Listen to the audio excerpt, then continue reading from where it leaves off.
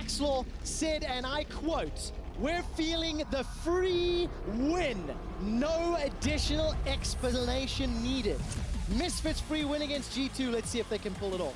I'm playing it very safe here. Oh, Maxlaw's mid though. Yeah, let's see what Maxlaw can do. Gets knocked backwards, flashed forwards. Perks throws his down. Sonic Wave, resonating strike. Not Red enough buff. yet. The red buff does not kill Perks. Power of Evil gets first blood and gets taken down in reply. Without having the best players, they get really good shot calling. See some fighting in the bottom lane. Let's see whose shot calling comes out on top. Hansama stuns up Miffy. Power of Evil with the full sombrero. Not even needed. And it's Maxlaw with another. Yes, and now he's stuck chasing But minions. Sven is chasing a ward. Alfari's chasing Sven. Sven stunned up Dominus and Alfari's on the board. In the mid lane here, Perks is obviously just consistently getting CS. Done on Mithy. Yeah, Mithy's got flash and exhaust if he can use it, but the answer is no. Sometimes they just don't think about it, and no one tells them. Tension. Dead sentence onto Trick. Ash Arrow connects as well. Here comes Maxlaw. He finds Perks, and Perks is down. Maxlaw takes him out. Alfari's on the back end looking for Trick. A double flay. That's gonna kill. The death sentence finds Expect, and it's a triple for almost the best jungler in Europe. On Summer, by the way, Ash Arrow is available for him. Maxlaw's looking for a target. The ball goes out. Death Sentence finds Trick. Shockwave as well. Unbreakable. Miffy's delivered to Misfits. And Hun Summer takes him down. Let's see what happens here. All right, we'll keep our eyes on this fight. Alfari's coming in from behind G2. The flanking Crocodile throws down the Dominus, gets a stun onto Perks. Here comes Maxlaw. I'm looking for the kick, looking for the target. Miffy puts down the Glacial Fissure, and it's Maxlaw that's down. He's shut down. It's a 2-0 though for Power of Evil. He continues to chase. Expect goes golden with Hourglass and will get shut down. Triple kill for Power of Evil. Sven gets taken out by Ignar's death sentence, and Alfari sets up the Quadra for PoE. Man, Alfari in that team fight was just a CC machine in the front line, allowing his carries to deal the damage, and the rest of Misfits, they're going straight for the Nexus. Misfits, 14 kills to 3, are on the Nexus turret. Save the minion! Oh, the minion died. The minion wave is slowly dying, but making another one. Coming up through the base on the inhibitor. Misfits slice and dice to clear out the G2 minions. It is a matter of time. It is a matter of consequence. The objectives are down, and Misfits take game 1 against G2. Misfits, can they take down G2 Esports? How well do they bounce back from a game loss against Misfits? Perks v Power of Evil. It's game 2, Misfits versus G2. Top lane, Trick is coming in to support Expect, leaps forward, flash for flash, Flame Spitters going down, first blood, picked up by Expect. Maxlaw fancies his shot and misses. Still got his 6 as well, might want to try and gank the no flash rumble. Okay, no flash rumble, support from Trick is no longer there as Trick has run down the river.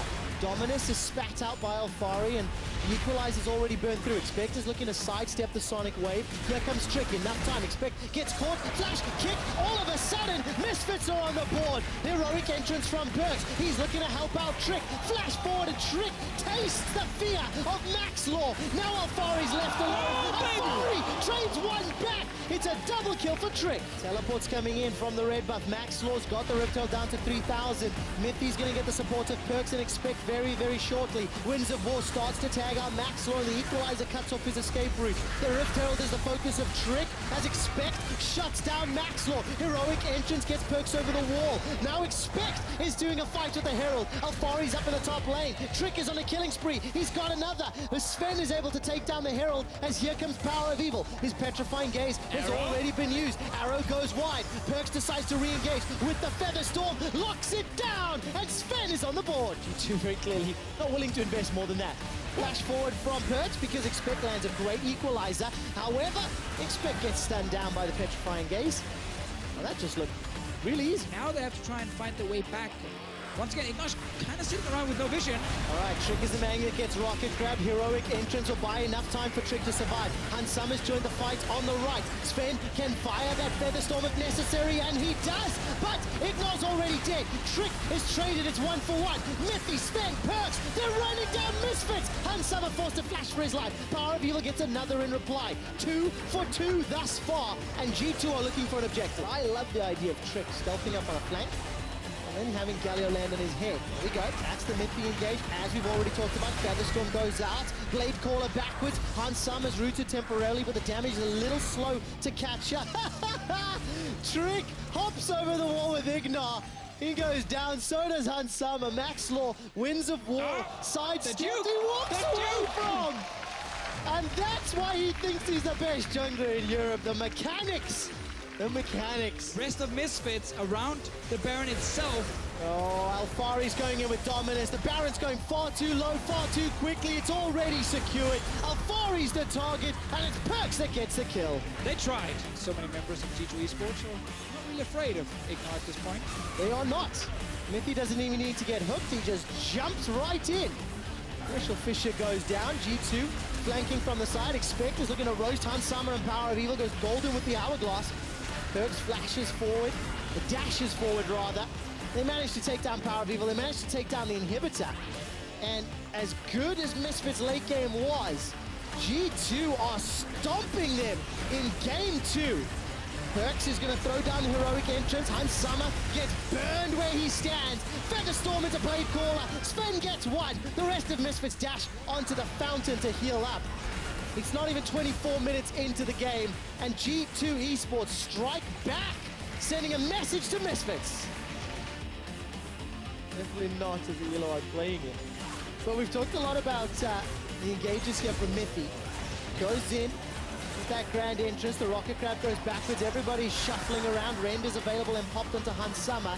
Blade Caller puts a lot of damage onto Sven. There's a knockup here, from the rocket fist. Teleport's coming down, body slam into the flash. Max Law eats it up. Teleports are completed. It's Perks. He flashes for the torch. Justice Punch comes down. First blood picked up by Max Law. Instant reply by Perks. The fight's not over. Alfari's got a lot of spears in his face. He flashes forward to shut down Sven. 2-1 to Misfits. Max Law and Alfari looking for expectant Perks. Miffy's still in the fight but can't offer a lot. Perks is about to go down as the shield of Duran buys a few seconds, and Max Law lands a sonic wave, continues to chase under. Seismic shove, a sidestep. Look at the thread, the volley, the damage. Miffy and Expect escape with their lives. Trick is recon because Misfits, they are respecting this. They have top lane vision before they're actually going in. Look at that, the grand entrance. The barrel catches Summer. Featherstorm buys a few seconds, and G2 pick up the kill. Where is Ignor's rocket grab? He needs to find a target. Flashed over the wall. Flash from Perks as well. Ignor's looking for somebody to catch. Gonna dash away by Miffy. Here's the grand entrance and the heroic entrance being comboed together. Fate's Call is used as well, and it is just a mayhem in the blooper. 1, 2, 3 kills for Misfits. G2 lose a 4th. Baron being started. If this gets locked down by Misfits, it should be enough for them to actually win or close out the game within a few Smite seconds. from Trick. He's pulled in by the rocket grab and killed before Baron is at risk of being smited. Summer picks it up. Misfits take the Baron. Well, Ignor is going to have the helping hand of Weaver's wall. Captures a fat man. Trick gets knocked It's down, too easy to catch a Gragas though. It is too easy to pull him in. So excited for the summer split. ROCCAT took down Fnatic. Misfits are taking down G2. The underdogs no more. They are contenders and challengers. Misfits are looking to squash G2 as G2 are running for their lives. Nobody has died just yet, but the Nexus turrets just might.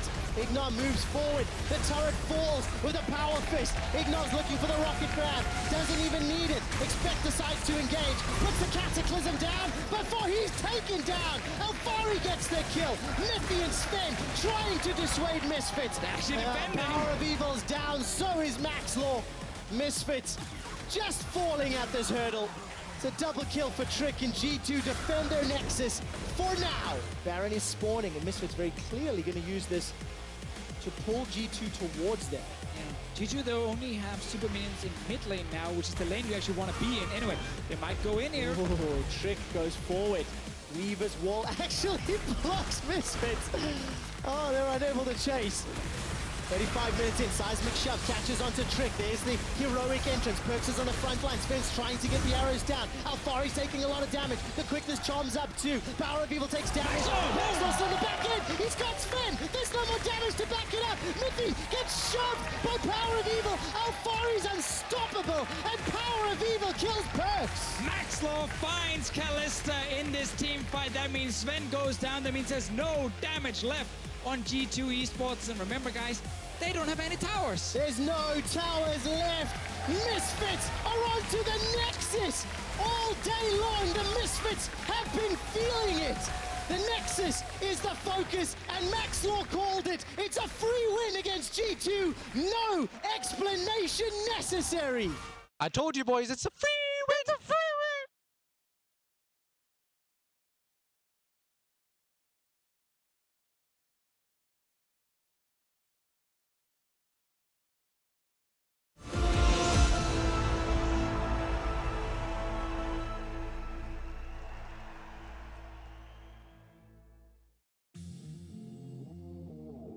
The guy in a unicorn rubber ring there, but Chachi didn't anticipate that either. VIT though, quick sidestep on the flag and drag, gonna taunt to try to make it out to safety, but here comes Xerxes. There's the fear, there is the turnaround. No kills yet, but Trashy wondering if he can go back in or not. Has to be safe. Warwick, the king of 1v1s, does stop the body slam from going over the wall. There is the blast cone. Someone has to take it to safety. They're trying to tag team their way through it. That's the slow. They go over, but he brings the dog with him, and down he goes. Oh, Wonder was trying to be a nice guy, wait and see that both of them could get out, but it's first blood. Xerxes, he still has it. He's not worried about the tower. There's the ult.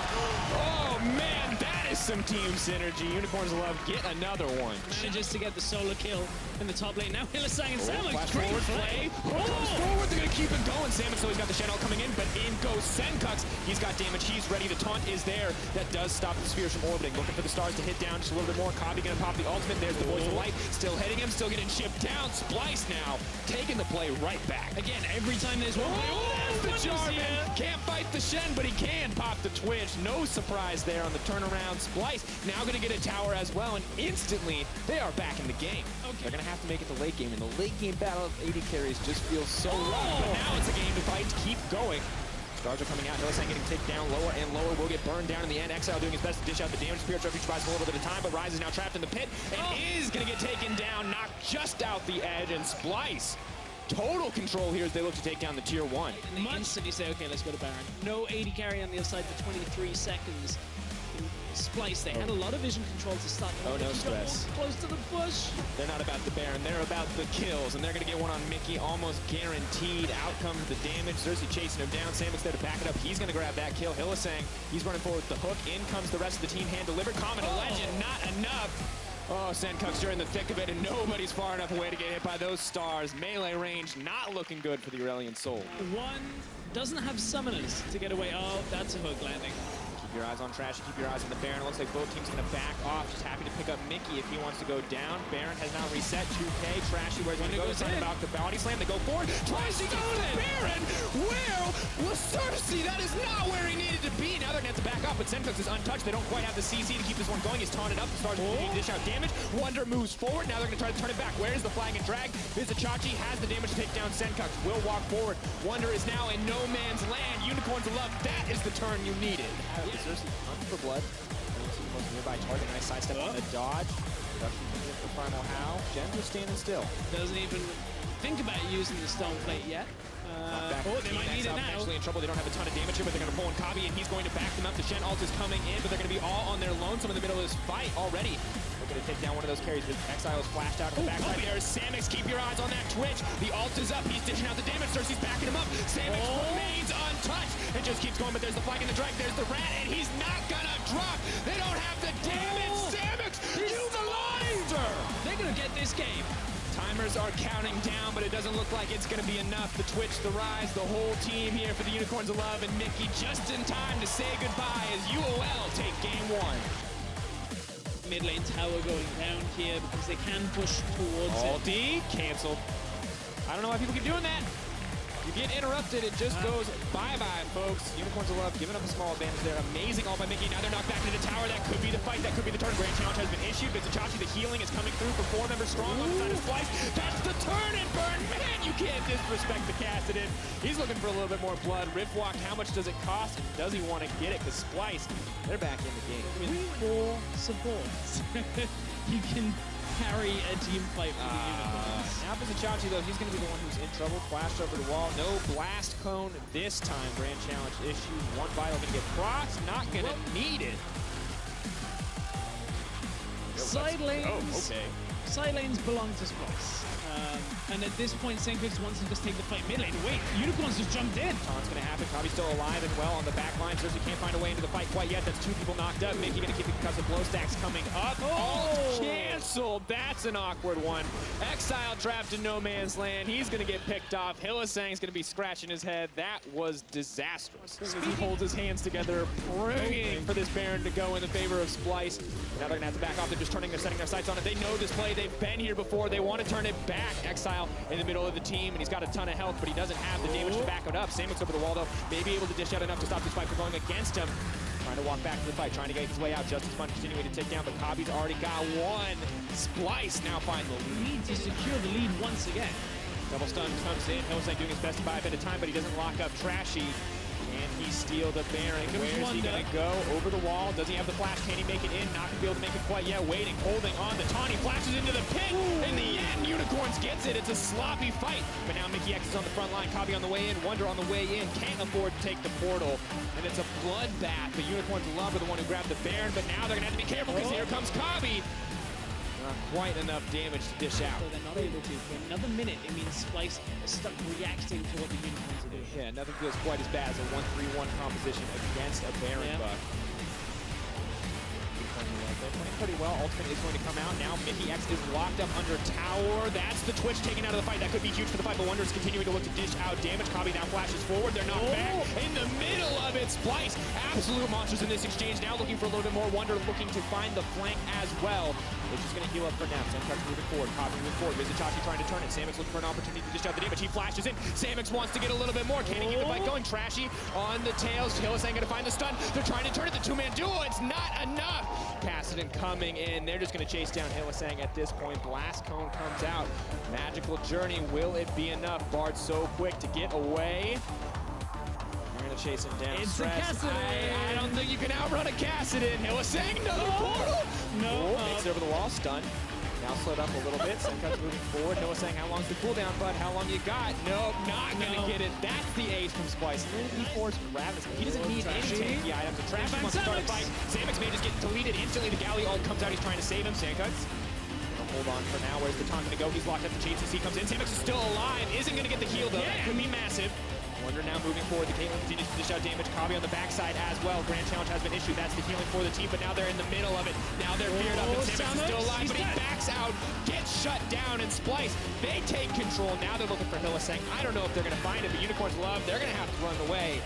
There's really no options left. Kabi comes over the wall. Bye-bye, Hillisang. Hello, Splice. That's going to look good for the team. 3K gold deficit, but now they're going to try to take Baron. Now they're going to try to find a way back. They see Wonder on the bottom side. They say, this is our opportunity.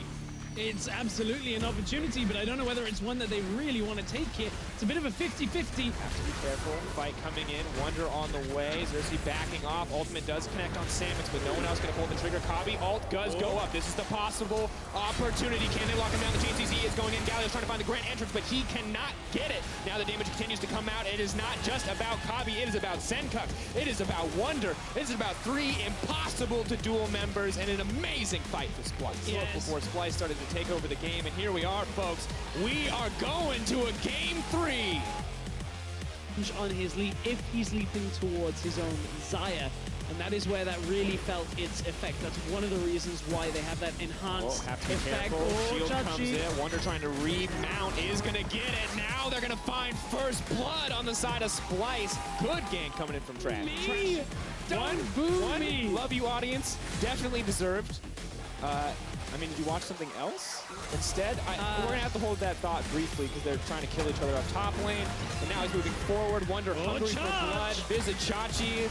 Looking a little bit like your decision not to watch Dragon Ball Z as he gets taken down. Well, Unicorns. Now keeping the fight going. Copy dishing out so much damage. Where is the Blade Caller backing off with the chain CC comes in. Unicorns will love, keep the ball rolling, but now Wonder's TPing in. There goes Scarl. He's nigh unkillable. Mickey is there to back him up, but Wonder is immediately going to dismount. Has to get out of there. The pocket pistol not gonna be enough. Mickey gets taken down. Double kill for Samix. 3-3 the kill score. Claps them. They're pretty much only good when you're already winning in exchange, or if you have them ulted up. Channel coming down on the blue buff. Who's gonna get it? Crasher wants to get it. Once he gets to the channel, he can't steal it. Ult comes out. Now backing out. Mickey X needs to get to safety. Battle Band's back to Kabi. Barrel goes in. That's good. Kabi in trouble. Is going to use the Feather Storm. Now backs out, looking for a little bit more. Exile is in the middle of the team, and he's buying time. Mickey now running for his life with the quickening. 3 stacks on him. Not going to find purchase in the end. Here comes the fight. Visit Chachi's in the back line. He's right in the middle of the team. There's the Cold Meek. He's trying to find one, but he can't get anybody. Chachi just getting run through the ringer. No one's going to die. Now the kills start to come out, and it looks like at the end of the day, a 2-for-1 in favor of Splice. Yeah, Splice are able to balance their health bars. The later it goes, Chachi couldn't find the kill. Oh! Got him. Last time was with Fiora, so luckily for Chachi. Oh, now Galio is going to be in trouble. Gets good damage reduction off the idle Duran. Now backing off. Wonder looking for a little bit more. There's the charge. No escape for Exile. Trapped on the bear trap. Pulled back into the fight. Now they're looking to keep it 2. Featherstorm comes out. Pulled back in. That's the taunt. That is a kill for Kabi. 2 picked up for Splice. To get it. Who will be the kings of Group B? This could decide it, but Wonder not going to let Xerxes make his mark. The team continues to burn this one down. They're tanking up. A Visit Chachi goes in. He's going to find one. He's looking to get 2. Kabi in trouble, taking damage from the Baron. Has to try to make his way out. Trashy keeping your eyes on that health bar. Where is it going to go? Is it going to drop? Trashy gets it in the end. Double kill comes out for Visit Chachi, but it still turns in their favor, and Samix can't afford to auto-attack the Voidlings. That's the shutdown, and that's Splice dominating the Unicorns of Love. Yeah, it's interesting that in this game, the Xayah and Rakan, at least the Xayah aspect, hasn't quite been the effect. We have to keep the fight going. Senkuk's now caught out. This could be disastrous for the team, but he's still alive. He's flashing back to safety. There's not enough shielding to keep him alive, or is there? They're turning it back. Senkuk is still alive. What is happening? Splice are destroying Unicorns Love. Bear trap and a rope gonna proc. He goes back. He goes down. And that's gonna be ace. Splice are playing so incredibly well, and Unicorns of Love, the Ivern against them, they overestimate their ability to take down these key targets. We're only 26 minutes in, but this might be game. Still 10 seconds on even the first Unicorn to respawn. Daisy's here to just tank it up. Splice send the shot up to the top of the group of B. Insane performance. They lose to H2K. The parity between this group is astounding. Splice, right here, right now, take down the Unicorns of Love.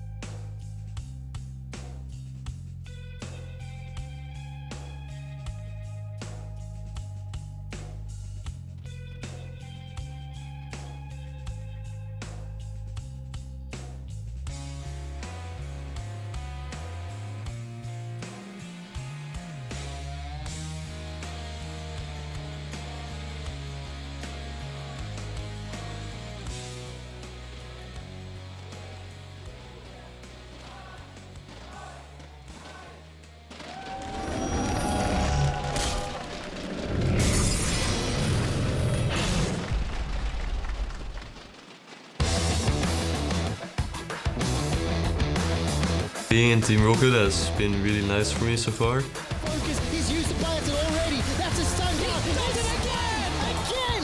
Bright Stalker gets the Baron! The score and numbers don't really matter. I just want to make it into playoffs for my first split.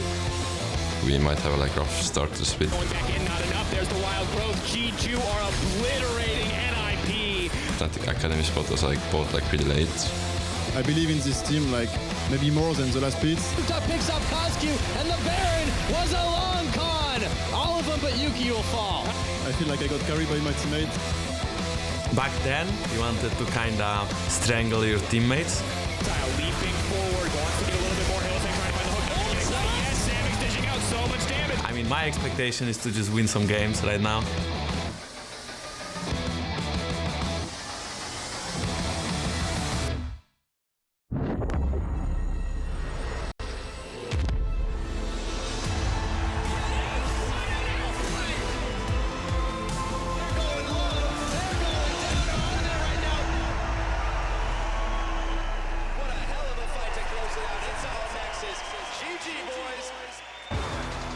Hello and welcome to Berlin for our final day of EULCS in Week 3. What was originally slated to be a battle of the bottom has quickly become so much more as the Kingslayers ROCCAT are going up against Ninjas in Pyjamas in our first match of the day. And you can see ROCCAT looking pretty cozy, looking pretty comfortable. We got new rooms for the casters and new rooms for the players in the last week, and everyone seems to be enjoying them.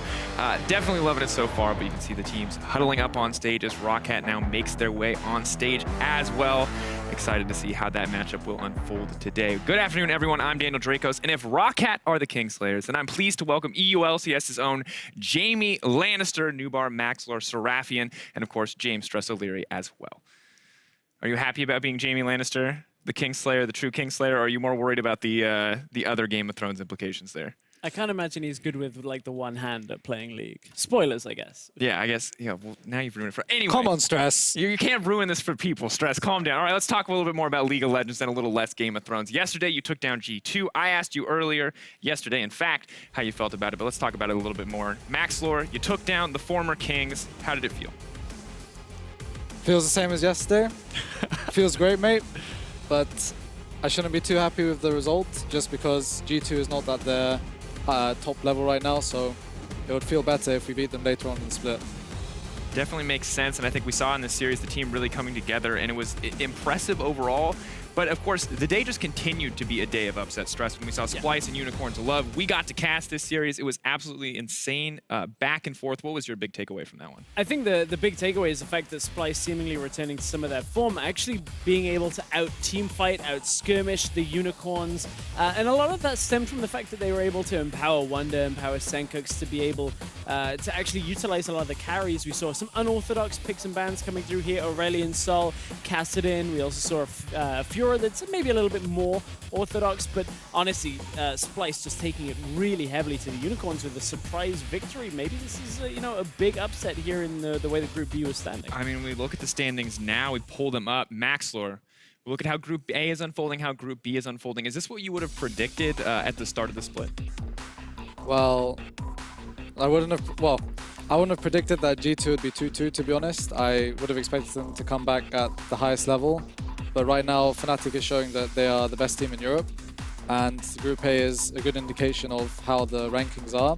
Group B is a bit interesting just because H2K hasn't played yet. But I didn't expect Splice to be on top as well. I would expect them to lose against Unicorns yesterday. But they showed up, and I guess the standings are the same for Group B. It's pretty accurate. I think one of the most interesting and perhaps most damning things for a team like G2, who would have been favorites in the group, if ROCCAT win today, they're tied with G2 Esports after round robin number 1. I'll be honest, I definitely did not expect us to be there, but we'll get to that in a second. Later today, we're going to be recapping your top plays of the week, so tweet your favorite moments from the past few days at LOL Esports with the hashtag EULCS. If you want to make Maxlor happy, maybe throw in some of his Lee Sin plays from their series against G2. But here today, there are teams hitting the rift, and we want to talk about them. ROCCAT going toe-to-toe with Ninjas in Pyjamas, but later in the day, we will see Vitality and H2K as well.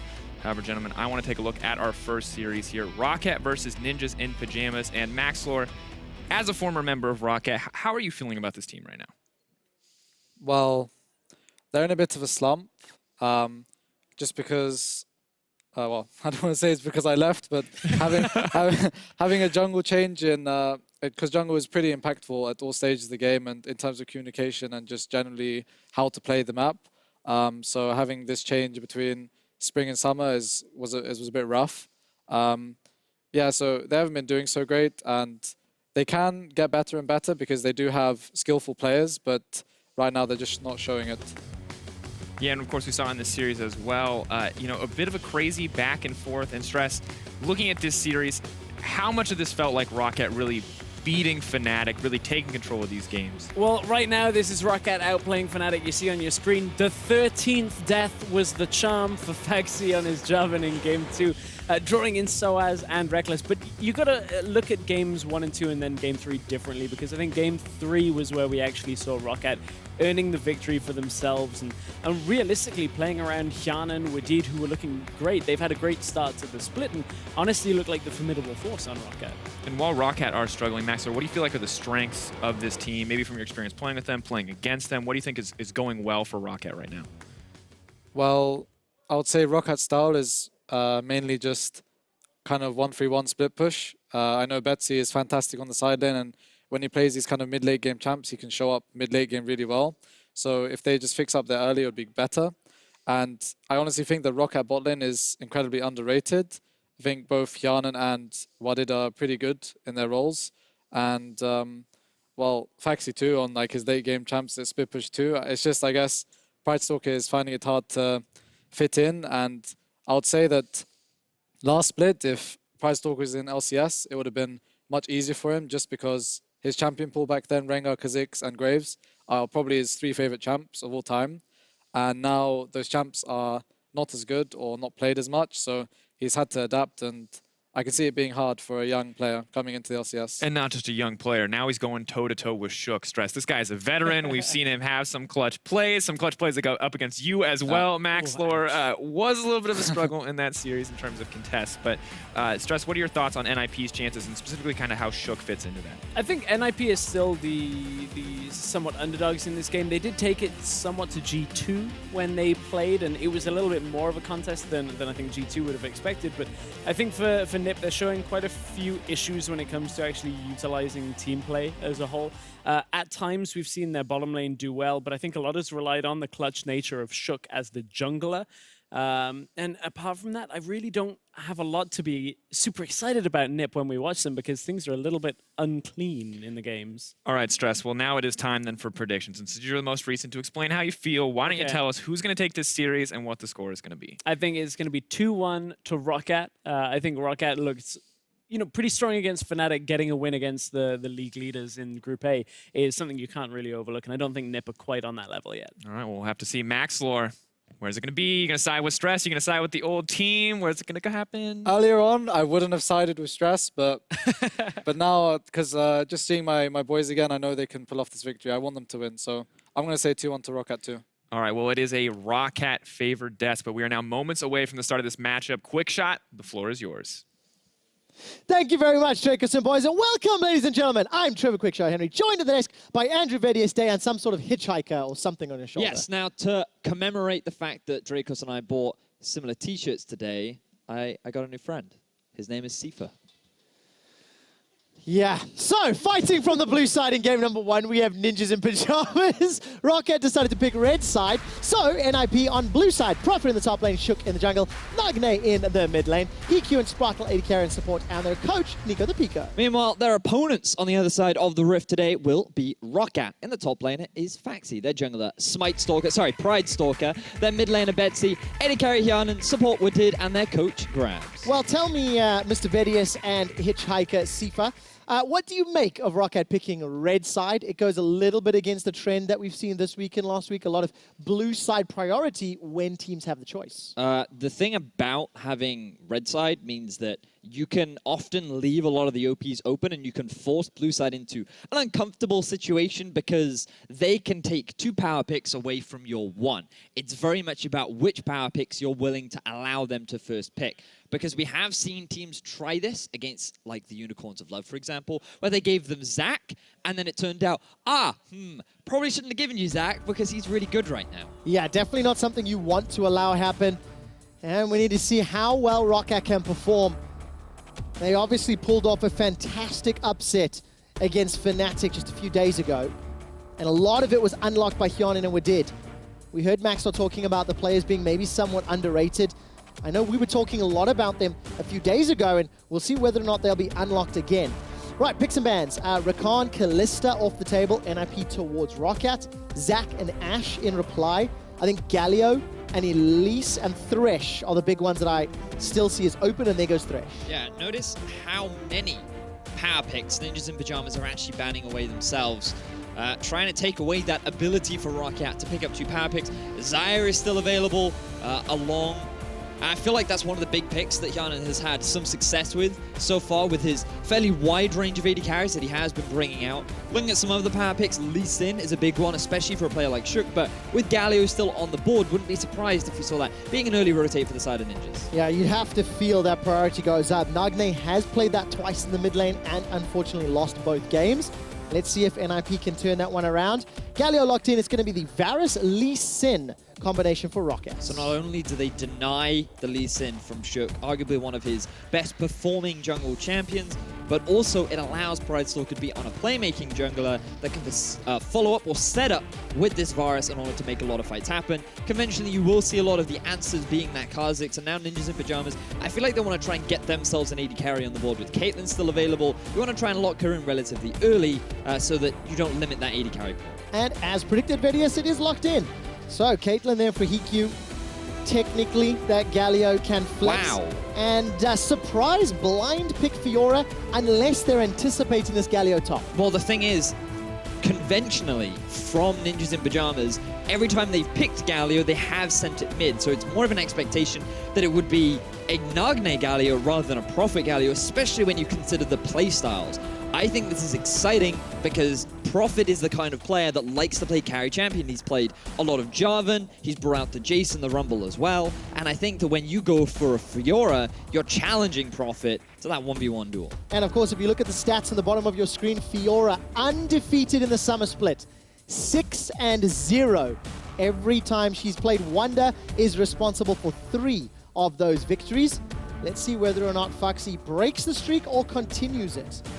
We're into ban phase number 2. Kennen and Jace removed by ROCCAT. Cassio and X, 1 ban still left available. Cassio, something that we have seen actually run into the Galio. Saw that just yesterday. And ROCCAT are going to set themselves up. Blitzcrank taken away from Wadid. Definitely one of the playmakers. You can actually see Wadid smiling and hopping around in his chair there. Yep. Blitzcrank has been rising heavily in priority. So instead we're going, I don't know if it's safe to call it old school at this point, but Zyra has been a staple support in the meta for a very long time. A common answer from teams, especially over in the LCK, has been Tahm Kench.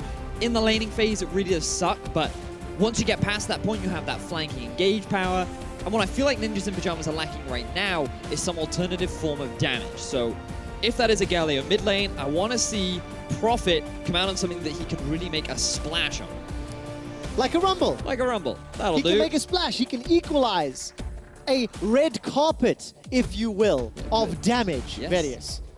And I like this combination. I think NIP have got pretty good team fighting, pretty good scaling, pretty good front. It feels like their comp can do, well, really everything relatively well. The only thing they lack is a reliable, hard engage. While as a team, yes, it is great at fighting, Caitlyn needs a few items to ramp up. Rumble hits a fairly decent 1-item spike, but that's not really going to be enough to be able to win out against this ROCCAT lineup, who are going to try and set up the 1-3-1. And when you look at this game, the big thing that you need to bear in mind is, number 1, you have to keep Faxi down. You have to try and put a lot of pressure on him, because once that Fiora gets 2 items, there is no answer on the side of the Ninjas in Pyjamas. And the same goes to the mid lane. If you allow this Vladimir to just free farm, he's going to get to a point where, again, Ninjas won't have any answers. They built this composition to fight you. They want the 5v5. So falling behind early could result in disaster. That's potentially problematic for this ROCCAT squad. We talked extensively about Pridestalker's early game lack of impact on his Elise, which is his most played champion. Lee Sin, another early game jungler. It's his first time in 2017 playing that champion. And while Pridestalker made up for some early game weaknesses a few days ago, the Smite Stalker plays at the end of the series against Fnatic allowed them to win. ROCCAT have got some scaling on their side, and my eyes are going to be on Pridestalker, his impact and how well he can try to control Shook, who actually has the favorable matchup. Yep.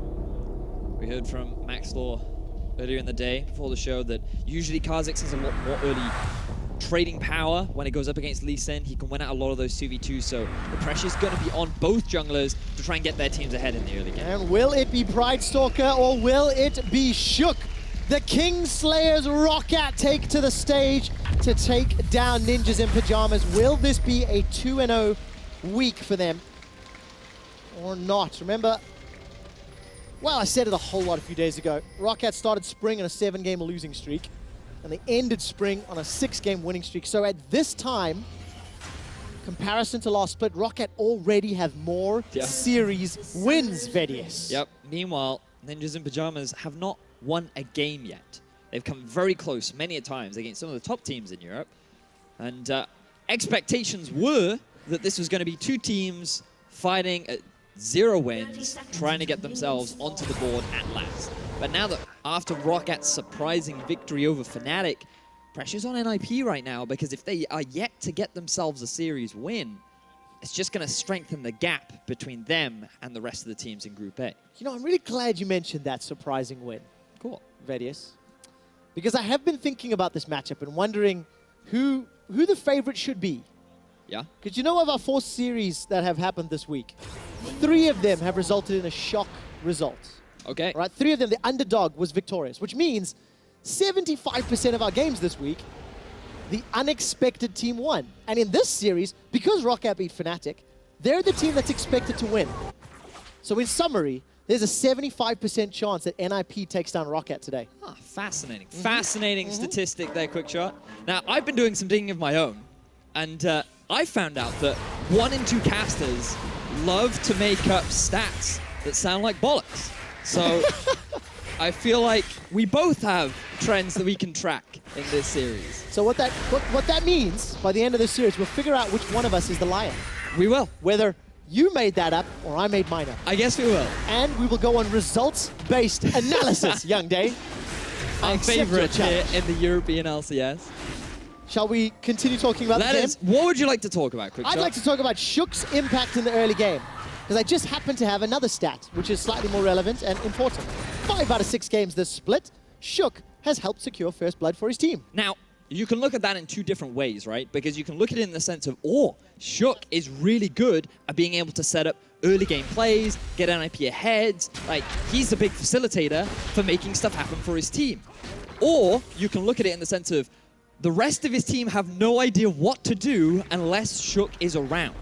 And whether or not you think that's a good thing or a bad thing, you can debate for a while. But the reality is, Shook is the guy that all the action happens around in the early game. That is a good thing in this matchup, because Pridestalker is not the guy where the early game action happens around for the ROCCAT squad. So NIP may have an additional opportunity this game. Wadid took a lot of damage there, stepping on that snap trap, eating what looks like a fried egg, not a cupcake on the skin. And that means he loses a bunch of his HP. This Zyra Varus starting to shove the lane in. And something else I'm noticing, double TPs on both sides. So these mid to late game fights and lane pushes are going to get very, very juicy. And I think it's really important to talk about that, right? Because these mid to late game fights, who will they go in favor of? Because when you think about the 2-3 item spike, you'd want to give it over to NIP, largely because you have a Rumble, you have a Kha'Zix, you have a Caitlyn. All of them scale exceptionally well, and they are so good in these 4v4, 5v5 scenarios, especially when you have the support of a Galio and the peeling of a Tahm Kench. But in the 1v1, in a 2v2, in the skirmish sense of things, ROCCAT are the team who would be able to win out if they're on those 2-3 item points. So you can see that both these teams are aiming for very different things. The risk you have is how you get to that point, because if NIP are able to force all these fights, they're the ones setting up vision control around the Baron, they're the ones setting up for the Dragon plays, then it's always ROCCAT that have to respond. So ROCCAT, it's very important for them to get an early lead so that they can make things happen and start splitting NIP up and drawing pressure all across the map. What I like about the different styles, though, is teams need to be proactive in making their style work. Or they need to punish their opponents while they're attempting to set that up. So different ways to get an advantage, and the observers highlighted the vision superiority that NIP have. That's why Shook is standing in a bush. He's about to taste Pride Stalker's fear. Isolation bonus may be available as well. Look at the minimap. Mid laners are making their way up. Shook, a lot of damage onto Pride Stalker and forces him to ward hop to safety. Bear in mind the patience that Shook demonstrated there. He has to be careful though, because the collapse is coming. All right, Justice Punch lands on Betsy's face. Sanguine Pool and Tides of Blood are comboed. Betsy's able to flash away to safety, but Shook plus Nagne making that work. We jump to the top lane, and Prophet is overheating. Foxy's able to zone him away. Remember, Fiora in the EULCS 6-0 undefeated. This Fiora side lane could be one of the ways, should be one of the ways that ROCCAT looks to win this game. And just to backtrack to that bit of shenanigans that happened in the jungle, notice how patient Shook was in the use of abilities from Pride Stalker. He's only level 5 right now. I believe he was level 4 when the play actually happened, which means that he had a very high cooldown on both his Q and his W. So once those were down, Shook guaranteed that he was going to win that 1v1 trade. Then he just knew that with Nagne pushing in mid, he'd have the support of his mid laner too. And he wanted to try and get a summoner spell out. The intention was not to kill. It was to deny experience while also getting an experience lead by stealing away the camps. The difference was they did not respect that Betsy was going to come round and interfere. So Pride Stalker still got the experience that he should have lost, but Betsy ends up losing a flash as a result. So now, what you'd want to see from NIP is to gank this middle lane. Start attacking one of these solo laners that ROCCAT wants to get ahead. It's so difficult into a Vladimir. That Sanguine Pool's going to buy so much time if Betsy can use it appropriately. But Nagne, Shook, they can combo up very well. Let's see if they can punish his flashless state. Every time we look at the jungle, Pride Stalker or Shook are currently being spotted out. Pride Stalker moved into NIP's jungle. He poppity pinged the Scryer's Bloom. He did not just say that. It revealed Shook, who pinged it out. Then, while Shook was on the Raptors, the ward that Pride Stalker placed allowed him to poppity ping Shook and reveal him on the Raptor camp. I'm very disappointed. Why is that, Video? For those that don't know, the word poppity ping, some believe, means microwave in Welsh. That is in fact incorrect. That is not... Poppity ping is not a word, but the English love to use it to mock my pride nation. Proud nation. Your pride nation. You see, this is why we make fun of it, okay? Once the Welsh learn to speak English correctly, then we shall continue to communicate. We have Welsh. Listen, love, you need to calm down, all right?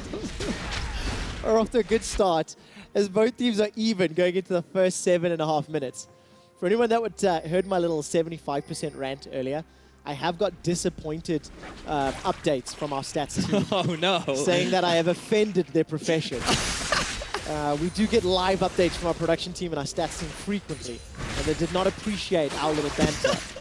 And Hyanin is not appreciating the damage from HeQ. 90 caliber net is sidestepped as Hyanin continues to dodge skill shots. Hyanin, by the way, had such a great performance against Fnatic. His 1v1, shall I say, on Soaz's Kled, where they ran around the tower, was fantastic. But then more importantly, Hyanin continued to play that game exceptionally well. Highest damage source on his team, consistently a threat. Despite the state, no matter how much gold ahead or behind he was, Hyanin was always somebody you had to keep your eyes on. And I feel like, as a broadcast, I love how much we've highlighted how strong Hyanin has been in terms of the team, because ROCCAT, like, sure, during the early weeks, they did not have the best of splits, but it was always this bottom lane of ROCCAT who were always looking at being like, these are the shining stars. These could be the duo that turn things in favor of ROCCAT and can help them make their way up into the standings. And especially like in their final games, like Hyanin was playing out of his mind, keeping his team alive. Yeah, and you look at the bans from this game already. 4 out of 5 are targeted towards the bottom lane. 3 support bans on Wazid. No Rakan, no Thresh, no Blitzcrank. Wazid is a playmaker, so it's actually interesting seeing him on the Zyra, a little bit more of a reactive, responsive champ in many ways. Well, either way, we're getting to 10 minutes. Infernal Drake is being soloed here by Pride Stalker. Good read of the map. Couple of pings there from NIP as they realize the Infernal's being popped. They simply can't do anything to stop it or interrupt it. So early advantage here to ROCCAT. Got a little bit of scaling on their side, and Obviously some damage to benefit every single member of the ROCCAT squad. Yep. The Infernal trait doesn't have a huge amount of value early on because it gives you the additional 8% AP or AP AD, but it's bonus, right? So if you don't have many items, you don't get a huge amount of value out of it. So in the early game, ROCCAT aren't going to be feeling too confident, but as the game progresses, again, thinking back to this skirmish style is going to be very important. Now, what we're noticing from NIP is a map movement up to the top half. ROCCAT, ooh, they're just going to use the ultimate. They are indeed. Shook needs to get in closer if he wants to get this first blood assist. The tongue lash comes down from Sparkle. That's a fantastic trap from Hiku. Ace in Foxy's hole for first blood. And time again, Shook is involved in these first bloods. He does it once more. 6 out of his 7 games. He has been the reason as to why NIP have made this play, but it isn't just him. We have to emphasize Profit with the push. This has been coming for a while now. The movement from Hiku and Spruttle to the top side of the map, using the Tarn Kent ultimate to make that quick rotation. Everything came together for NIP, and they're doing exactly what they needed to, shutting down, getting ahead over these split pushes, these solo laners that want to rely on an early lead, or at the very least going even until the 20-minute mark. All right, first blood, first tower blood, and the Rift Herald secured by NIP momentarily. ROCCAT, they're not done yet. They're at least chunking down this inner turret in the bottom lane. And Hiku and Profit are able to respond. So there's the Herald dying. Take stock of the situation. It's NIP with the first macro play in terms of that lane swap. Tower dive and tower. So it nets them a gold lead. It nets them a little bit of an advantage on the map, Vedius. And bear in mind, I didn't exactly see what happened in the middle lane, but what I did see was Betsy's teleport got cancelled. Now, I'm not entirely sure if it was Nagne interrupting it or whether or not it was just Betsy cancelling his TP to the top side. But the reality was Betsy did not go top. And if he had, that could have dissuaded the dive from NIP, but he doesn't join the fray. He doesn't provide support for Faxi. Faxi ends up dropping, and that enables NIP to get first blood, first tower blood, and the Rift Herald. And you have to realize that the reason why that's extremely important is even though NIP lost this tier 1 in the bottom lane, they can, should they use it correctly, guarantee a return tower thanks to the objective that they picked up. You mentioned losing that tower in the bottom lane. ROCCAT used that tower going down to set up vision, which is now spotted NIP. So there's information for ROCCAT to work with. More importantly, information for Pridestalker to work with. Again, an early game where Pridestalker doesn't necessarily have a large impact. Shook, another early game where he does. If we look at the two of them side by side, you know, kill participation at 15 minutes. Early game, it is literally night and day. Shook is more than 2 times more effective working with his team and getting those kills. Of course, it helps when you get first blood in, was it 6 out of 7 games? That's just early game is Pridestalker's weakness. Exactly that. Like, we've criticized him a lot for it, while sure he's earned the name Smite Stalker after his fantastic steals in the series versus Fnatic. Did he just win that Smite as well? He did. There you go. Consistently, his impact outside of that has been minimal. And while there has been elements of growth compared to Shook, who is arguably a veteran at this point, as we do see a bit of a trade at the top side. Spruttle with the response. Yeah, PQ jumps inside Spruttle's belly. Abyssal Voyage will send Foxy running. And that means, for now at least, that pressure in the top lane is stopped. What was actually very important about that trade, the potential channel on the Rift Herald may have been interrupted. It looked like NIP were grouping around middle. And as we talk about grouping, ROCCAT going for a red Brambleback steal. It stood right on top of a ward though, so NIP are aware of this. Yeah, but NIP will just sacrifice their red buff in order to take down the mid tier 1. They have the Rift Herald, they have the priority on mid. You can see that both Yanan and Wadid are going to be zoned away from this. Betsy's down in the bottom lane. Pridestalker doesn't have the wave clear. Guaranteed objective from them. Yeah, very good play by NIP, punishing ROCCAT for going for the red buff. The charge on the Herald will at least get a little bonk onto the inner turret. A touch of damage, but not much more. And that allows NIP to take the tower advantage. So we're getting closer to 15 minutes, Vedius. I'm looking at CS. Betsy, for the time being, plus 24, 23. Very close. Around plus 20 for Hyanan. So the bottom half of the map is farming, which is keeping this gold value closer after ROCCAT gave up the kill and the tower first blood bonus. Yes, and thinking in terms of the state of the game, ROCCAT is still fine, right? Their solo laners aren't so far behind that they're a real risk of being able to lose skirmishes. Betsy, he has picked up the Proto Belt, likely working towards, I believe, a Banshee's Veil next. And while typically Betsy is not ahead in terms of his individual lane, when you're going up against the Galio, it becomes a little bit easier. And the thing about Betsy is while he hasn't been lane dominant, his impact becomes later on into the team fights when he has that opportunity to scale. Traditional Betsy was the same in spring. It was similar last year. Also, that stat includes this game. It was 2 and 9, now 3 and 10, thanks to that Vladimir. Stats team whispering sweet nothings in my ear, Vedius. I notice they speak to you a lot. I know. Not me very often. I know. It is a respect thing. They hear that... Is it respect or is it, Trevor, stop lying about our stats? No, they hear 1 in 2 shoutcasters make up stats on the spot. I see. And they try to get away from that, you know? They can't trust these youngins, Vedius. Oh, I think we're chasing this story a little too much, actually. Youngins. I do apologize to all the viewers out there. Vedius and I are having a little bit of fun with stats today. Bear in mind, like, this game, very slow to start off, so you have to liven it up a little bit. Adding a bit of personality, add some pizzazz, as you would say. Talking about that, we actually had a bit of a chat to Wadid before the show started today, and of course, Wadid, Playmaker, one of the more exciting supports to watch in-game. Yep. He was so happy about the win against Fnatic, and we said, so what can you tell us that you'd like to quote on air for today? And he said, well, Trevor, quick shot, he says, just like water flows and like the sky is blue, today ROCCAT wins. It was very, very Bruce Lee inspired, and we're going to the mid-game already, the scaling comp, the split push comp that can be set up by ROCCAT. Wadid may be the man that enables it. Could be. He is on the Zyra. Not the biggest of playmakers, but going back to MSI, it was that Zyra play that really won that big fight for SKT against G2. So eyes a little bit on Wadid, seeing what he can do as NIP and ROCCAT continue to trade towers. Question is, will they go on to Faxi? Well, doesn't seem to be the case just yet. Shook and Profit trading some tower damage, trading a tower kill. And the tower defense game continues. 3 killed for NRP, 2 killed for ROCCAT, piercing arrow. Straight between the uprights, EQ and Sprotle, not tagged. I'm not seeing any huge surprises in the itemization at this stage. Close to 20 minutes, EQ, the option to finish off that static shiv or elsewhere. Looking at Fox, the Rapid-Fire Cannon, sorry, is the name that just escaped me. Right, Smite Stalker, where is he? Gonna make his way in, not early enough. Grand challenge issued. And just one little auto into the blast cone. What Faxi was trying to do there was he was expecting Shook to hit the blast cone to knock him over. The riposte would have acted as a form of CC, and therefore Faxi would have been able to stun Shook and perhaps get the kill. He realized Shook wasn't taking the bait, so he said, you know what, I'm out, I'm overextended here, I'm dead. Oh, wait, was that Sprotle being tagged while his grey health was popped that didn't interrupt the recall?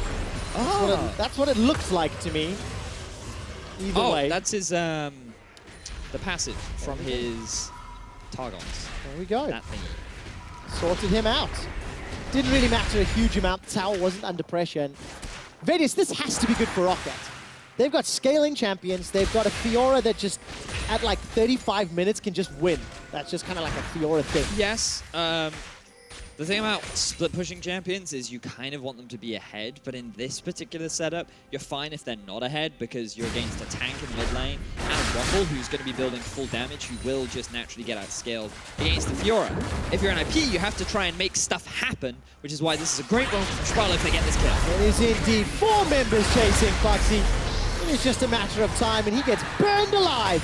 Hashtag profit. Kill number 2 for NIP. And this is exactly what you need to be doing, because ROCCAT are still trying to buy time. They're still trying to turn into this 1-3-1 comp that NIP have no answers to. And so the responsibilities on NIP, once they hit these spikes, to try and make stuff happen around the map. Their first goal was, let's not give an early snowball lead to Faxi or Betsy, and let's try and make more fights happen around the map. All right, ROCCAT's trying to start a fight. Chain of Corruption slowly spreading. Nagne gets caught up in front. That's a good flash taunt. And all of a sudden, NIP, they're looking for Wadid. He's able to walk away. Summoner spells blown left and right. Betsy takes down Nagne, the first kill for ROCCAT.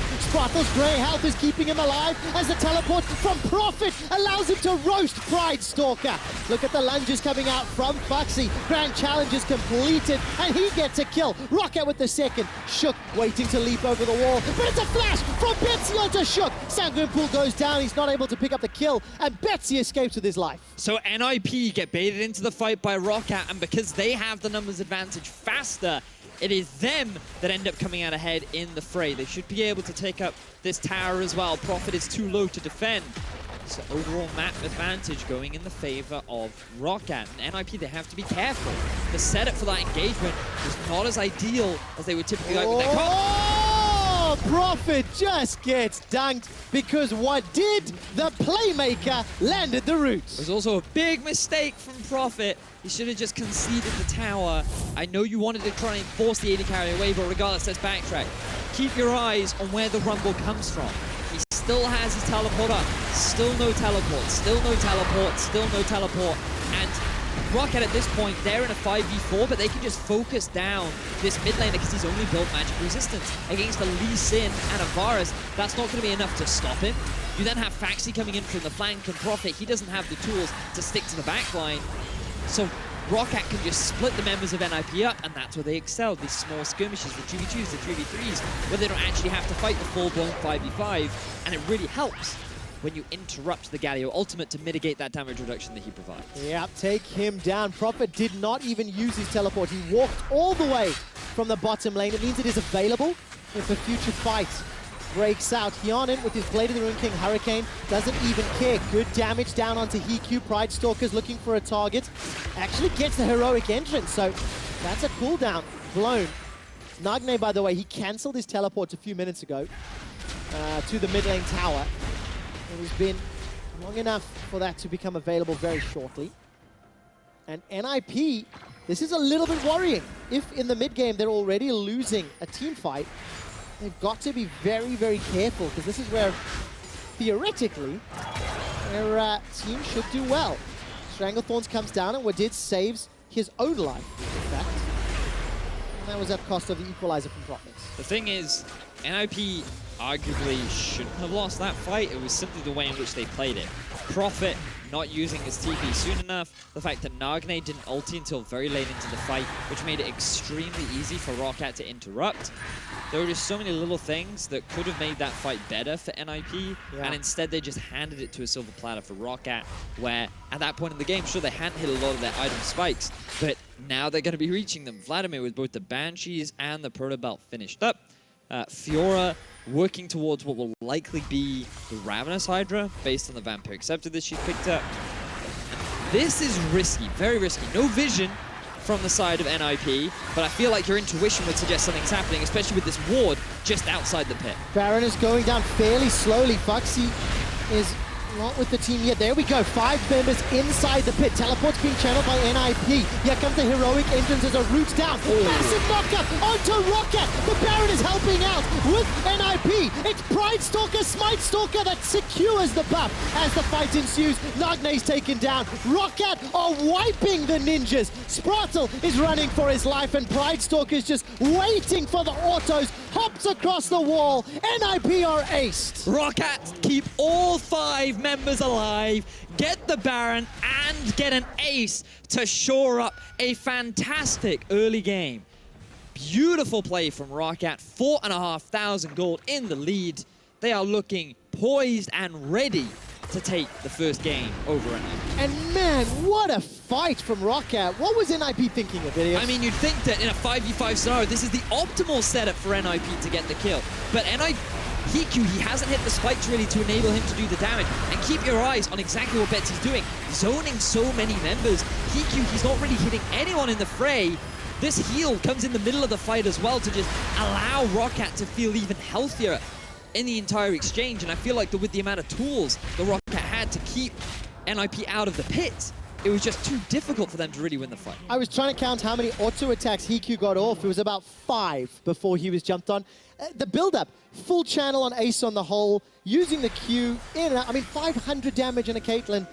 It's just not going to win you fights at this stage of the game. Like this graph is just it explains perfectly, right? Like, I'm lost for words as to how perfect that fight was for ROCCAT, because NIP just don't do any damage. They need like the 2-3 items on the Caitlyn before they're really able to force a fight. And they wanted to be proactive in the sense of trying to punish these side lanes, trying to shut down Faxi and Betsy. They were doing a good job of it by utilizing Sprudle, roaming him around the map. But just look at the level difference between Hyanan and Hikyu. What is it, Vedius? It's like 14 to 11 this early into the game is just insurmountable.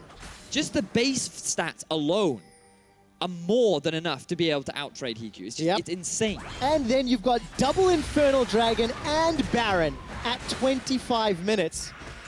ROCCAT definitely showing up here in week 3 of the European LCS. They picked up their first win against Fnatic and they're setting themselves up for a game victory today if they can close this one out. Tower in the bottom lane falls, pressure in the mid lane, pressure in the top. This is a split push team's dream to have Baron this early on and then Infernals if they need any more late game insurance. Yep. It's certainly a tough one for NIP to really come back into this. We have seen them do it before. Bear in mind that now they will have farm constantly being pushed into them, so that at least they have some kind of an influx in gold. And the enemy team, perhaps they're in a position where you can try and force a fight, so... I love that. The minion waves being pushed into them. It's one of my favorite narratives. Normally I'm the guy to say it, because it's such an optimistic way of looking at it, right? That's how I like to look at it, being like, hey guys, we get free gold for the next like 4 minutes. Let's farm up. Let's farm up. Down 6,000. But every little step counts, right? Yep. Foxy, where is the support here from NIP as Prophet has jumped on? Grand challenge, not going to be completed. But look, 3 members get sent top. ROCCAT just push mid, right? Like, this is the obnoxious thing about the 1-3-1 comp. Everyone's talking about how OP Zac is. Everyone talking about how OP Galio is. The true OP Fiora. 6-0 Vedius. I mean, I've thought for a... Of course you have. No. I, along with the other analysts on our team, have thought that Fiora was a fairly strong pick, and she has been fairly consistently banned by a lot of teams fairly often throughout the regular season. And it's just because of how well she does into a lot of tanks and how well she scales, right? Her laning phase isn't even that bad either. I wouldn't say that she's blind pickable, because it's super easy to camp her, like Renekton and Lee Sin could do a really good job of shutting it down. So I think that there are risks associated with her, and I thought that it was risky for Faxi to blind pick her. But they made it work. Yep, and of course you can see on your screen right now, Grabs and Freddy, former top laner, former Worlds contestant at one stage, one of Europe's best top laners. We're talking about the Fiora, banned 19 games 19. this split. So there you are. Pros agree with the analyst team here in Europe. Nicely done, nicely done. Results-based analysis is always fantastic. The threat alone. ROCCAT just have to close this one out. At this stage with another Infernal coming up in 2 minutes, with Baron coming up in about 3 minutes. You just have to feel that 1 or 2 of those objectives, and then ROCCAT will look to close the game out. And NIP, they're now hoping for a misposition or a way of punishing ROCCAT. Because ROCCAT just have to play the map. They're hoping that a keyboard explodes. I mean, well, Shook has done that to people in the past because he stole multiple Barons, right? That's true, that's true. But so is Pride Stalker. So what happens when you have 2 smite-stealing legends who always steal Barons? That is the question. When an immovable object is hit by an unstoppable force, what happens? Betsy's Banshee's Veil is popped. Shook gonna get the support of Nagne as the heroic entrance comes down. Stranglethorns knocks up NIP. Wadid is on a killing spree because of course he is. Just like water flows and the sky is blue, Wadid called it. That ROCCAT will win. Pride Stalker runs down Prophet. The challenge is completed and Nagne's dropped. NIP's duo running for the hills. ROCCAT are just too strong at this point for NIP to answer. They tried to go for the fight, but the difference in power is just too much as ROCCAT take their first inhibitor of the game. Oh, not even a worry. 11 kills to 3. Even Stevens early game and just a few team fights, a few decisions started the snowball. ROCCAT have taken their second inhibitor, and because the waves were set up earlier, this is just beautiful. Every single objective without a Baron, without an Elder. It's not even 30 minutes yet. Very clean play overall from ROCCAT. Just highlighting back to how the whole composition, the whole goals were, given the composition that NIP had, you wanted to go even during the laning phase. And then NIP, they did a good job at the very least of shutting down Faxi. NIP were trading towers, NIP were getting good control, but ROCCAT, they found this one pivotal fight in the mid lane which snowballed the entire map in their favor. And you can see in this fight, again, like it's so difficult for NIP without that hard engage to properly get onto the backline of ROCCAT and pose a real threat. You have Prophet by himself coming into the fray, doing what he can, but now NIP, they're going for a last-ditch Baron attempt. Oh, but Betsy's already caught everyone, jumps in at the Hemo Plague.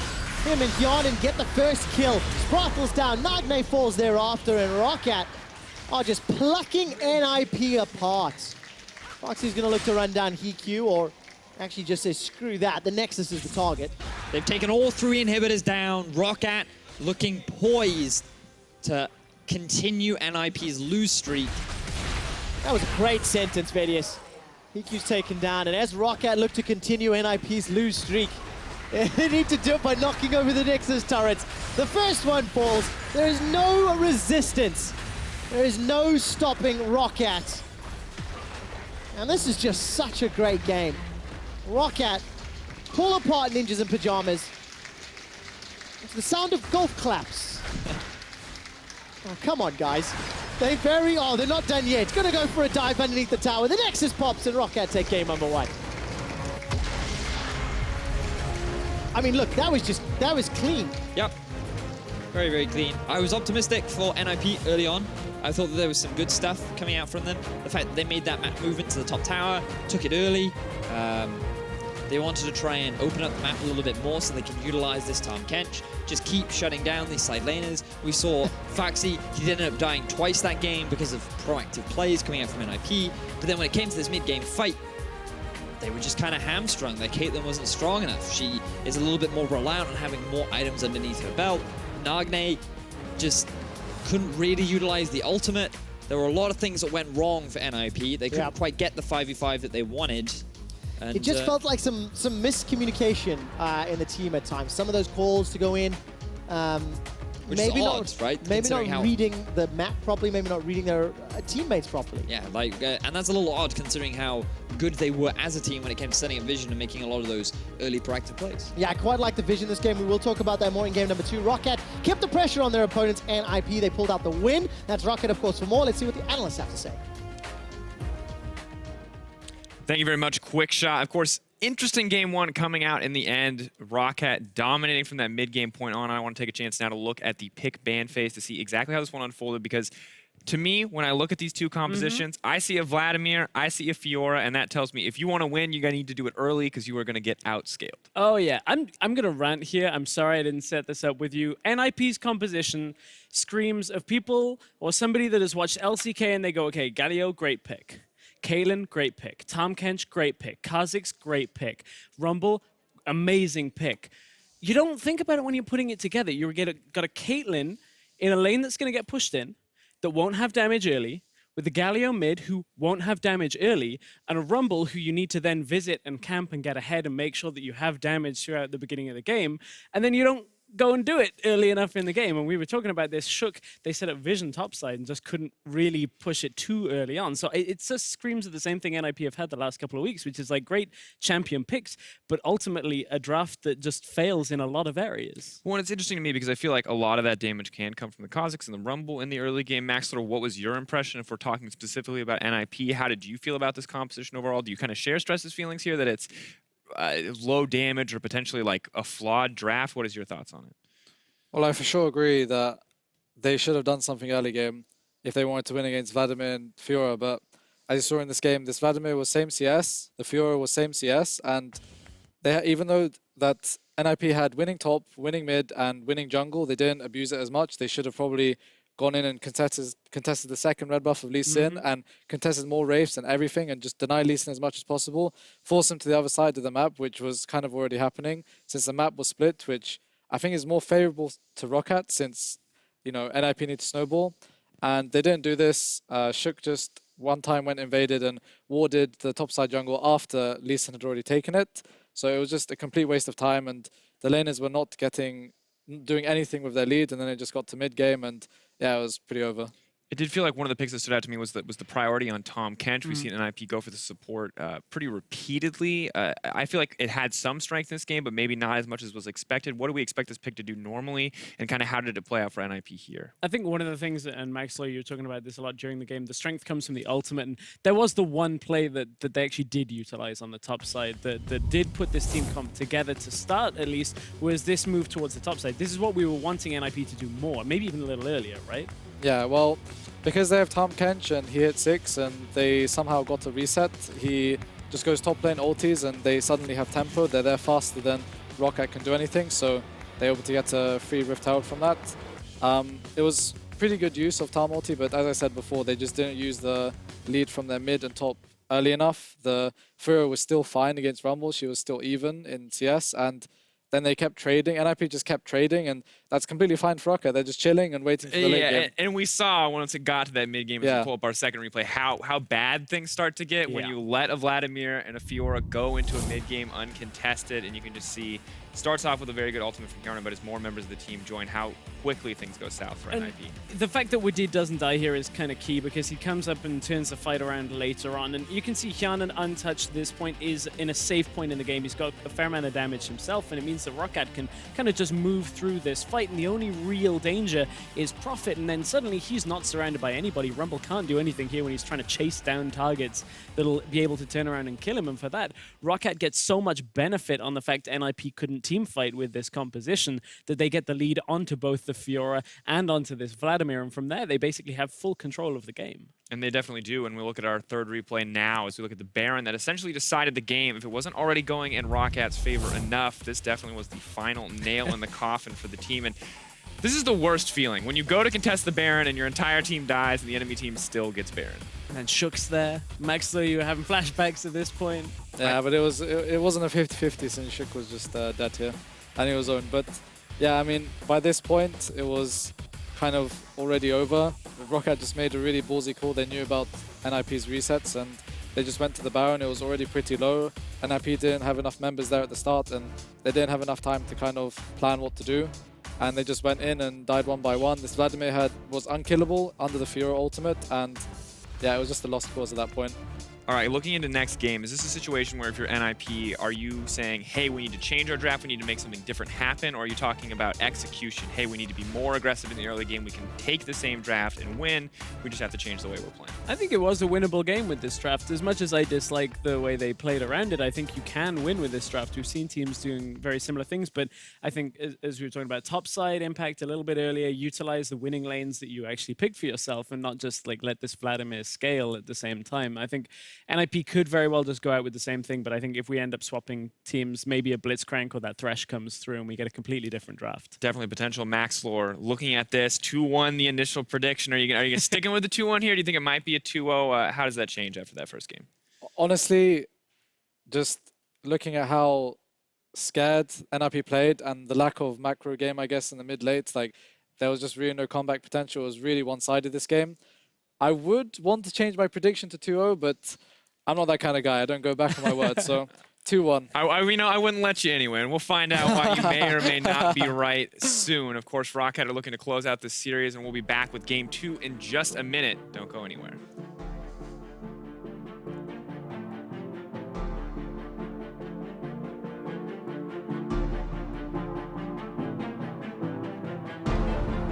Take to the stage to take down Ninjas in Pyjamas. Massive knocker onto ROCCAT. The Baron is helping out with NIP. It's Pridestalker, Smitestalker that secures the buff. Spratel is running for his life and Pridestalker is just waiting for the autos. Hops across the wall. NIP are aced.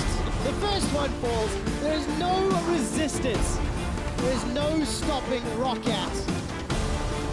And this is just such a great game.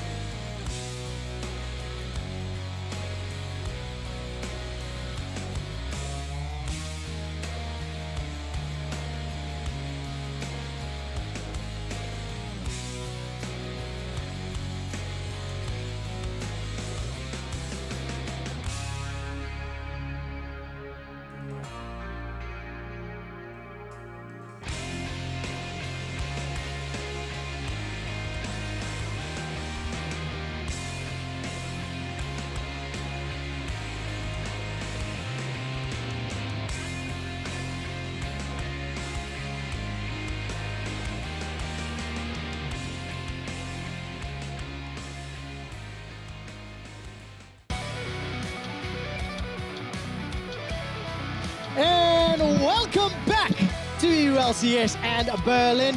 Vedius and I are still here along with Sifa. We're about to jump into game number 2 between Ninjas in Pyjamas and ROCCAT. What did they have to do, Vedius? Because NIP got smashed. NIP did in fact get smashed. It was not a fantastic game 1 for NIP, but the funny thing is, this seems to be a trend for NIP. So far, they are 0-7 during the first few weeks of the summer split. And every time, for some reason, in game 2, they always just seem to be more rambunctious. They just seem to come back into the game. They just seem to be a lot more active. And it was in the game 2 where they were bringing it to G2, they were bringing it to Fnatic, they were bringing it to Misfits, but they could never really close out that game. Got close to doing it a few times. Many times, yes. I think rambunctious is a fantastic word.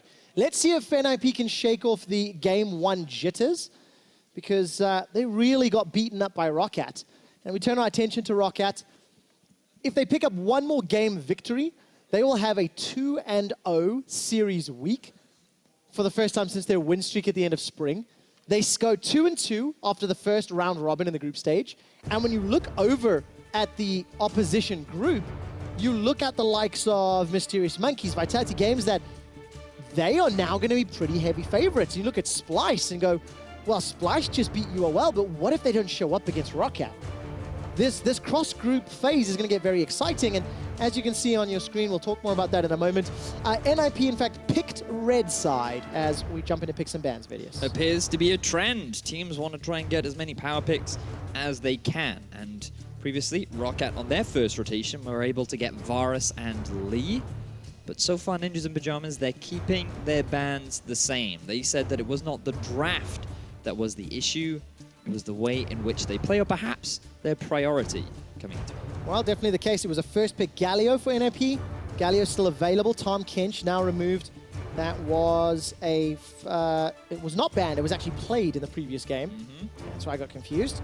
Zach will be the last one out. So, ROCCAT with Thresh open and available insta-lock. No surprise there. Nope.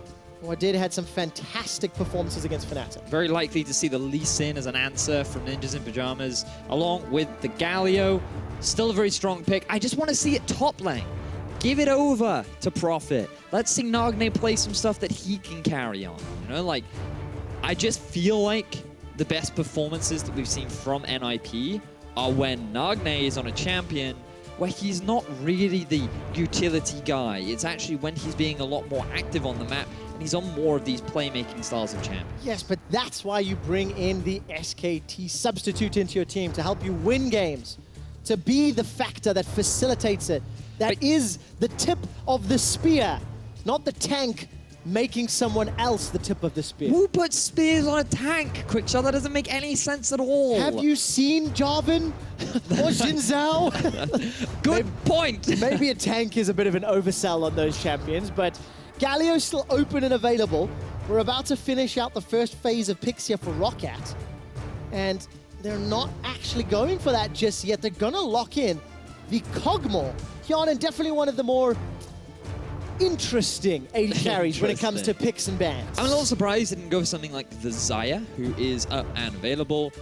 He could have gone for an Ashe. Never mind, no he couldn't, it was banned. Caitlyn could have been an alternative. Pairs fairly nicely with the Thresh during the laning phase. But we're actually in for quite an exciting bottom lane setup because NIP are actually in a pretty good position in terms of their early power. With a Varus Braum, you actually have a lot of all-in engagement, and Braum is often considered a pretty good answer to the Thresh as well. So with junglers and bottom lanes both locked in for both teams, we're looking at mid lane and top lane bans. I wonder whether or not Ninjas in Pyjamas will look to ban away the Fiora, especially considering that right now she is 7-0, I believe, is her current record. That's correct. You can count. Well done, Vedius. Vladimir was banned away along with the Fizz, so those mid lane options removed. Galio, once again, still open and available. Trying to remember how many times he's fallen down in priority. Can't think of a huge number of examples off the top of my head. And regardless, let's see whether or not these teams decide to even pick him. Syndra is the last ban. Another mid lane champion removed from the pool. Looking like an Orianna right now. Early rotate. She is the best mid laner available, especially with a champion like Fizz off the board. You could go for a Talia, but then I'm expecting Betsy to answer with the Ori. We did see Betsy actually bring out the Orianna I believe it was in the Fnatic series that we saw it from him. Fortunately, it was a loss. 1-2, sorry, rather, let me just double check it. 2-3-1 were his stats by the end of the game. Prophet's going to get his hands on that Rumble. So all of the mid lane bans, now we're going to find out what this results for both Betsy and Nagne as the last two picks. Could be a Kled here for Faxi. I think he does pretty well. Or you could do the Jarvan too. Of course it's Faxi. What am I talking about? No, it makes the most sense. It was actually banned by Misfits multiple times against the ROCCAT squad because they respected him a lot. He brought it out a lot during Spring Split as well. And with the Orianna available, it makes a lot of sense. And now, given that Nagne's preferences hailing from the LCK, I'm expecting something like Talia. You should never be baited by the hovers, ladies and gentlemen. No, Sparkle always hovers the Diana. Something that these guys do. What are some of the other options? You're expecting Talia. What else could Nagne run? The boring Victor is something that we've seen a few times in the past. Hey, had to Victor ask. is not boring. He's just different. You know what? It is a matter of taste, and I am unfair to Victor. To me, I find Victor unentertaining. That's fair. So I will clarify that, and I apologize. I know you are mid lane. Let me rephrase. You attempt to play mid lane, Vedius. So I shouldn't tread where Victor I know was also one of my very first successful champions I climbed to master with. He was a fun mid lane. That tells me more about you than it needed. Let's instead talk about Nagne's mid laner, Talia. Talia, great for roaming around the map. Really a heavy emphasis on playing towards the side lanes. The big thing about the composition from NIP is that they have no innate front lane tank aside from Braum, but given that he is support, he's not going to have a huge amount of resources to make him that big beefy front line. Whereas for ROCCAT, they do have the Gnar. In his Mega Gnar form, he can act as a very effective front line. Thresh is in a similar position to Braum, but it's very much about team fighting for the side of ROCCAT. There's a little bit more scaling in them than there was in the previous game. So I'm expecting a slower laning phase once again from the side of ROCCAT. And Ninjas, it's up to them to be more proactive in the early game this time. Shook on the lead, he wants to get that Rumble ahead and start some action happening in the bottom line. Well, that's a terrifying thought. More scaling than a Fiora and a Vladimir on the side of ROCCAT. They didn't even need late game. They didn't even need that in the previous matchup. I'm glad you talked about team fights. It's something I want to follow up on in just a few minutes' time. ROCCAT are looking for their first undefeated week of the summer split, and it would be NIP who they look to stomp in order to secure that. And NIP are looking for their first game win. Currently 0-7. At what point do we start talking about the loss streak? At what point do we start saying, will Origins streak be broken? I was just about to say, we start talking about the loss streak when it gets close to breaking Origins, because I don't think anybody can even come close to that. And so far, just having a rough first week doesn't mean a huge amount. I think that we have to remember that this team of NIP sort of came together. Just kind of a mishmash of players, I feel. Not really, when you look at it, you kind of initially think Prophet is the star player. He hasn't had a huge amount of performances, and while occasionally we have seen NIP invest early resources towards him, he's not really been the active player that NIP have said, we're going to put you on a pedestal and we're going to make you our faker. We're going to make you our star. And instead, like, there've just been no standout performers. It's just been a bit of an underwhelming start, but this is a brand new team that's come together, so given that we're already week 3 in, I'm still holding out that they can grow. I'm actually very glad you mentioned that. You do need to take into consideration the fact that NIP were only able to secure and finalize that spot around a week before the summer split started.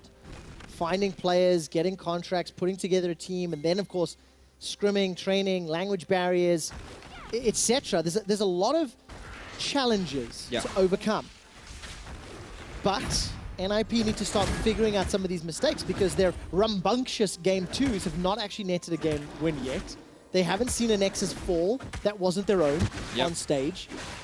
And it does become worrying when you see a team like ROCCAT, who's sort of who was your direct competitor in sort of 4th in the group, now all of a sudden on the precipice of being tied with G2 at the middle of the table. So, a lot of our eyes should be on Shook. This guy, in the past, had a bit of a reputation on Lee Sin when he was playing in Alliance, and now he's going for a level 2 gank in mid. Well, Let's see what happens. Sonic Wave falls just short. Betsy's able to just walk away. Yeah, I'm glad you mentioned that. Lee Sin for Shook go all the way back to Worlds 2014. Would have been 14, yeah. Yep. The rise of Kaboom. Oh, yes. And the perfect game for Alliance. Back when all that drama was happening. It's been a long time since then, and Shook, he's definitely not lost his early game edge. 6 out of 7 games he's helped pick up first blood. Yep. As you so rightly pointed out. But then he never does anything, right? Yeah. Like, we see him get first blood, and he's like, all right, guys, have fun. I'll leave you to it. It's currently the Joko effect, is what I like to call it. Yes. In the 2017 teams or players, junglers that have an ability to read the early game, but unfortunately do not take the next step with it, don't earn those additional advantages. Yep.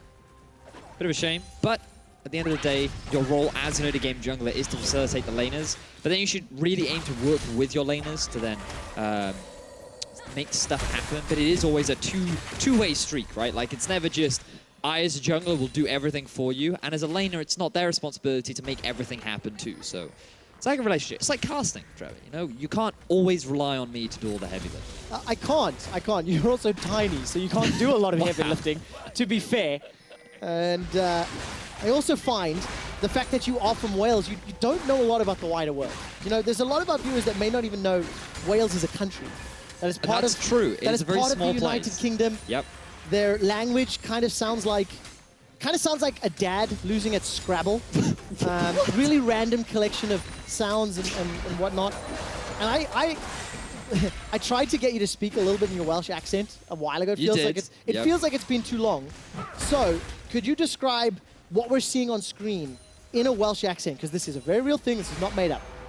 I want people to bear in mind that the Welsh accent... See, the crowd wants it. It's very difficult to take the Welsh accent seriously, Okay, tell you what. Explain this trade once it completes. Foxy and Profit. Okay. They're not going to get shit invading, so talk This is the Welsh accent. So, ladies and gentlemen, welcome. What we're going to do now is we will look at the top lane matchup, right? You have Profit on this Rumble, who's very good at pushing naturally with the Flame Spitter, but with the range advantage that the Nard does have over his lane counterpart, it is very difficult for the Rumble to get in range. Therefore, often you'll just see a lot of farming and just a bit of skirmishing back and forth. I'm very glad you did that. It's also important to note that James Stress O'Leary is also Welsh, and he is exceptionally proud to hear the Welsh accent on broadcast. He's actually joined us to give the thumbs up. Give us a high five there, James. There we go. And yes, that is the thing. You know, we like to learn. We like to teach people about other cultures, other interesting facets in life. And I'm never doing that again, because it is very... I will make you do that one again. Remember we talked about Shook's early game impact? He finds what did. Yonan's going to get caught up. Summoning his spells already blown. Wadid's going to get chased under the tower. And that's bloody brilliant, that is. That is absolutely fantastic for the bottom lane of NIP, as we now see Brightstalker come to the top lane. Well, this time round, Shook not involved in first blood for his team. Wasn't necessary. Brightstalker should be able to run down Profit. Flash away from Profit. Leaped forward by Brightstalker, and that's one of the earliest kills that Brightstalker has picked up to bounce back to the bottom lane. So, action all starts with NIP's bottom lane, noticing that Wadid was in the river and out of position. That means that the humble little dinosaur thing was left alone, and it was super easy for both Spraddle and Hiku to force an all-in engagement. You have to remember that Braum and Varus are very good at being able to lock down and just instantly kill a target. Usually you expect it around the level 6 mark, but when he's alone, doesn't have the safety of the Thresh, it's very easy to get that kill. Meanwhile, as we were talking about in the top lane match, we can get to that in a second, because you can see here, look, without Hyana, without the support, he realizes he also can't run up the river because he's going to get cut off by the Lee Sin, so his only option is to run down. And then when you have the passive, and I love the positioning of the E as well for Hiku, putting it up in the point of the entire walkway of the Hogmaw, meant that he was permanently slowed as he was trying to retreat. And of course, Hyana and Wadid, both being flashless, are very juicy targets for Profit, Nagne, Hiku. Teleport Rumble, Weaver's Wall Talia, and two very, very gankable targets. Yep. For NIP, we need to see them group up and set up a play. Before that, Betsy and Nagne going to go for a trade. We've not looked at the mid lane a huge amount. There they are, trading back and forth. And talking about those teamfight KDAs, NIP, again, a team that is 0-7. For every 3 deaths they concede, roughly, they're able to pick up 1 kill. Oof. In teamfights. So that is difficult, that is tough, but you saw in the previous game just how badly those fights can go when they start to fall behind. Yep. It has not been ideal for NIP. Their coordination and their ability to win a lot of these fights definitely has not been going in their favor, and that was just the regular season stat. That doesn't take into account last game. Arguably, it's going to be a lot worse now as a result of that. But they're off to a pretty good start. Yes, I mean, it's another even early game. NIP and ROCCAT were even for around 20 minutes in game number 1, and it was just one team fight that Pippity popped the game apart. Stop that. Absolutely blew it apart. I really thought, by the law of averages and numbers, it was a 75% chance of NIP winning today. I mean, bear in mind, there's still 2 games left. Potentially. Potentially. And let's just look at how we expect the game to translate from here, because Faxi has accrued himself an ever so slight advantage in the top lane, right? You can see that in terms of jungle presence, Pridestalk has been a lot more active early on as Nagne forced to use the heal. They're going to throw out that threaded volley. Nagne took a lot of damage from Betsy's Thunderlord autos and combos. But yeah, just backtracking to this jungle presence that we've had from Pridestalker. Typically very low. Don't have time. Ooh. That hook was going wide. He decided to flash anyway. I understand why he would do it. Could have been a little bit more patient. So no summoner spells now available on Nagne. A possibility for a return gank later on for the side of ROCCAT. But keep trying to emphasize what we're expecting to see next, right?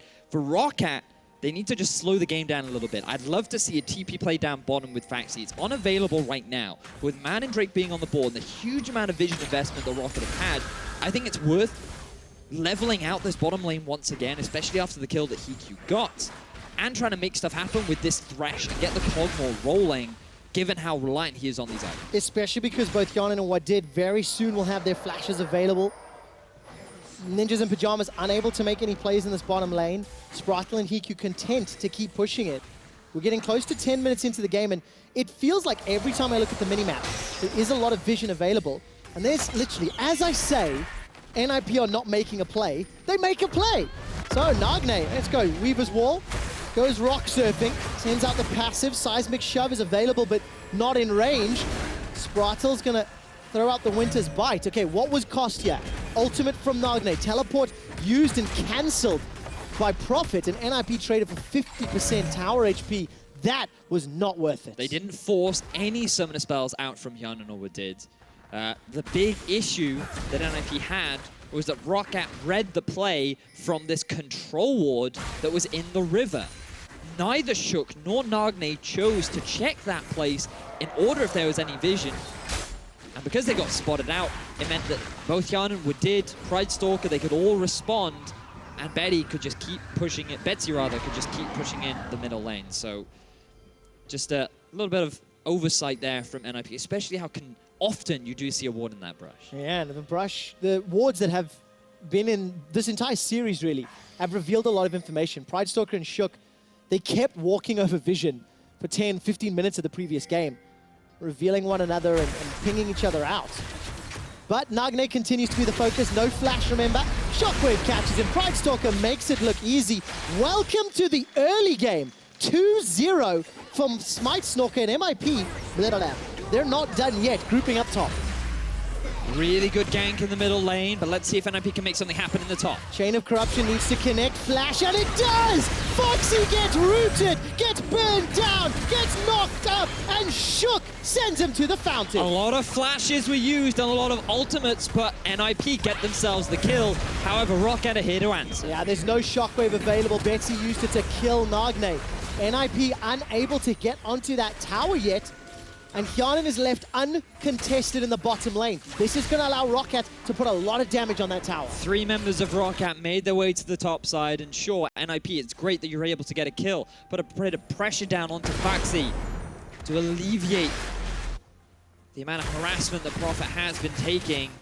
but you don't get any objectives off the back of it. You don't translate it into any more map control. So what do you think of the play? Opened up Yana. What do you think of the play? Like, the play itself was just a super hard commit, but I feel like that it was kind of telegraphed because ROCCAT knew well in advance, oh, their bottom lane's been missing for way too long. This play was super clean. Love the fact that ROCCAT makes something happen when there's no flash from Nagne, but just bear in mind, just look at where Thresh is. Already in the river, he actually starts recalling, so perhaps ROCCAT didn't read the play at all. I feel like that when the bottom lane of NIP are gone for so long, you should expect this kind of thing to happen. But the fact that the root does land, the chain CC, the execution was very clean from NIP, but it's the fact that there was no deep vision investment from NIP. There was no foresight as to how ROCCAT could respond. Yeah. Getting a kill doesn't mean much if it doesn't translate into something else. Yes, the amount of time invested and what you pay, the opportunity cost for that is problematic. And remember, Hjarnan was ganked early on. Well, not ganked, he was killed early on, rather, as Wadid caught Shook in the river. He was behind in CS, he was losing that lane. Now all of a sudden, Hjarnan's getting closer and closer to that Blade of the Rune King. He's got a CS advantage. And ROCCAT and NIP very happy. And I want to give some kudos to Pridestalker. This guy's had a marked difference on the early game.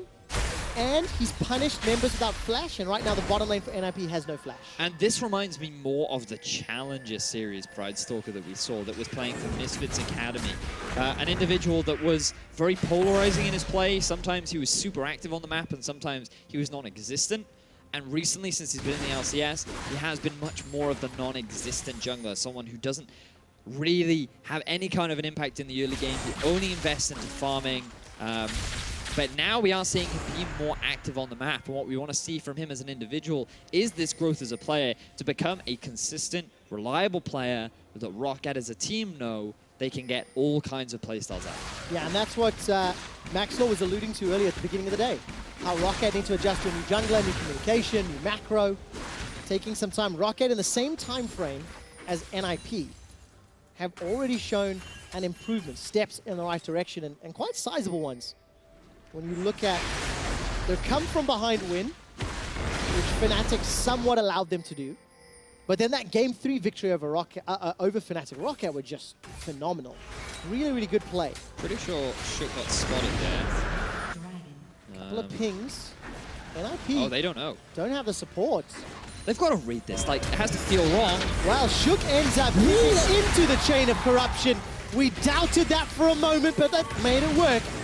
Teleports also channeled and cancelled from both Foxy and Prophet. That was the prime example of Braum, get ready to ulti my Lee Sin kick. The Lee Sin kick comes in, and Braum is expecting the person to go in a direction that he was not going in. And so you end up with this mishmash as Nagne gets the heal and the flash to safety. Pridestalker looks for the isolated damage. Tastes Nagne's fear. Equalizer not the greatest direction as Prophet is looking for a reply. 1 for 1, and the tower goes down in the exchange. First blood to NIP on that one. Prophet finally killed at the back end. Kills are even, NIP get the tower. Now bear in mind, first tower blood did go in favor of NIP, so they actually sit on the gold lead right now, but they lost their mid laner, they lost their top laner, and they lost even more summoner spells. So many flashes were burned on the NIP side. This is a big window of opportunity for ROCCAT to start being a little bit more proactive on the map. Pridestalker, 100% kill participation as we continue to scale up through this early to mid game. And despite ROCCAT losing that tower, they are still farming very, very well, even to ahead in all of their lanes. Even though it's marginal, it is very important because, as you mentioned during Picks and Bans, Vedius, this composition from ROCCAT can scale very well. These are the kind of fights they look for. So that was another good ulti from Betsy. Nagne, he should have flashed a little sooner, actually flashed the top wave itself. Instead, he thought that with Prophet, he could get a turnaround kill. I think it's just greedy from Prophet. You lose a lot more from being able to trade 1 for 2 than you do from just turning back to top lane. Because bear in mind, look, a wave just hit his tower that he's going to lose. A second wave will have just hit his tower following. So the amount of experience and gold that he would have lost as a result of his death was far more significant than what he was able to gain. And NIP concede the bottom lane tower. So that's the first of the game for ROCCAT. The focus is going to be the Rift Herald. This one will get secured very soon. No contest from the ROCCAT squad. Instead, ROCCAT shoving the bottom lane, shoving the middle lane. Various, again, every time I look at the minimap, I really feel like these teams are doing well with vision. There's a lot of wards being placed. It does have an ebbs and flows, of course, but ROCCAT on the bottom half, NIP, as the observers are highlighting, a lot of shallow vision into the ROCCAT jungle, and that needs to get pushed deeper if they want to extend to one of those towers. You always want to utilize the vision when you know the enemy team is either recalling, resetting, or recalling or resetting, because if they're recalling, they're going back to base, they're spending the gold that they just bought. If they're resetting, it means that they're catching minion waves, they're pushing them out, they're just trying to make sure that the map is in their favor so that they can use that with the map pressure in order to get that deep vision down. So these are the two windows that you want to utilize, and NIP right there saw that ROCCAT were resetting, were able to get some vision around the Rift Herald, picked it up for themselves, and it backtracks what we saw in game 1. Even though they lose the mid towers, we go for fight mid. They do indeed. Everything combos. Betsy's just dropped, but EQ's hitting all of those chains of... Actually, everybody in game's hitting their ultimates so far. Yep. We are seeing a lot of very good combo plays. The Rift Herald is summoned, and remember, Rift Herald into Orianna with an entire team as backup. That is a fantastic combo. There's no real defense yet from ROCCAT. This is going to be a secondary charge and a number of minions still left alive. NIP may get a second tower out of the deal. That is one of the best Rift Heralds we've seen. Seismic shove is sidestepped as Pridestalker leaps to safety.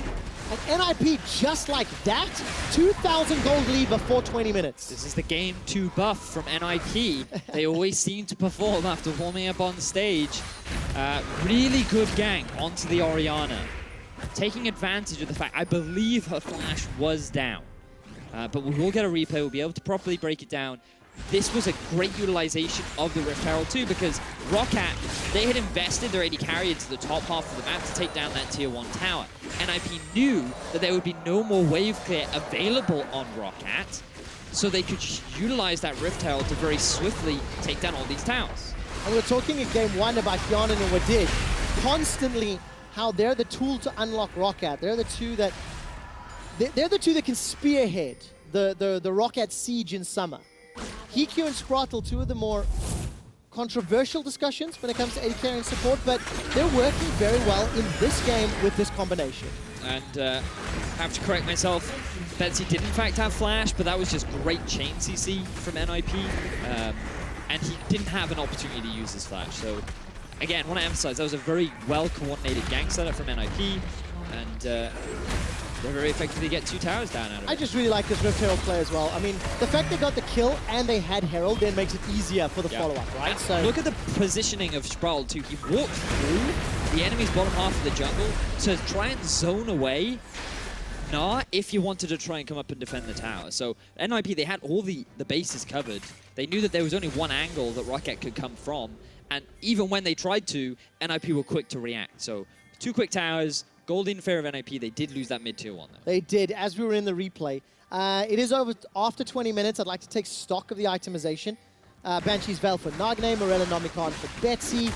Phantom Dancer, Blade of the Rune King completed for Hiku. So a completed item ahead of his opposite number, Hyanan, who's just sitting on that Blade of the Rune King. And then, of course, Eye of the Equinox into Aegis Ruby Sightstone for the respective supports. It looks like Hyanan's going back to shop. I don't see how much gold he has. 1,100, so he'll finish his Hurricane. Just hit that 2-item spike. And NIP will say, you know what, ROCCAT? You got a Mountain Break. We'd like one too. Yeah, secure this one uncontested. And there's deep vision inside ROCCAT's jungle for NIP to work with. Where do the teams go from here? What are you looking at from either squad, Vedius? Well, I think before we get to that, we have to backtrack a little bit, because what I wanted to see from NIP was Nagne roaming around the map and setting up his sign-ins for success. Hika and Sprado built up their own lead thanks to the way in which they played the 2v2 and how they were roaming around the map and finding picks. But Prophet and Nagne are still behind. 1-2-1 on the Rumble, 0-2-1 on the Tillian. Now, the teamfight power of NIP is decent at this point. They have to play fights slowly, they have to play very heavily around things like the ulti of Faxi, and they have to maintain good vision control, because the optimal fight for ROCCAT is when they can get a TP flank off from a Mega Gnar Faxi, who can then just get onto the back line, and they can use their wombo combo to obliterate NIP. NIP able to clear out the wards, want to avoid that wombo combo at all costs. It was team fights that cost NIP game number 1. We've talked about their kill to death ratio in team fights. 0.36 kills to every death. And for NIP, this game has been closer than many of the previous, but again, it's that rambunctious well, game technically to they have a lead, right? There So 1.2k in favor of NIP. In terms of control over the map, though, there's good vision investment from NIP in the bottom half, but the Baron is heavily in favor of ROCCAT. So NIP needs to push out these waves. You can see Nagane clearing out top. Bot is already pushing in their favor, and now they can use this window to be like, all right, we can now see the big... No, this is risky. Very, very risky from NIP. This is indeed. Remember Smite Stalker, the man that helped take down Fnatic with the play. The Gnar bar is almost max. Foxy's coming in and has the ability to make a game-changing play. Blast Cone not going to get popped just yet. NIP, they were able to use Baron to get the teleport at the cost of Prophet's Flash. But they've lost mid priority. The advantage is that Faxi will lose a lot of farm in the bottom lane. ROCCAT will reclaim control over the Baron, but now they're just going to stun it themselves. Blast Cone into the pit. ROCCAT all of a sudden this is punish fast, very NIP. fast. Teleports coming in for Prophet. Remember, it's a Cogmore with Blade of the Ruined King. ROCCAT take down Baron. It's gift wrapped. NIP were simply not there, and ROCCAT punished them. Very decisive call from ROCCAT. They knew that NIP were going back to base. Prophet had just used his flash. They were not going to get there in time to challenge them, and ROCCAT, with an incredibly speedy Baron, take it down and reclaim control over the gold lead. Well, I don't think Ninjas in Pyjamas were watching Team Solo Mid at MSI very closely, because that's exactly what MSI did. TSM did multiple times. Backed away, gave up control of the pit, and it was just rushed down so quickly. For a game where NIP were in the lead, they had the advantage, they had the ability to set up the map. Now let's see what Foxy can do. Gonna hop over that siege minion. Don't think he's gonna escape that Braum passive. Goes Mega Gnar, gets a good stun. Boulder toss as well, a lot of damage coming out, but not quite so as level plays. Nagane as well. He's gonna get shut down, so it ends up being a 1-for-1 trade. NIP running away as Pride Stalker tastes the fear of Shook. And the rest of the ROCCAT squad playing the map. Look, mid and top lane, ROCCAT knocking over towers. Split push Yanin at its finest. NIP, they invested heavily into the bottom side of the map. They did their best to try and get something back. If they could take the Baron off of the Gnar, then maybe they'd be in a good position to just hold on to their base. But ROCCAT, they weren't going to go down easily. They pushed in mid, they found themselves a kill, they pushed in top, they're going to get another tower, and ROCCAT just continuing their dominance. They are indeed. NIP with a little bit of a fight attempt here. Equalizer, try to cut off the retreat. PQ used that Chain of Corruption earlier onto Betsy, and Betsy flashed away from it. ROCCAT definitely know how to press an advantage. And again, it is against the weakest performing team in the group. Don't disregard that fact, but all credit to ROCCAT. They read the Baron play, they push NIP away, they get Baron themselves, and now there's exposed inhibitors already in the first Baron buff. It's a little anticlimactic for NIP because they had the gold lead. They were in a good position. Sure, their solo laners were behind, but I was optimistic about their team fighting power. Like, they had more engaged tools this time around. They had a lot more ways in which they could better come out ahead in the fight. But we never got to saw that because they made a risky Baron call. They didn't respect the speed at which ROCCAT could take it, and then they end up giving all control over it. And you know what? We've spoken so much about Yanin and Wadid. We need to give some kudos here to Pride Stalker. He's in a favorable matchup in the Kha'Zix. He showed up in the early game, still got 100% kill participation. Yep. Gets the Baron while under a little bit of pressure from NIP. Another tower falls, and like, this game has been all about Pride Stalker. Both him and Betsy have really made a splash in this second game. Pride Stalker has been very active on the map, and with 3 levels above his jungle counterpart, he has demonstrated that he can have a bigger influence than that of Shook. And we've got to go back to the discussion we had in the previous game. Cross-group play is coming up.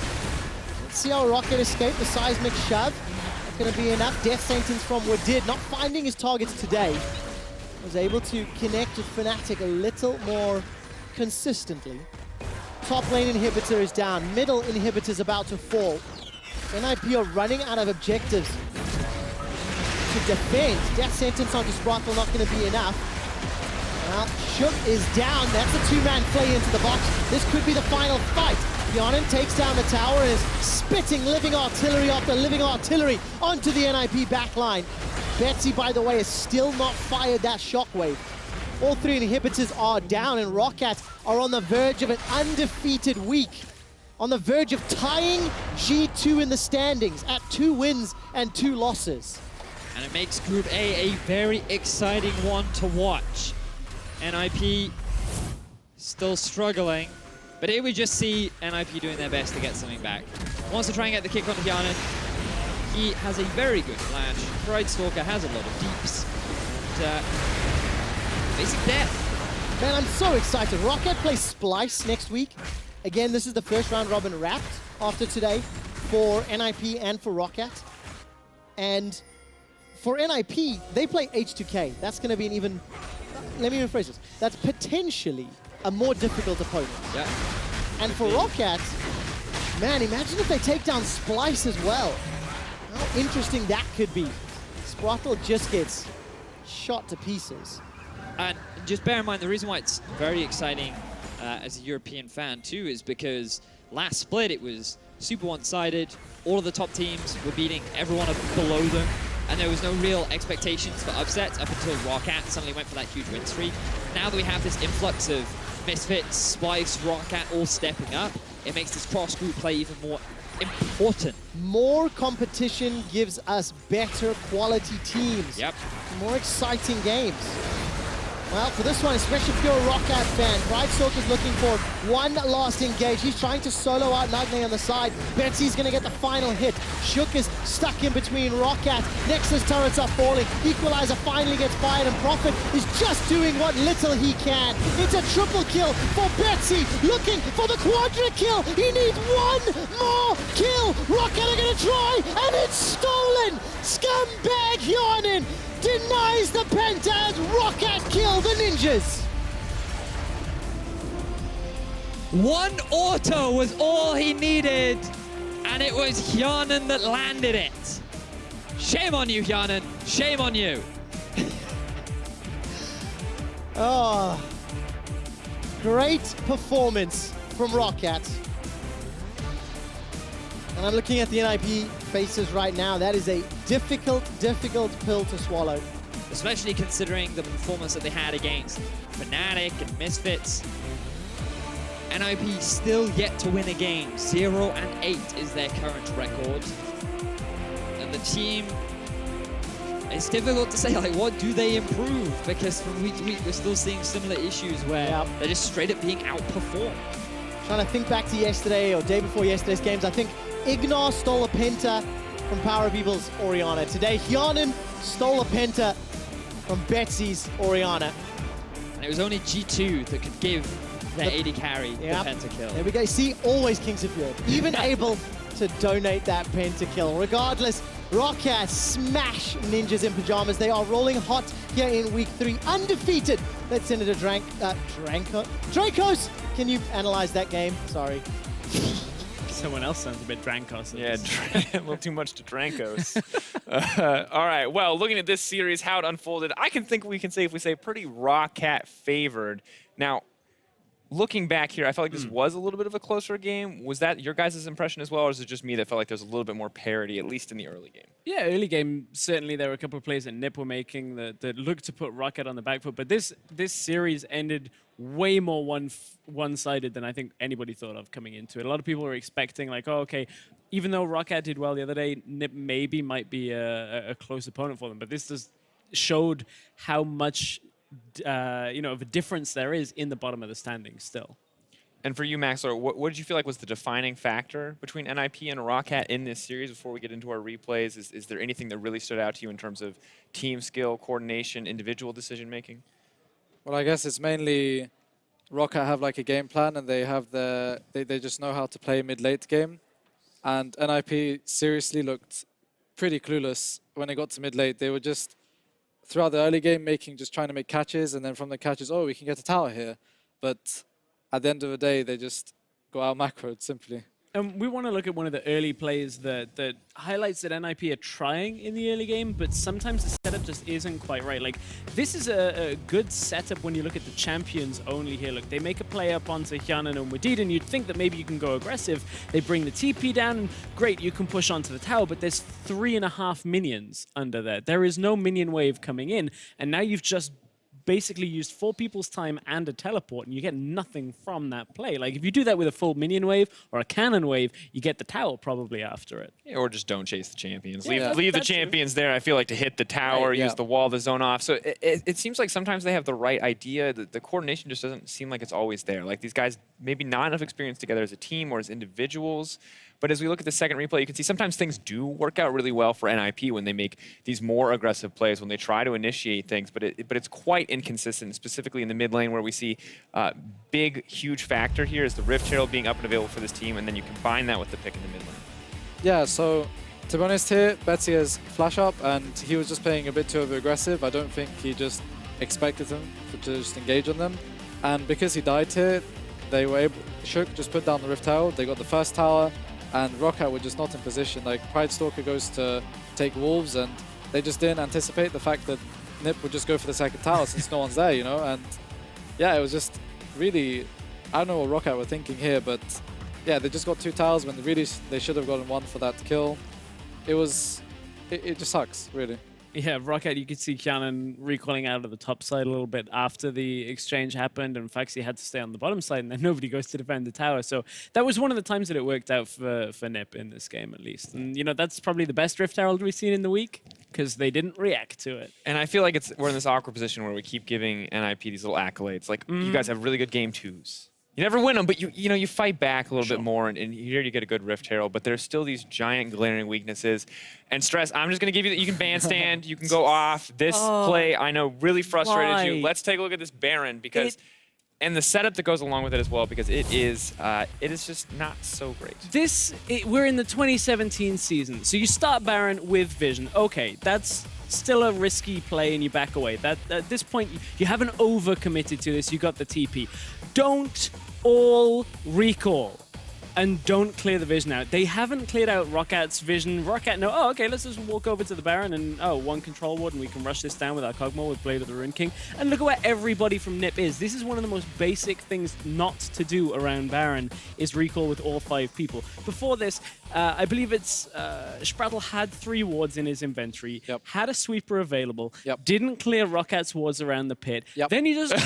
I love this from Maxler. All right, you got the backup. Okay, so Maxler, I mean, I don't think it's just Stress thinking that this play was poorly executed in the end. Like, what do you think is the biggest thing you change here if you're NIP and you approach Barons? Is this just like big stupid issue? It's never going to happen again. It's so bad. Like, what is the issue here? They just rushed it so hard. They just missed like the most crucial steps, because they saw Nar going bot, right? And Rumble can't match him, so they thought to themselves, "Oh, Rumble's bot. You know, let's just force TP. You know, just do the Nash. Why not?" But really, they should have just.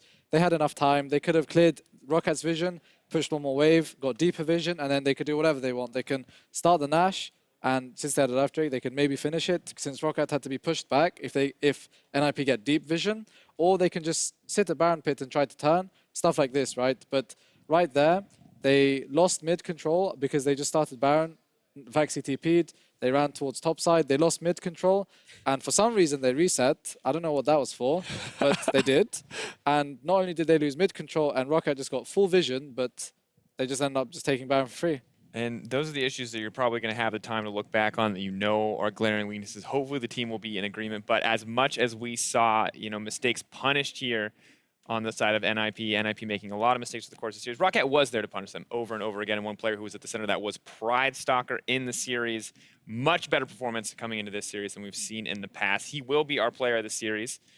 And I got to say, this looks like better performance from him overall, Maxler, compared to what we saw when he was just smiting Barons away on the Warwick. Wasn't always as useful. Well, I mean, this Baron they just did, he kind of did smite it away. Like, Shook could, if it was me, Shook would have got that Baron. But yeah, this game for sure, he had more of an impact. He actually ganked. He got vision and ganked, when normally this guy just puts vision and just sits in his jungle, But I didn't really like him on Warwick the other day.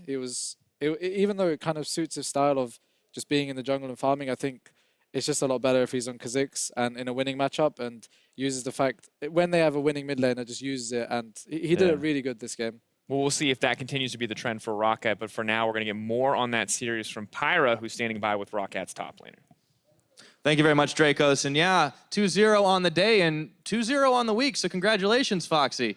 Thank you. Alrighty, I wanted to ask you a little bit about your team's growth because I talked to Yarnin earlier in the week and he was saying that it's been a bit of a climb for you guys, but to go from week 1 facing off against a G2 sub squad to now having an undefeated week, do you want to tell me a little bit about how the team has grown in those few short weeks? I mean, we had some struggles in the start, obviously, because we changed our jungler, and that's pretty important position to fill in, you know. So in the beginning, of course, it was a bit shaky, but I think the guy is pretty confident right now.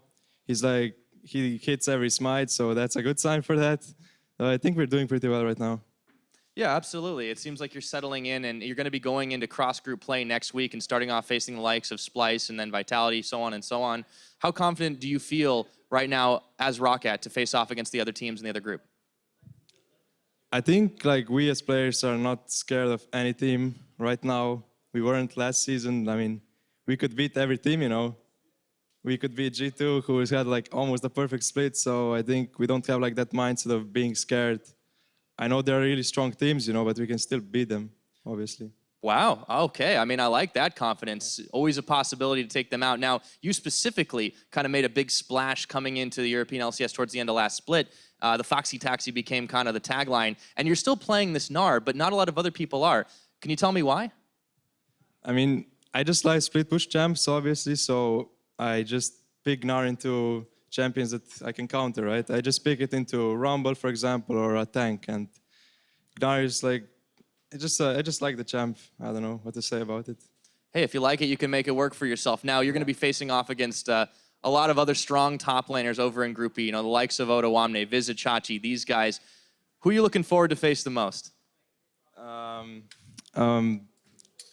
Not really looking forward to any of these matchups. Like, I mean, they're all really good players, but I don't think any of these players like stands out the most for me.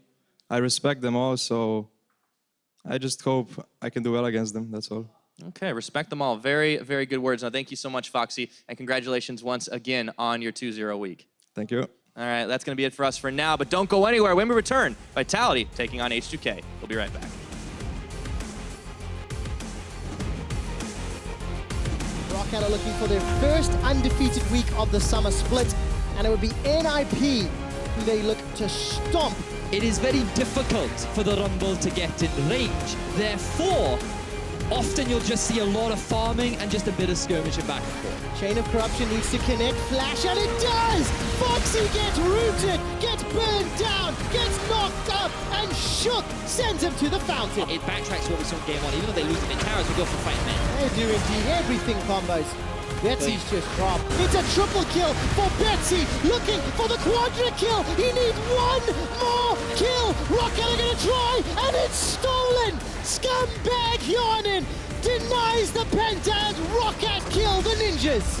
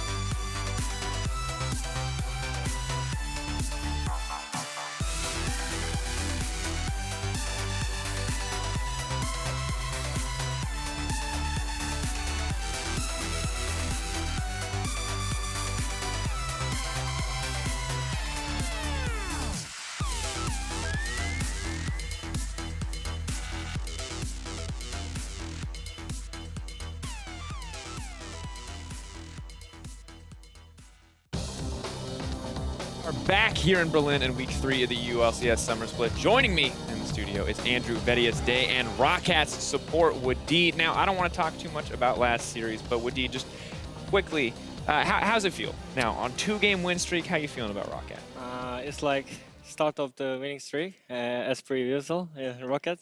Maybe it feels good. Like everything is good right now, so I'm feeling good right now. Just as a reminder, you guys are now the same score as G2 Esports.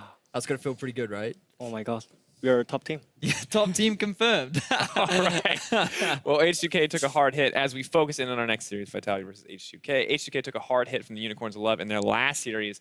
Now they have to strike back here against Vitality. And my question is, H2K Unicorns of Love series, this felt really back and forth, Vedius. I'm curious, did you feel like this was H2K getting dominated by Unicorns of Love? Was it some mistakes on both sides? What was your opinion? I feel like we saw the strengths of both teams throughout that series, where game 1, it was very clean, very methodical, very calculated from H2K, where they just seemed to execute and perform spectacularly. Then in game 2, we saw a little bit more of the Unicorns finesse. We saw the Unicorns style, where they were able to find a lot more fights. They were able to bait H2K into unfavorable situations. Then in game 3, it seemed to be a return of H2K just doing what they were supposed to do. And then it all just came down to this Baron play where they kind of felt pressured into making something happen, where they felt they needed it in order to close out the game. And then everything fell apart. And then Unicorns saw that opportunity and very quickly took it away from H2K. That's really interesting too. Now, Wadid, for you, looking at the bottom side of the map, we've got Shay going up against Vander. Who do you think has the edge in this support matchup? What do you think is going to be the big factor here? I think Che was, when I was amateur in Korea, I was looking for Che because he was like really good at LCK also. And then like also Vander was like, he was good in EU. But I think I just want to cheering more Che because he's same as Korea and me. So I don't know. Like they're also good. Like basically mechanically just also good. I just want to see some pocket picks from them. So I just imagine some Blitzcrank and then. Okay, so some pocket picks. Now we've seen, interestingly enough, we've seen Vander put a lot of priority on the Braum. Yamato Cannon and Draft really likes the Braum here. What are your thoughts on that champion in this series? I think Braum is also good against Blitzcrank, and then like it's like safety, you know, like okay, you guys pick some aggressive pick, and then I pick Braum for safety. You can just play safe, and then like it feels like it's barrier for team. So also if you play good, you can engage like Ulf, and then you can disengage. It's like complete champion, but I don't like it. Yeah, but I think it's I think it's good. Yeah. All right, now Vedius, we've got our support expert here. I want to talk to you as our mid lane expert. Fevivin versus NukeDuck.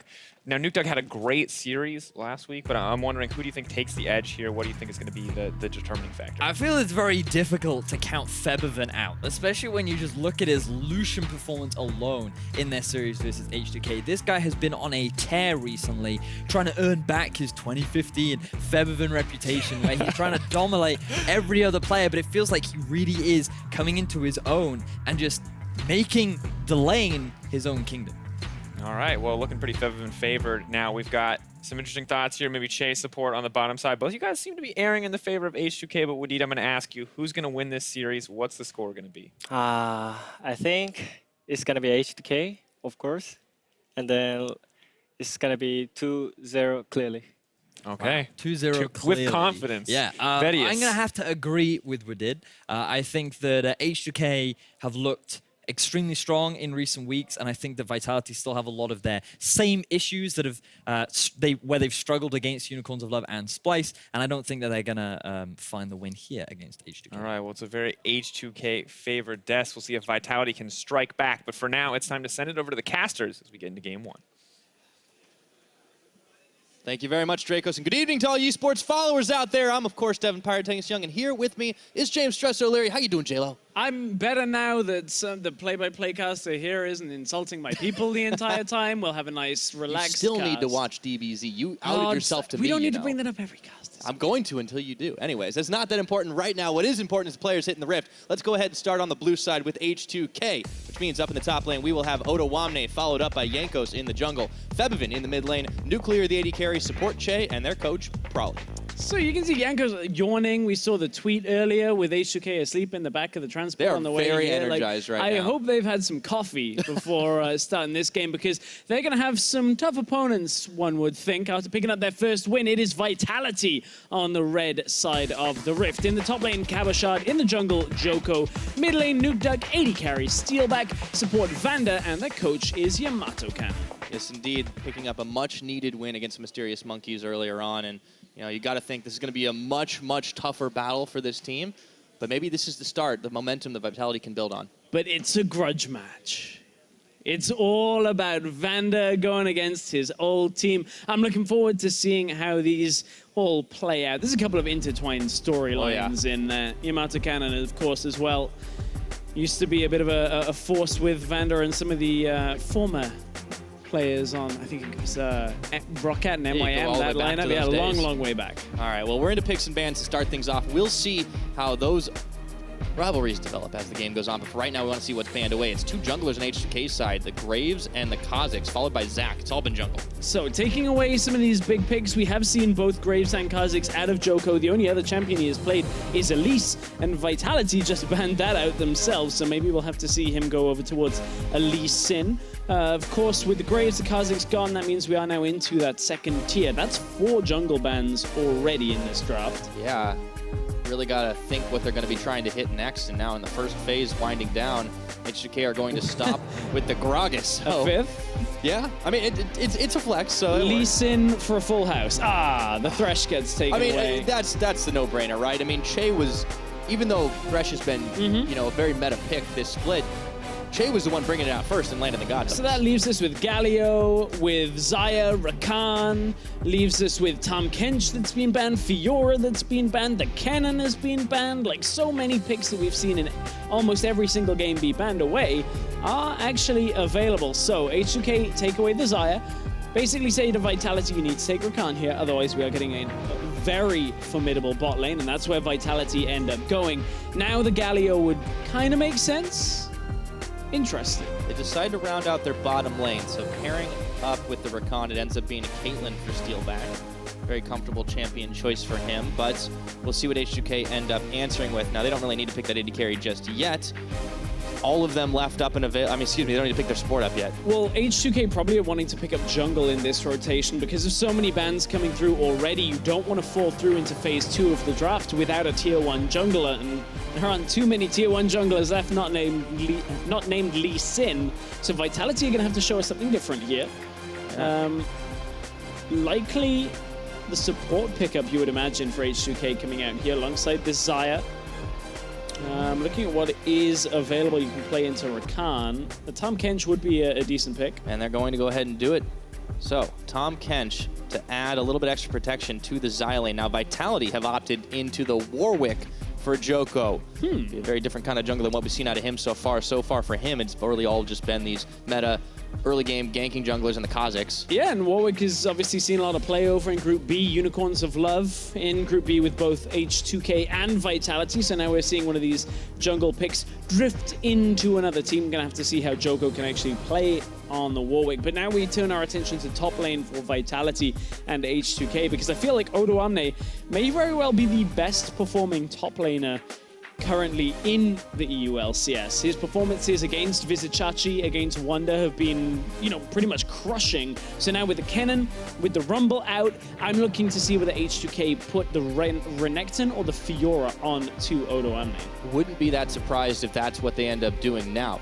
One last measure before we get into that is what their last ban is going to be, where H2K throws that one, as the Syndra had been previously what they removed. Trying to cut down on what Nuke Duck can do. Remember, he was the big hero of the Mysterious Monkeys series, stepping up big in his role. You could ban Galio at this point if you don't want them to just have that easily flexed pick between mid and top. That's, I think, somewhere where Vitality may want to consider. H2K may still just pick the Fiora into this. It is a bad laning matchup, but we saw Splice very handily deal with the Unicorns when it came to Chachi playing into the Fiora as Renekton. And that would be such a classic Odoamne move, too. He prides himself on being able to win matchups that you don't win on paper. And it's a matchup we've commonly seen in LCK still be picked into, because a lot of people say, okay, unless the Renekton gets a lot of help, you don't necessarily get crushed so hard that Fiora can't maintain side lane control the later this game goes. Galio would be, again, another matchup that Renekton would pressure out in the laning phase, but would be able to have emphasis elsewhere. All right, having a little bit of fun as the seconds tick away. Kled is another option that we may see out of Odoamne. It's going to be the Fiora last second lock in. And Odoamne will get his chance at that one. Ad bat once again. Yeah, so as we said, at this point, H2K picking up later game strength, but with the Xayah, with the Lee Sin, and the Tahm Kench already picked up, that does give them options to go towards mid, to go towards top lane. Maybe try and activate this Fiora earlier on than you would anticipate. Well, Vitality gave themselves some options as well. Nukeduck, he didn't get his hands on Syndra, but the LeBlanc that he also showcased is going to make an appearance. So between that and the Renekton, they could have the potential to snowball some lanes. However, this Warwick is going to need a little bit of time before it can have an effect on those. Yeah, a little bit of time in the game. This LeBlanc, though, I quite like it, although it won't necessarily be able to have lane presence too much against Febiven. You can look to go up towards top side. We talked about Renekton early game. If you can combo that with the LeBlanc, as you were talking about, the Warwick still can get into the lane early on. Maybe try and get things going, because other than that, Caitlyn, Rakan, not the best synergy between the two. You can get the knock-up into the trap, which is quite nice, but with the Tahm Kench there, it just means that Xayah should be quite secure in that bottom lane. Yeah, really a combination kind of born out of the necessity to pick the Rakan away from H2K. Yeah. We'll see how it ends up working out for Team Vitality. This team really needs to build on the momentum that they've started, but H2K, they're going to be hunting, honestly, for some confidence back. It was such a hard loss at the very end of it all against Unicorns of Love. So close, but they fell short, and now see if they take some of that frustration out against their opponents here today. Now, if you believe that is going to be the case, and H2K are going to put the wallop on Vitality, don't forget to hop on Twitter at Esports, hashtag H2K win. And if you believe in Team Vitality, you know which one it is, hashtag VIT win. Are they going to show some signs of life up against H2K? You want to build those wins going into cross groups. Every single W counts. We will find out as we are heading onto Summoner's Rift. Got to see how Vitality can come out of the gates with what should be an earlier game top half of the map. That's where we want to see their focus going. We want to see whether anybody else can have success on the Warwick, unlike just basically has been Xerxes for the Unicorns of Love up until this point. And then we're carrying on the trend of the day. Will Fiora remain undefeated in Europe at 7-0 currently? Odoamne got to win in that. You got to trust in Odo, in all honesty. But Cabochard has got something to prove on the Renekton. It's a comfortable champion for him. Both of these top laners like to play themselves some carries, but we've seen drastically different career paths, trajectories for the two of them over the last couple of splits. And Odo definitely rising up, and has been really one of the top laners. Yeah, I actually think this split right now, H2K solo laners may very well be the best individual performing members. H2K's difficulties come together as team play and some decisions and fights that go against them. But I think when you look pound for pound, Febiven and Odoamne are actually the best performing individuals in my mind. Yeah, I mean, Febiven's definitely been stepping up and kind of reclaiming some of his reputation as a star mid laner this split. Nuclear and Che have also done quite well, though, especially in the opening weeks. And to speak on Febiven, I actually rated him coming into week 1 as, in my mind, beneath Exile. But I think that has drastically shifted. Now, with 3 weeks of play, Febiven has reasserted himself as the top mid laner in Group B. And with Perks slumping and, Caps looking good, but still not right up there at the top, I think Febiven is poised for this to be his split to make his mark as maybe EU's top mid laner. Very possible. Now, Nukeduck is a player who's had a lot of experience as well on the Rift, and he stepped up big against the Mysterious Monkeys, but that is a different caliber of player. And something we definitely alluded to at the start of the game is that rivalry between Jankos and Vander, and he definitely fired the first shots in that one. Jankos always one to start firing shots. The Vitality crew were also talking about camping top lane a little bit here as well. There's some shots back and forth on Twitter, and it's going to be a spicy one, you have to think. Jankos, we'll see if he gets drawn into a bit of madness when it comes to playing up against Vander. He might just do it, but you talked about individual performance, and that might just be enough in the early game to help them out. I really want to see how the junglers differentiate the way they're going to play this one, since a lot of vision has been invested to making sure that both teams are able to keep eyes on where the junglers are. But that seems to be a bigger deal if you're trying to keep tabs on Jankos, since this guy is a madman, especially on Lee Sin. Yeah, this Lee Sin has always been a big pick for Jankos' early game presence. We're going to have to see if he can have any impact, but historically, this hasn't always been the most one-sided of matchups. Actually, in the spring split, if you cast your mind back, Vitality defeated H2K in a game in a stomp. Now, they did lose that series, but it was the heaviest loss for H2K in the spring split, so I wouldn't count the Vitality lineup out, because this one, theoretically, is a little bit more stable with Vander in that bottom side than the whole spring debacle. I mean, yeah, you talk about stability, right? I mean, when you have people swapping in and out, NukeDuck going into the support role and everything, it was a different time for Vitality, but they are still having a rough start to this split, only picking up a win against the bottom team in their group. And you need to be able to do more than that if you want to have a chance at playoffs. Cross groups coming up. It's a whole different ball game in the next few weeks. Absolutely.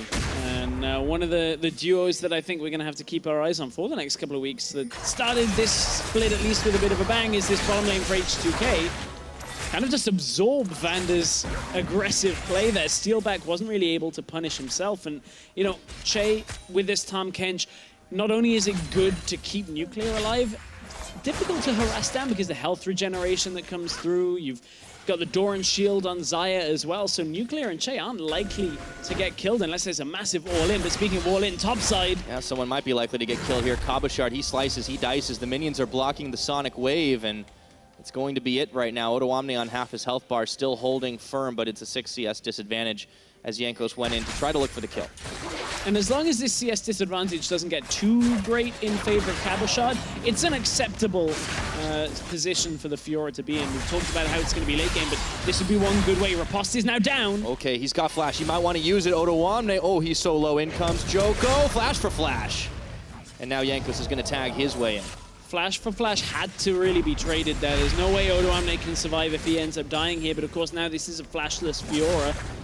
But the next time around, perhaps Vitality will be a little bit luckier on the exchange. But nevertheless, H2K looking to stabilize off their top side, looking to build around Odo Omni. He'll be able to even up the CS difference with the amount of time and CS under the tower here. So it's not too bad of a position, but still a nice attempt by Vitality. And the early game is where Vitality have maybe been the most successful.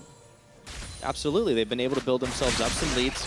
But H2K, as long as they're able to keep denying, that's all they need to do. And that has got to be a frustrating thing if you're a Khan. Your gal just keeps getting swallowed up by a giant frog monster. That is so frustrating at this point, just for Vitality in general, because every time they try and engage, you obviously have that delay between Rakan going in and the knockup actually landing. And Vitality's bottom lane, Steelback and Vander, with so much experience in the European LCS, you would envision being a bot lane that are formidable.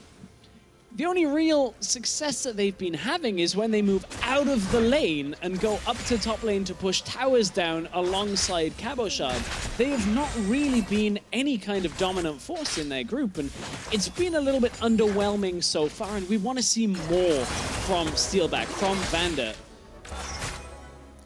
You're absolutely right, and this has been one of Vitality's big issues. In fact, a large amount of the team just hasn't really been performing where they've needed to be, and they've relied on the likes of Joko to do things for them in the early game, which I think is why this Warwick pick is actually so surprising, because it is a later game jungler.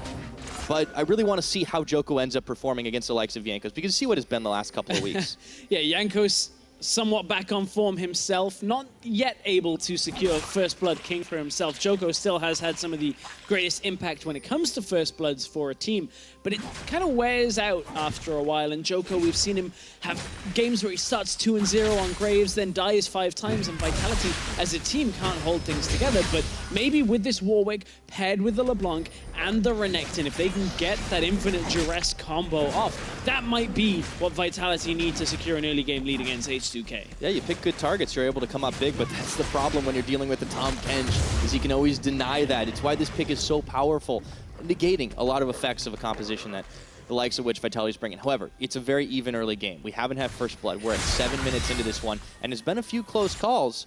No flashes on either top lane or still the mid lane matchup. It's been NukeDuck trying to hold top. Oh! Hello, Shatter Orb. That's first blood. Goodbye, Febivin. And now Yanko's tagging in up top. Otawamne was fainting on that one, but Joko is soon to arrive. He wants to go all the way in. Look for the duress. Flashes, dashes. There it goes. 2 quick kills for Vitality. Can they make it 3? Cabo Shard calls the Meek and gets himself another. Well, we talked about how the top half of the map in the early game should belong to Vitality. An uncharacteristic 1v1 mistake by Febivin in the mid lane leads to then 2 kills up on the top side for H2K. Jankos and Otawamne just not really able to deal with this Warwick with the Renekton earlier. Remember, Otawamne still had no flash. This is just a misread from Febivin. Doesn't think that he's in enough danger of dying from that Shadow Orb because the chains didn't miss. It wasn't a clean 1v1, but then top side, look at it. Cabo Shard's still quite healthy after the Dominus is popped and Otawamne, no flash, no riposte, can't get away from Joko. Joko with the infinite duress is enough to take it down, and it's an easy kill under the tower. This is what Vitality have done in the majority of their games in the early game. This is what has got them leads, and we need to see this continue and maybe pull out another upset this week, because we've already had quite a few. Yeah, we have, and Vitality themselves, I would say, looked like they could have potential to be upset, but it was hard to call against the Mysterious Monkeys. They had to have a couple mistakes go their way. But this is looking like a stronger team in the early game. Admittedly, this is the composition for it. You've got a Renekton, you've got a LeBlanc. You do have some late game insurance, though. Your Warwick and your Caitlyn, you can start to group as 5, and you can still make things happen. That Renekton becomes a tank. Yeah, you can obviously have some of that late game insurance. You'd rather just snowball heavily. And Nugduck, our stats team just passed me a little tidbit that this is his first solo kill of the split. So right after I commend Febivin for maybe being the best mid laner in Europe right now, Nugduck just walks in and solo kills him because Febivin misreads the trade. Yeah. Well, and this is the thing about Nugduck, right? Like, oh, we'll get to that in a minute, because Cabo Shard's getting dropped on by Nuclear, Che, Otawamne all under this tower. Che's gonna swallow up the Fiora. They are trying to tank the aggro. Even Jankos join the fray, and they get the croc. But it was a huge investment for them. Yeah, a big investment, but at the same time, this is the type of play that H2K were wanting to make with the Tahm Kench. We saw the Ninjas in Pyjamas do this in the Series 1 of today. Vitality will be able to react by putting their bottom lane topside to deny the tower push, but still, that's what you need. You need that kill onto Fiora.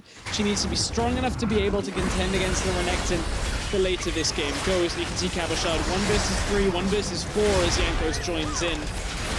Just isn't able to survive, and then there's a heal coming through from H2K to keep him alive at the end of it all. But Vitality are still in the lead, and it is a significant lead at that. Yeah, it was a nice swap, though, for H2K up towards the top side, but at the end, they go back down to the bottom, and that means that Vitality are freed up to try and take out this Rift Herald. Steelback will join Vander to help finish it off. Poke the big crab in the eye. And that means we might see first tower blood going the way of Vitality. The gold advantage, nothing to sneeze at this early on in the game. About 1,000 and some change, and that could easily get a little farther as they ping onto Otawamne. If Joko decides to head that way soon, we'll see some more action. Yeah, H2K trying to push down the bottom side as Joko picked up Rift Herald for himself. Good move for H2K here. Yeah, Cabo Shard has to back away from the tower at this point. This was obviously reading into the fact that Vitality committed to topside on the backside of the play, and what that means is Steelback can't continue to push. H2K get the bottom tower. Otawamne is safe to just farm out under his tower himself on the top side, and then H2K coming right back into the game. Yeah, that evens the gold up just after. Since Vitality were unable to get this tower up top, now you can see they're gunning for it. Joko still holding on to the Rift Herald, and Otawamne, if he oversteps his bounds, he has got no backup just yet. Jankos looking to change that. It looks like Vitality have changed their plans. Interestingly enough, Joko in this game is putting his early points maxing Q. We saw Xerxes doing both E and W max yesterday for some of the damage reduction, a little bit of the extra attack speed and all of that.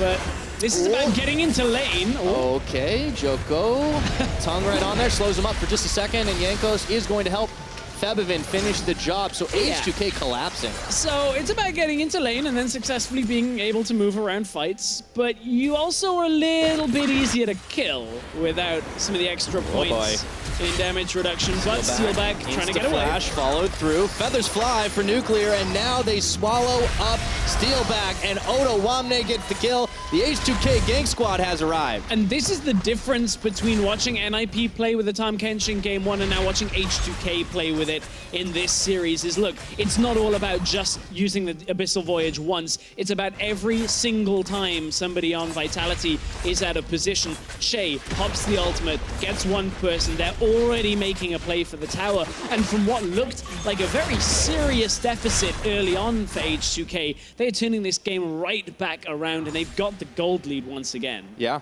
Kabashard unable to finish off the turret. He'll finally do it after this next wave completes, and the Rift Herald is going to pop. But H2K, they've definitely stepped it up in the early game after it looks like they were going to fall behind for a little bit. Vitality made some nice moves, but it's really nice to see H2K firing back on all cylinders. No minion wave. Yeah, that's not going to finish. No wave means no way of getting the tower behind that Orianna. And I normally, see what you did there. That's the position where Rift Herald should be so strong. You should be able to get that tower, but doesn't get it on this exchange. But what we wanted to highlight as we come closer and closer to some of these skirmishes is how much more active H2K have been in the early game. When you look at that 15-minute mark, they have been much more, they've had a much greater emphasis on fights, on skirmishes that have been more successful. You can see their assists per game has gone way in favor of H2K considering their spring split performance. And I think what you said about efficiency is an important point, right? H2K have gotten better at doing this as well. They would always sometimes make plays, but it seemed like they would back off if it didn't quite work, if they kind of got wrecked a little bit. You saw at the early game here, they were losing a couple of kills, but then they just bounced right on back. And not in solo fashion, they just brought 4 members. This is why the Tahm Kench is working so well for them right now. This is a team that in the early game definitely has coordination. And that Abyssal Voyage is available once again, so from this point, they don't necessarily have an angle on it. It is a 2v2 with Jankos maybe able to get up behind them, but that's where you start looking at if Steelback sits in this lane on his own and Vander recalls on a ward, that Abyssal Voyage may come out. That ward, I believe, actually spots him out. Okay. And Vander recalled. Vander completed that recall on a ward. Joko now dies because of it. That's exactly what we're talking about from H2K. Oh boy, the flash over is actually going to prevent his death just now. Steelback was there, but that was a lot to try and get out of it. Even had infinite duress onto Jankos just to make sure he wasn't going to go down that easily. It does free up the red buff to be picked up by Nuclear, and now with so much territory controlled by H2K in that jungle, where are they going to make their move next? It looks like the mid lane is the target of choice. Nukeduck has to watch his back. Yeah, it's a move towards mid, and this makes it difficult for Nukeduck. Oh man, he went all in to see if he could pick off onto Fevivin, but nothing doing. Instead, he just shatter orbs and clears away most of the wave. Still, some chip damage on this turret. Vitality don't have a response in lane. Nukeduck may once again be the saving grace for Vitality for a while in this game. They need a lot more time for Steelback really to become active in this game. And that's the point I wanted to go back to about Nukeduck, because there was a point in his career where you would consider him one of, if not the best mid laner at the time in Europe. That was a long time ago, by the way. But I was talking about Deficio earlier on in the week, and there are times when a glimpse of that former self starts to come out. And we saw some impressive play early on as the Shockwave mostly clears the minion waves off. Nukeduck is definitely a player on these Assassins, not afraid to go in, make the big hero play. And maybe that's what Vitality needs to get themselves back on their feet, to keep it going. It certainly worked against the Mysterious Monkeys. You see it every so often, but it's not the kind of thing that you can rely on every game, or at least in most of the games. No, you got to feed him his Weetabix first. It doesn't work every day. But at this point, he's going to try and show that a little bit against Odoamne on the bottom side. The Jankos. No, not going to be the 2-on-1 for now. Still, you can always see he's sniffing for the play, sniffing for a chance to get his team ahead. He's back bot lane again. Well, he did say, I was talking to him backstage, like, I'm going to camp this bottom lane, but Vander's not here. So I don't know how he feels about that. Probably fine at this point, because he recognizes his team's ahead. Why did Nukeduck stay? Yeah, Nukeduck, he has to burn his flash, and now Nuclear's going all in. They get the root! And Nuclear with the finishing move grabs himself a kill. Nukeduck got nuked himself. So Nukeduck on a mobile champion in the long lane stays because he thinks he's safe from Jankos not being there. But what has happened 3 times in this game already, Pyra? I'm going to go with option number 1. Che ults into the lane. Good guess. That you didn't need 50-50, phone a friend, ask the audience. Confident. It was good. I'm confident on this one. Okay. I was prepping for that, to be fair. That's like the $100 question. That's not the $1 million All right, give me the 200. I want to work my way up. Are H2K going to get this tower? There's only 2 answers. In 2 minutes. Anyways, we'll see how it goes. Fight's on right now. They get the fear off. Nukeduck looking to try and pick a target. H2K are scattering. It's Che, the only one in range. But that's not the target they want, and his shield absorbs everything. This should, however, be Vitality's push here onto the mid lane tower. odoamne is going to head towards the top side, or at least try to. Nukeduck's trying to cut in from the side, so I don't think Vitality actually want to fight this, but their wave is going to die very quickly with the Xayah here. Shockwave. That finishes off the minion wave. That's the second time we've seen Febiven do that in this mid lane. They are really trying to hold on to the tower lead they have. It's very slim in the gold advantage. And remember, with Rift Herald already having been used in this game, there's no easy option for Vitality to just push through the mid lane. They have to kind of fight with H2K for it. So even if you are throwing out Shockwave every now and again, Nuclear has wave clear in the mid lane when Orianna isn't available, and then Shockwave's only a short cooldown, comes back up, and you can get rid of the minions again. Yeah, that's a good point, really. There's not a whole lot they can do now. They are still taking pot shots at it time and again, but you can see Nuclear was there to clear it away. Vitality do have some vision that they've managed to extend a little bit of the way into the H2K jungle, but not enough of it in. And here is where Nukeduck gets deleted. Yeah, the thing is he needed to be running way earlier. Nice flash during the Featherstorm from Nuclear. As soon as you're close enough to that Featherstorm puts you into an angle that 3 feathers are going to hit, you're basically dead against the Xayah. And there's not really any kind of response for it. And speaking of this Xayah, we talked a little bit about how H2K will have the late game, even coming from their AD carry as well. Nuclear opting for the Essence Reaver build gives you a significant amount of damage in the late game. The cooldown on the E goes down to like 8 seconds, so you can get multiple rotations within team fights. And then Featherstorm just bursts out every single fight. You get a whole bunch of feathers drawing back, but mid lane, oh, Vander didn't quite connect. Yeah, his feathers were not flashy enough. However, it opens the door for Vitality to finally finish off the mid-tier 1. But that has been so long coming. We're approaching the 20-minute mark. And Vitality are going to be able to back away in lane. H2K, you talked about them really gunning for this later game. And honestly, in the mid, it's not working too badly for them. They still have this gold lead. They still are holding firm. There's not a lot Vitality have been able to get. A lot of the reason why Vitality could push up onto the mid tower there, though, was the fact that H2K sent Febiven up to the top side, which they wanted to defend the top tower. It's understandable why you do that. They basically concede that mid tower is low health and it will eventually die. But Nuclear, without his flash, didn't want to go aggressive with the Featherstorm, didn't want to leave himself vulnerable for any kind of counter-engage. But meanwhile, odoamne already winning the side lane. This is the same thing again. Flashes through. This time, Noche was a little bit farther behind, but it doesn't really matter as H2K are still on the front side. You can see the Xayah took out the tower in the mid. Now Joko gets riposted. In goes Jankos. Infinite Duress. I'm not sure that's the move you wanted, buddy, as he gets swallowed up by Che, who flashed forward, spits him right back on out into the waiting arms of Jankos, who picks up that kill. 20 minutes on the board. I think Joko was trying to deny Jankos a kick opportunity because his flash was available, but I don't think he realized Jankos didn't have kick quite yet. It has just become available. Don't know whether that was Joko trying to escape and Jankos blocked it. I guess we'll end up getting a replay and we can see in the slow motion exactly what Joko was looking for there. But again, another member of Vitality pushed out on the side lanes. Che comes in, evens up the numbers, puts it in the favor of H2K, and it's another kill going over to H2K. Now, 2 towers died, 1 for each team during that. The mid tower of Vitality was taken by Febiven and Nuclear, and H2K lost their top tower to Nukeduck. So a little bit of extra gold for each team, a lot of that map now opening up, and honestly, that may still benefit H2K with these Tahm Kench plays. Yep. How many times is it going to take Vitality dying before they realize we cannot be out on these side lanes? Well, at least one more, it seems. So, Joko's about to use that Infinite Duress. What is it that in fact helps? Oh, Jankos blocked it. That was beautiful. It was actually, I think he was following up on the Q, was able to block the Infinite Duress on the way out.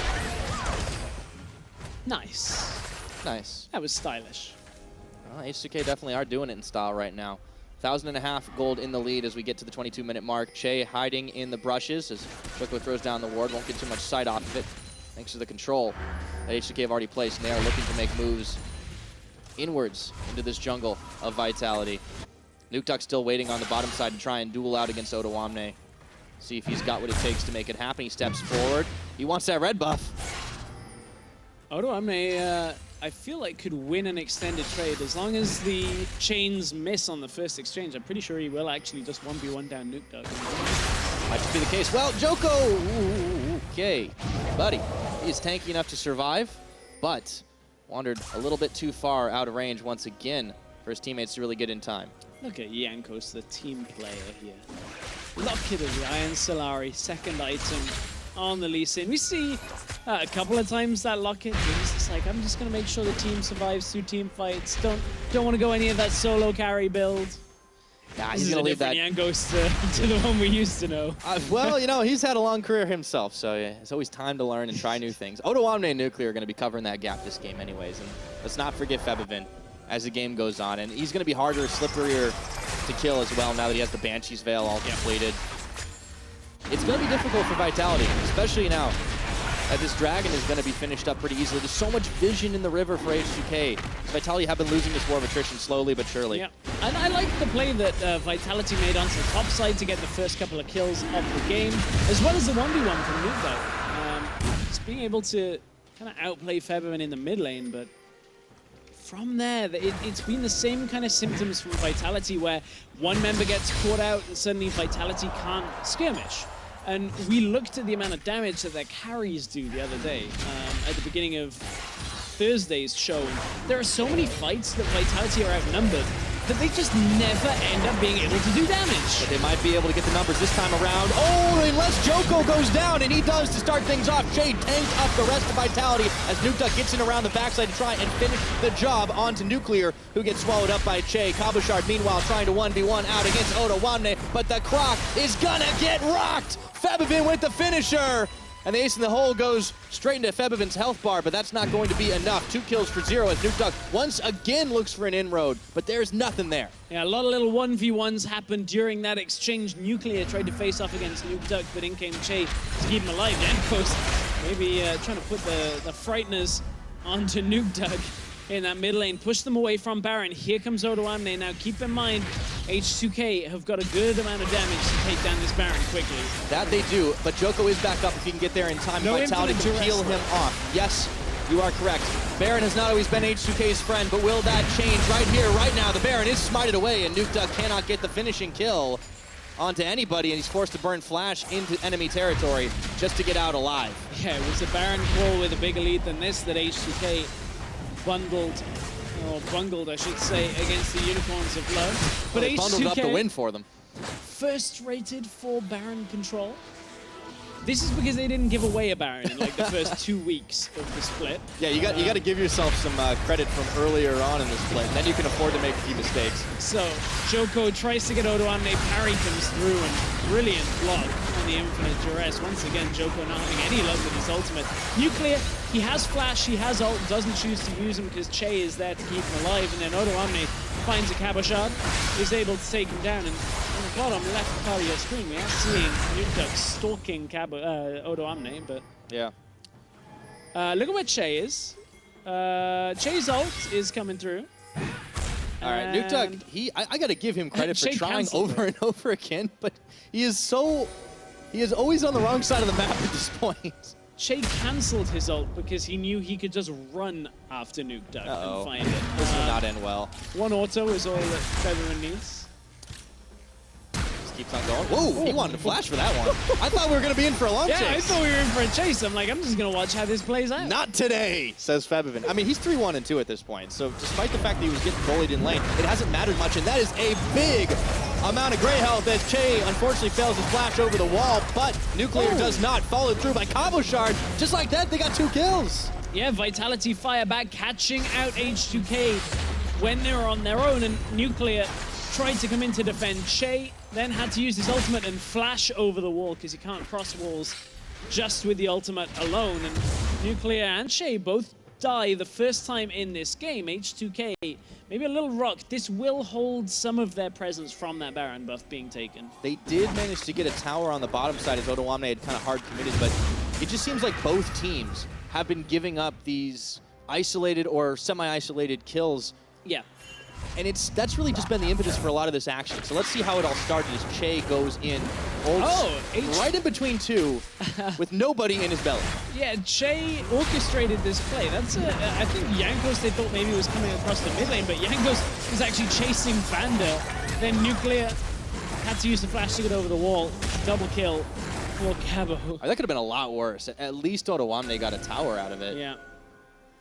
Yeah, Odoamne has full control of the side lanes. Whoa, he's going to need it, though. There's 4 Vitality members. Yeah, 1 versus 1. Nobody can really it. deal with this Fiora, but he has got Baron buff. And he's got a ward, so he saw them coming. Meanwhile, H2K have got 4 on mid, and Nukeduck sitting there to defend.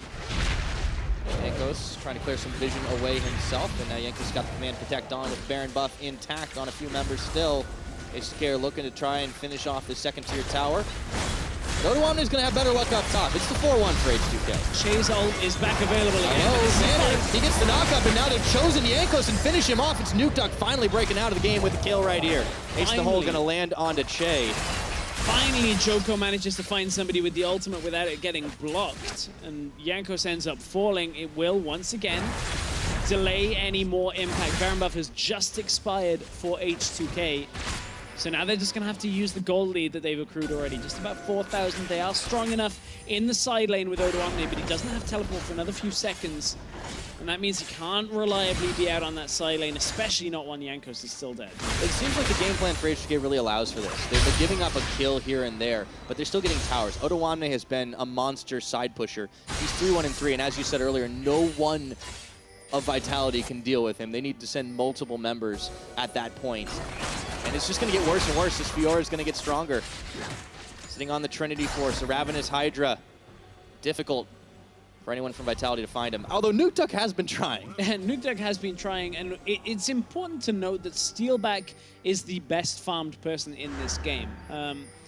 We've given him a little bit of emphasis on how low his damage has been. Well, it's difficult when you get past 4 items on Caitlyn not to deal a lot of damage. So as long as Steelback can stay alive, once he's got his next item completed, Static Shiv Rapid Fire Cannon has already been finished. If H2K don't find their way into the backline, Steelback should be able to have a considerable impact. Problem is, Orianna, Fiora, and a late game building Xayah make it very difficult for one member to out-damage. Yeah, Nukeduck has not really been able to do enough on his own to really kind of keep that at bay.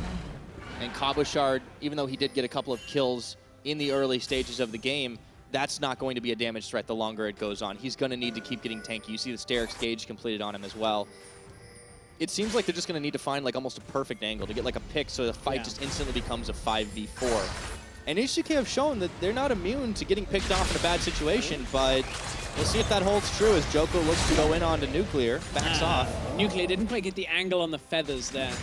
The third one didn't quite cross through Joko. It can be tricky. H2K are going to try and make a play onto the top side as Odoamne tries to get out. He could be in trouble. He's speedy, but is he going to be fast enough? He does have Guardian Angel. And he's got Flash too. That was a lot of movement by Vitality to try and get on to Odoamne, and there are no mini waves in the mid, but H2K have taken up an advanced position to try and push this. They might just be able to do it. Yeah, they're going to have the wave soon. Vitality having to recall, so that's going to be a tower going over to H2K for all of that investment on the bottom side. Keep in mind, Odoamne's teleport is available. So is Nukeduck's, but Nukeduck has no flash right now, so he has to kind of run away from this fight quick. Vitality going to try and box in H2K in the jungle, but remember, Odoamne's not too far away. Yeah, Joko's going in, but the rest of H2K, they're kind of holding the line right now, but in comes Cabochard. Jankos, he's trying to get out of there, and meanwhile, the rest of the team has arrived to Steelback. Will clean up the jungler. Nukeduck coming in around the backside, manages to get an explosion onto Nuclear, but Febivin picks up Steelback. It is a bloodbath, and the smoke clears 2 for 2. H2K, though, with a massive Feather Storm stun through the majority of that fight, made it better than it should have been, because Vitality was starting to become, put themselves in a lethal position when it comes to H2K. But now H2K, remember, GA still on this Fiora. They're going to try and rush down the tower quickly and maybe back away after it. Okay, Che preemptively swallows up Sentiment. They're going to get themselves the tower, and now they feel like they can keep on going. Odoamne is just massive, and now the inhibitor down to half its health. Joko, Vander, Nukeduck all trying desperately to defend, but it will be all for naught, and H2K can walk away with their prize. Vitality recognizing exactly what happened to Splice when it came to this Fiora being played up against him, and this time Odoamne 4-1-4, not quite the 8 kills that he scored up against Splice, but look at this. Okay, the engage goes on to Jankos, they take a lot of his health off, and Vitality is starting to close in. Che is able to keep Jankos alive for a little while longer, but look at this 3-person stun that comes through. right the way through the fight, and it denies Steelback being able to have Vitality peel for him. And again, it's another fight where Steelback dies and nobody is around to keep him alive. There was a significant amount of damage on Vitality, and that was with Steelback getting picked off to end the fight. Yeah. I mean, honestly, the setup couldn't have been that much better because Vander landed a multi-man knockup, didn't manage to get the quickness to taunt anybody up, but it didn't matter because then Cabochard comes around the back. Joko was holding on to them. And then it just kind of fell apart a little bit because H2K kind of condensed themselves into this giant mass of absorbing all that damage before turning it back around.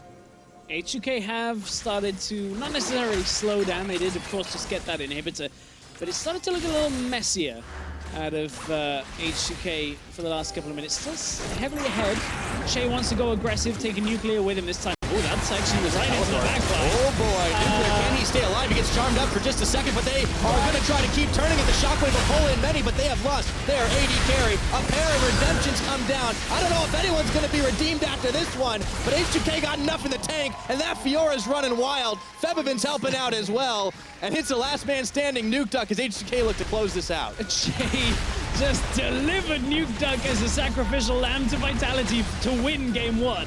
Well, I suppose Nuclear might have been the one going down, the odd man out, as you would say, but Oda Wamne is certainly making these odds pretty darn even as the Nexus is going to fall, and 34 minutes in, H2K are going to take a 1-0 lead in the series. Nuclear was laughing about that. Nuclear like had his arms in the air, cheering on his team. He's like, yeah, deliver me into the team. I'll soak up everything as an AD carry. I love that attitude from an AD carry, by the way, because you don't get that all the time, especially from guys like Steelback. No, go in. I want to see this guy in like a Jinx or something. That was great. H2K knowing like, okay, all we got to do is kill him in the fight and we won the game. Everything's fine. Send in the AD carry. Yep. Well, I mean, he goes in and he instantly gets charmed by Rakan, which is thematically appropriate, I suppose. But then, yeah, the rest of the team's like, oh, we have damage. Yeah. Oda Wamne shows up, helps carry the rest of the fight with Febiven and H2K. The game started out in favor of Vitality, but Vitality, it just all starts falling apart when they drip kills over to their opponents. And you got to look at it. Tom Kench, worth banning. Fiora maybe? Worth banning. Still undefeated.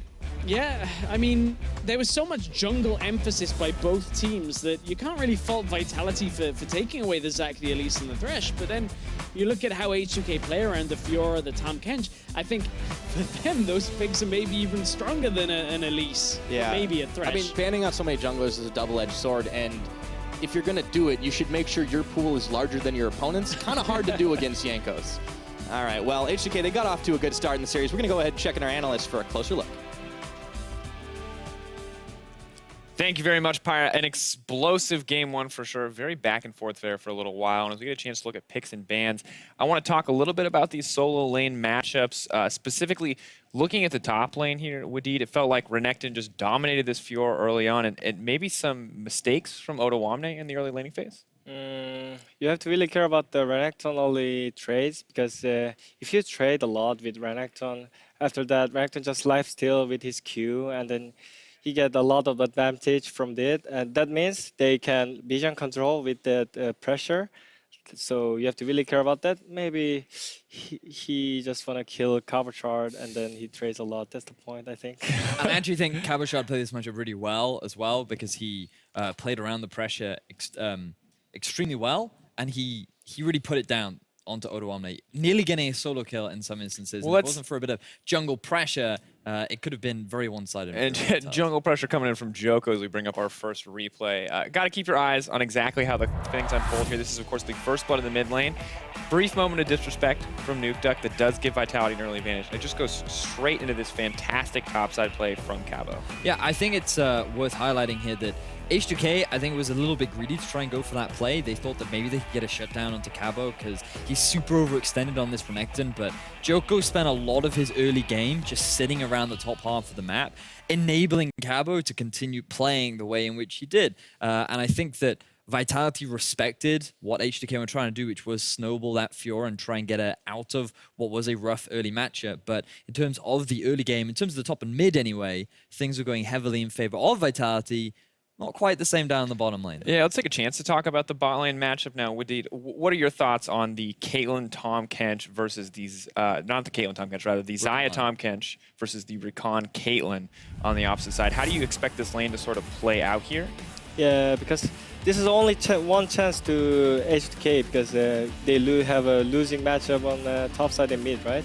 But they used their Tom Kench ulti really well. That was the key point of the win. And then, like, basically, Caitlyn have an early pressure on both sides, but they failed at level 1, that's the point. And then Tom Kench have pressure also, and the Tom Kench can move a lot with his ulti. That means silent pressure is whatever, Tom Kench can move, man advantage.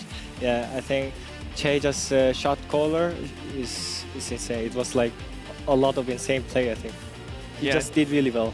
It looked really good from the overall, and even in the early laning phase where we kind of expected Caitlyn to be successful, it seems like it wasn't so good from Vitality. So is this Che just being really, really, really good, or is this kind of a little bit of failure on the side of Vitality? I think if you play against Tom Kench, they have to communication really a lot, but maybe they did mistake because they have a winning matchup on side lane, right? So they want to pressure on side lane, but maybe they forget about the Tom Kench because Che on Tom Kench, like, it's insane. Like, he can just move globally and then they can just have a man advantage, you know? Like, more than a Twisted Fate. So if you play against Tom Kench, if you lose matchup, and if you're losing at the lane, you have to really respect about the Tom Kench ulti. And I also think it's worth highlighting that something that we were talking about during the game was that in order to play around Tom Kench, you have to have really good communication, right? You need to be discussing that if you know exactly what's going on the map and where the pressure is being exerted, you can look to expect where that Tom Kench play is going to be happening from. And earlier in the day, we saw ROCCAT adapt because even though that Tom Kench was shutting down Faxi, they were able to get mid lane priority. They were able to trade towers for losing kills down in the bottom. What we saw from Vitality was they were not doing that. They were always losing a member and they were the ones to lose objectives because H2K had good control over both mid and the side lanes in order to make sure that Vitality couldn't punish them. And it was kind of tough to watch because for so much of the early game, Vitality was in control, but H2K were able to take it back. And as we look at one of these fights that occurred pretty close to the end of the game, you can see Vitality maybe not respecting the snowball potential of some of these picks on the side of H2K. You can see that Vitality, they actually tried to set up a flank, but something that you were saying we did was that the communication didn't quite seem on point for Vitality. Yeah, Renekton and LeBlanc was strong at this comp, but they just go engage a bit really early, so they failed the collapse, and they have Xayah, right? So that means that you have to really care about his passive, but they failed to dodge it. So yeah, if you want to collapse it, you have to communication really a lot. Yeah, communication again, but yeah, it was a bit close for Vitality. If they collapse correctly, it was gonna be like big win for Vitality. Definitely could have been. So I'm curious, Woody, looking ahead to the next game, if you're playing for Vitality, what do you think is something that has to change? Is it just communication in game? Is it the draft? What would you want to see them change? I think everything was fine, but the one point, if you play Caitlyn, you have to pressure on ball lane all the game. But actually, I think they failed at level 1 really hard, so they have to really care about the early level on both side trade. And for H2K, I think I want them to be a little bit more respectful because twice we did see Xayah get baited in a little bit by Che, where they go into a fight and then Xayah has to end up losing their life. And it's almost like that, hey, if you have a Galio, then that kind of engage makes a lot of sense. And Galio did make it through the draft, so maybe if you want to make those kind of plays, you look to try and pick up the Galio. But then you don't have a Fiora or an Orianna, and the Fiora was pretty clutch, and the Orianna felt like it had a few moments. But maybe we'll see some changes on the side of H2K. Either way, H2K struck first, but can Vitality respond with a win? Well, we'll find out, because Game 2 is right around the corner. See how it ends up working out for Team Vitality. This team really needs to build on the momentum that they've started, but H2K, they're going to be hunting. Look for the duress, flashes, dashes, there it goes! 2 quick kills for Vitality. Can they make it 3? Cabochard calls the Meek and gets himself another. Cabochard, meanwhile, trying to 1v1 out against Odoamne, but the Croc is gonna get rocked! Fabivin with the finisher! going. Whoa, he wanted to flash for that one. Not today, says Fab. Wamne is certainly making these odds pretty darn even as the Nexus is going to fall, and 34 minutes in, H2K are going to take a 1-0 lead in the series.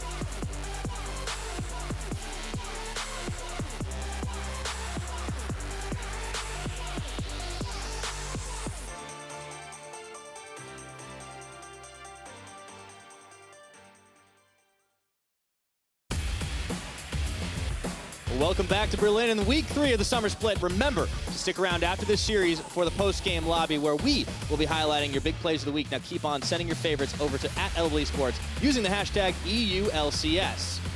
But now to dive back into the series, Vitality find themselves down a game against the might of H2K, who have chosen blue side in game 2. Not too big of a surprise that H2K have selected that. They, of course, did very well with blue side in game 1. Gave them the freedom, basically, to ban out the entirety of Joko's champion pool. And then force him onto the Warwick, which looked okay to begin the game, but unfortunately, he ran out of options to ult later. There's like a Fiora, Jankos blocked it. Like, you're not really going to get any of them. Yeah, it's been a rough ride, honestly, for Joko, as he's kind of been in a lot of these early games this split, trying to put the team, maybe not on his back per se, but try to get them rolling. And you can see, as Yamato's talking to him again, to try to give him a little bit more confidence, you'd think, back into the game too. Yeah, and that's one thing, of course, we've seen a lot out of Yamato in his career as a coach, his ability to, get his players motivated, get them worked up right before champion select. We've heard a lot of players talk about the effectiveness of coaching, and seemingly one of the most successful coaches we've had in Europe, and the longest coach we've really had on the opposite side of the rift, Prolly. I was going to say, like, between the two of them, I mean, these are two very, I would say, emotive coaches.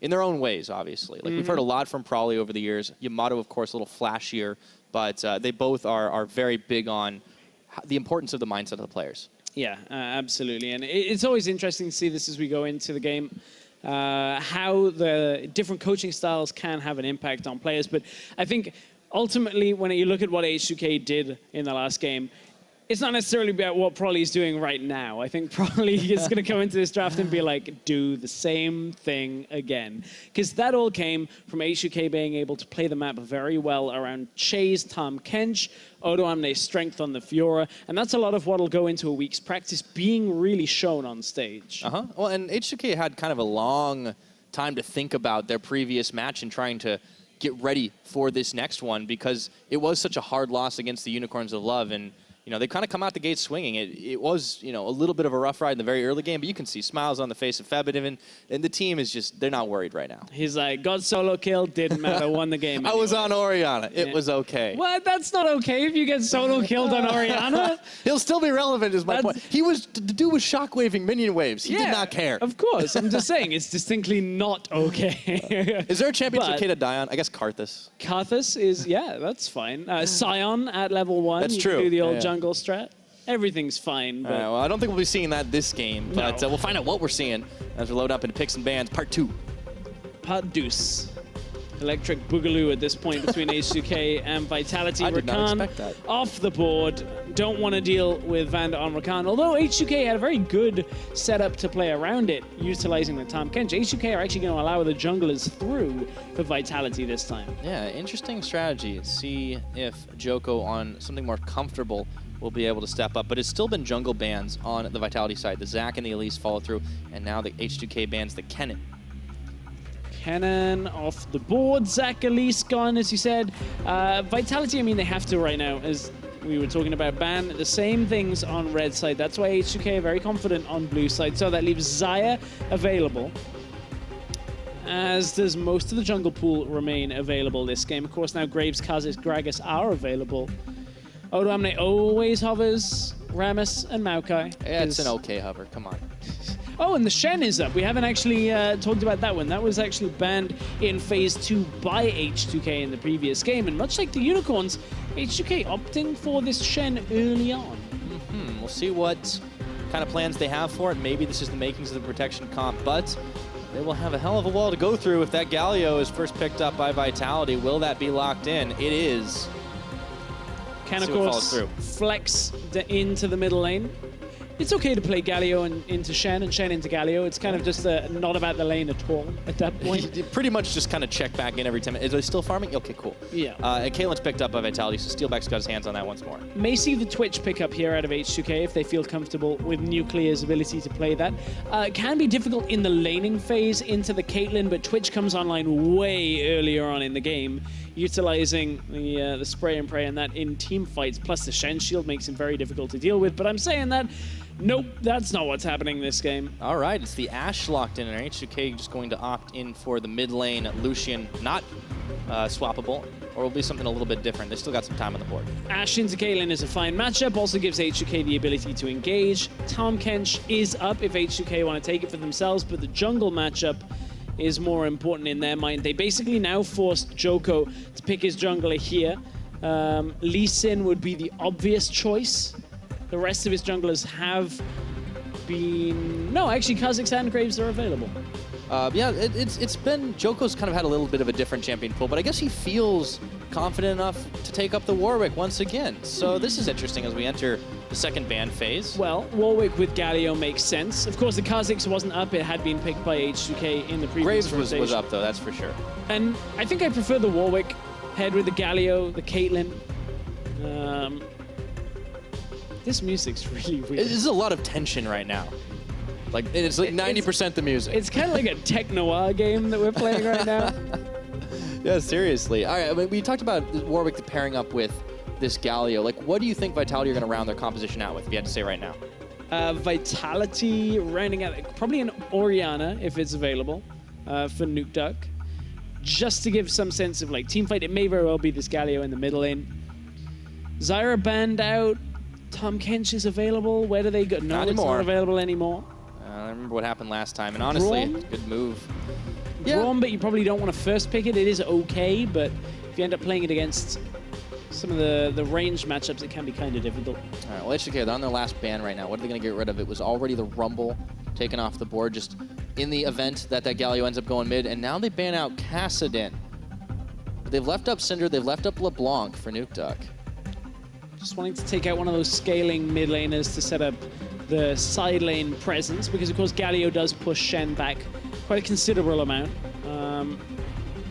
Now it's on Vitality. Gragas would go up to the top lane, signaling that it would be Nuke Duck on Galio, so there's not a whole lot of damage coming from the lineup of Vitality outside of Steelback. That's a big front line. Well, we know Steelback's damage numbers don't always pan out. This game, it might be different, by necessity. Maybe different. Looking at what you compare with the Ashe at this point, the Braum would be one option. We talked about how you probably don't want to play it into a lot of range matchups. It is okay at this point with the Ashe. There aren't too many picks to punish. And we've seen Nuclear and Che play a very defensive style. This is going to be more about outside of the laning phase. Yeah, seems like H2K's comp's definitely going to be built for that. Now, as the seconds tick by, they've got one more pick to lock in. It will be the mid lane. Where is Febevin going to go? Is he going to go all in to do the damage, to get the assassinations? Oh, for just a second, he was playing with the hearts, but no, it will be the LeBlanc. Yeah, LeBlanc, of course, will be able to roam quite early. Not as effectively as the Galio. You'll have that early game presence. And we've seen the European Galios not exactly be able to hold their own in the laning phase either. A lot of the time over in LCK, at least, you see Galio do a little bit better than Europe have been doing out of the middle lane with it. So I want to see a little bit more emphasis. This is a Gragas or Galio support. Okay, so we get the Swippy swap right around at the end. The Rise comes in to the mid. And we're going to see where the Gragas and the Galio are going to go. I think the Galio bot does make the most sense. Yeah, Galio bot makes more sense here. We obviously have seen both champions be in that support role, but Galio more recently.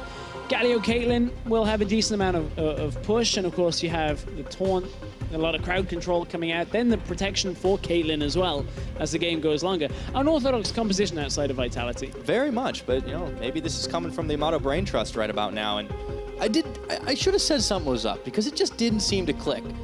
Nuke Duck and Galio. It's not really the style. Neither is Nuke Duck and Rise recently.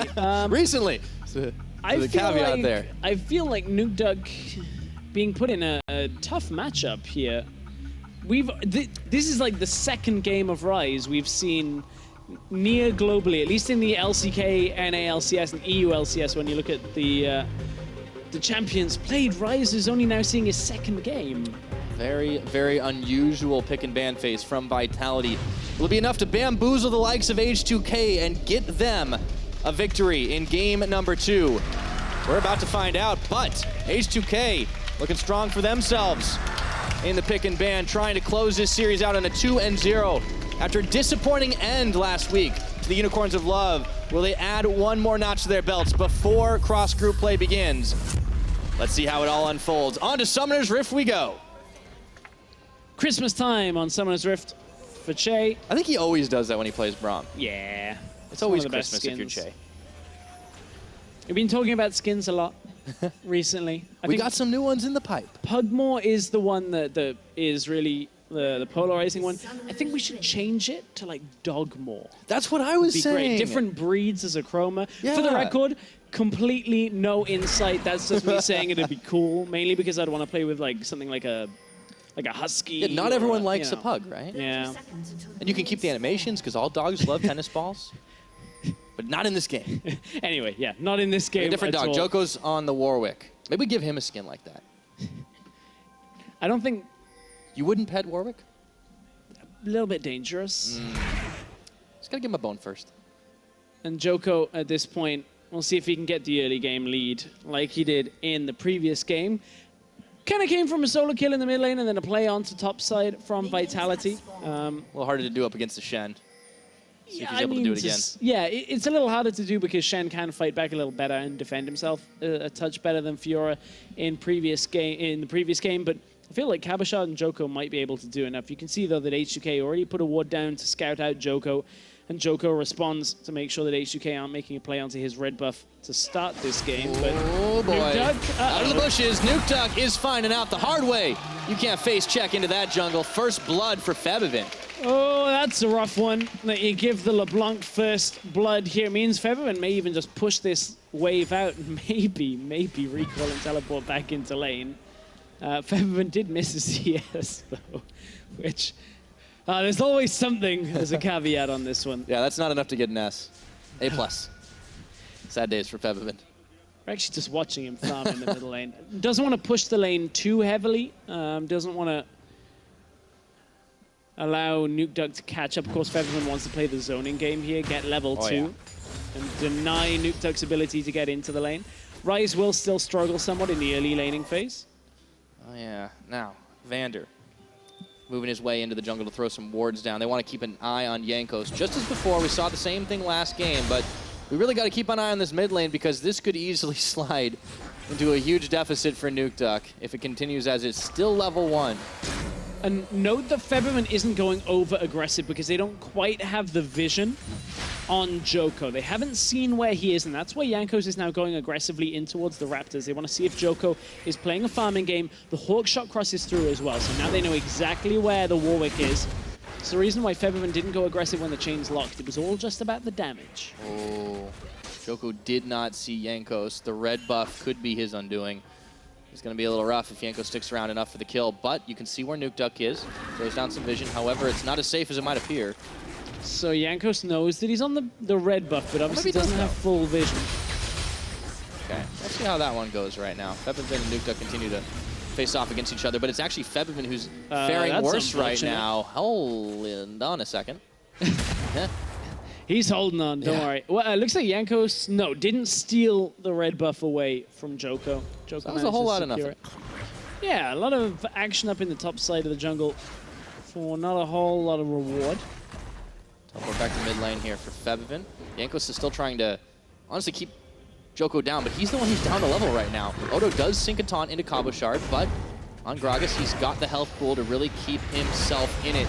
Here we go. Odo, he's going to get pushed back. This is 2v2. Joko a little bit low on the health himself, but for the time being, that's all they need. And now you're going to see the effect in the mid lane of that first blood. Febivin got the recall off, teleported back in, has now a full corrupting potion once again, and there are no potions on the side of NukeDuck. So every single time Febivin can get a little bit extra damage in these trades, it means that Febivin will deny him CS, NukeDuck will have to back himself away, and has to recall at some point in the next minute or so, maybe 2 minutes, otherwise he's going to get solo killed. Yeah, might end up needing some help out of Joko once he hits that level 6 mark, as Febivin is pushed up, but it's going to be a little difficult to get there when he's getting all his camp stolen away, and honestly, Jankos, it seemed like he was having a little further trouble against Joko last game, but now the tables are definitely turning. Vander heading towards mid lane on this Galio. They know if Febivin plays into the lane, they might be able to get him. Shielded Durand, get the taunt off. NukeDuck a little low though. However, Vander, he goes, tries to get the punch off, interrupted, rooted down, and not enough damage to finish the job by either party. But it does mean that Vitality still come out on the losing end of that trade. Looked like for a moment Febivin could have been in trouble, but the fact that Jankos is able to compensate and come across to the mid lane as well means that Vitality hang on with only that 1 kill deficit so far. Yeah, both junglers hanging around. You can see how they did last game, but now both want to be in the lane with Wolf's Febivin. on a leash. Oh boy, and in comes Jankos, try and splats him. Here he goes as he flashes forward and tastes his fear. May not be first blood, but Jankos is proving he's the king of the jungle in this series so far, as Joko had to flash out, couldn't keep himself alive. Joko hasn't actually got a jungle minion since the Krug he took in front of Jankos, and it means that Joko is in a pretty tough situation himself now. A kill on the Kha'Zix, a kill on the LeBlanc, 2 assassins already ahead in this matchup, and it's just getting better and better for H2K. Yeah, it's like H2K just said, oh, hold on, Vitality, let me show you how to play early game. Get ourselves ahead to start this off. It's a 1,400 gold lead as Odo Omni continues to sink those taunts in. Cabochard is able to duel him, but for how long is he going to be able to keep that one up? You see H2K starting to march forward. Odo Omni has that Tiamat completed. We'll give him a little extra trading power, extra pushing power on top of it, but Cabochard should be okay. Just, roll the Q out the barrel, make sure that They can clear the way from underneath Odoame. Really, Odoame is not going to give him too much trouble, unlike the mid lane. Oh, yeah, and Febivin is never going to be alone. However, it's Odoamne's ult getting interrupted, and Febivin might have bit off more than he could chew. Where is it? Flashing forward, and Nukeduck with the outplay. Oh, Febivin maybe didn't quite have the Q available for himself, and Nukeduck manages to get the kill, despite Febivin flashing back under the tower. Second game in a row, Nukeduck in a laning trade. This time you can't really call it a 1v1, but Nukeduck, despite getting first blooded, ends up killing Febivin again. Yeah, Febivin trusted that he'd be able to get some help from Odoamne, but it was not to be, with the big barrel interrupting. Ult for ult traded in the top lane to make sure that the kill is secured in the mid. And here it is one more time. So this is the trade onto mid lane. Febivin goes in, gets rooted in the minions. Look at how many minions were available there. And it was still 3 seconds before Febivin's Q was up. So even though you can see the passive locks underneath Nukeduck would have been enough for the kill, wasn't in time. Febivin misreading another trade in the laning phase. Get to be a very spicy mid lane matchup as this game goes on. 2-1 in kills. H2K still maintaining that gold advantage, but it is not huge at the moment. Just 1,000. Febivin picking up the blue buff over on the other side of the map. There is an Infernal Drake on the map, so you'd think that this would be a pretty tasty objective, but Jankos has had other business for the time being. Yeah, Jankos trying to just secure some vision bottom side, just in case they want to try and make a play, utilizing the Ash Arrow onto this Caitlyn. Joko spotted here as he tries to ward down on the blue buff, which means both mid laners are going to be coming for it. Nukeduck finds Febivin. Nukeduck's clone, or LeBlanc, Febivin's clone finds Joko. Attack of the clones. Well, it is episode 2 of this series.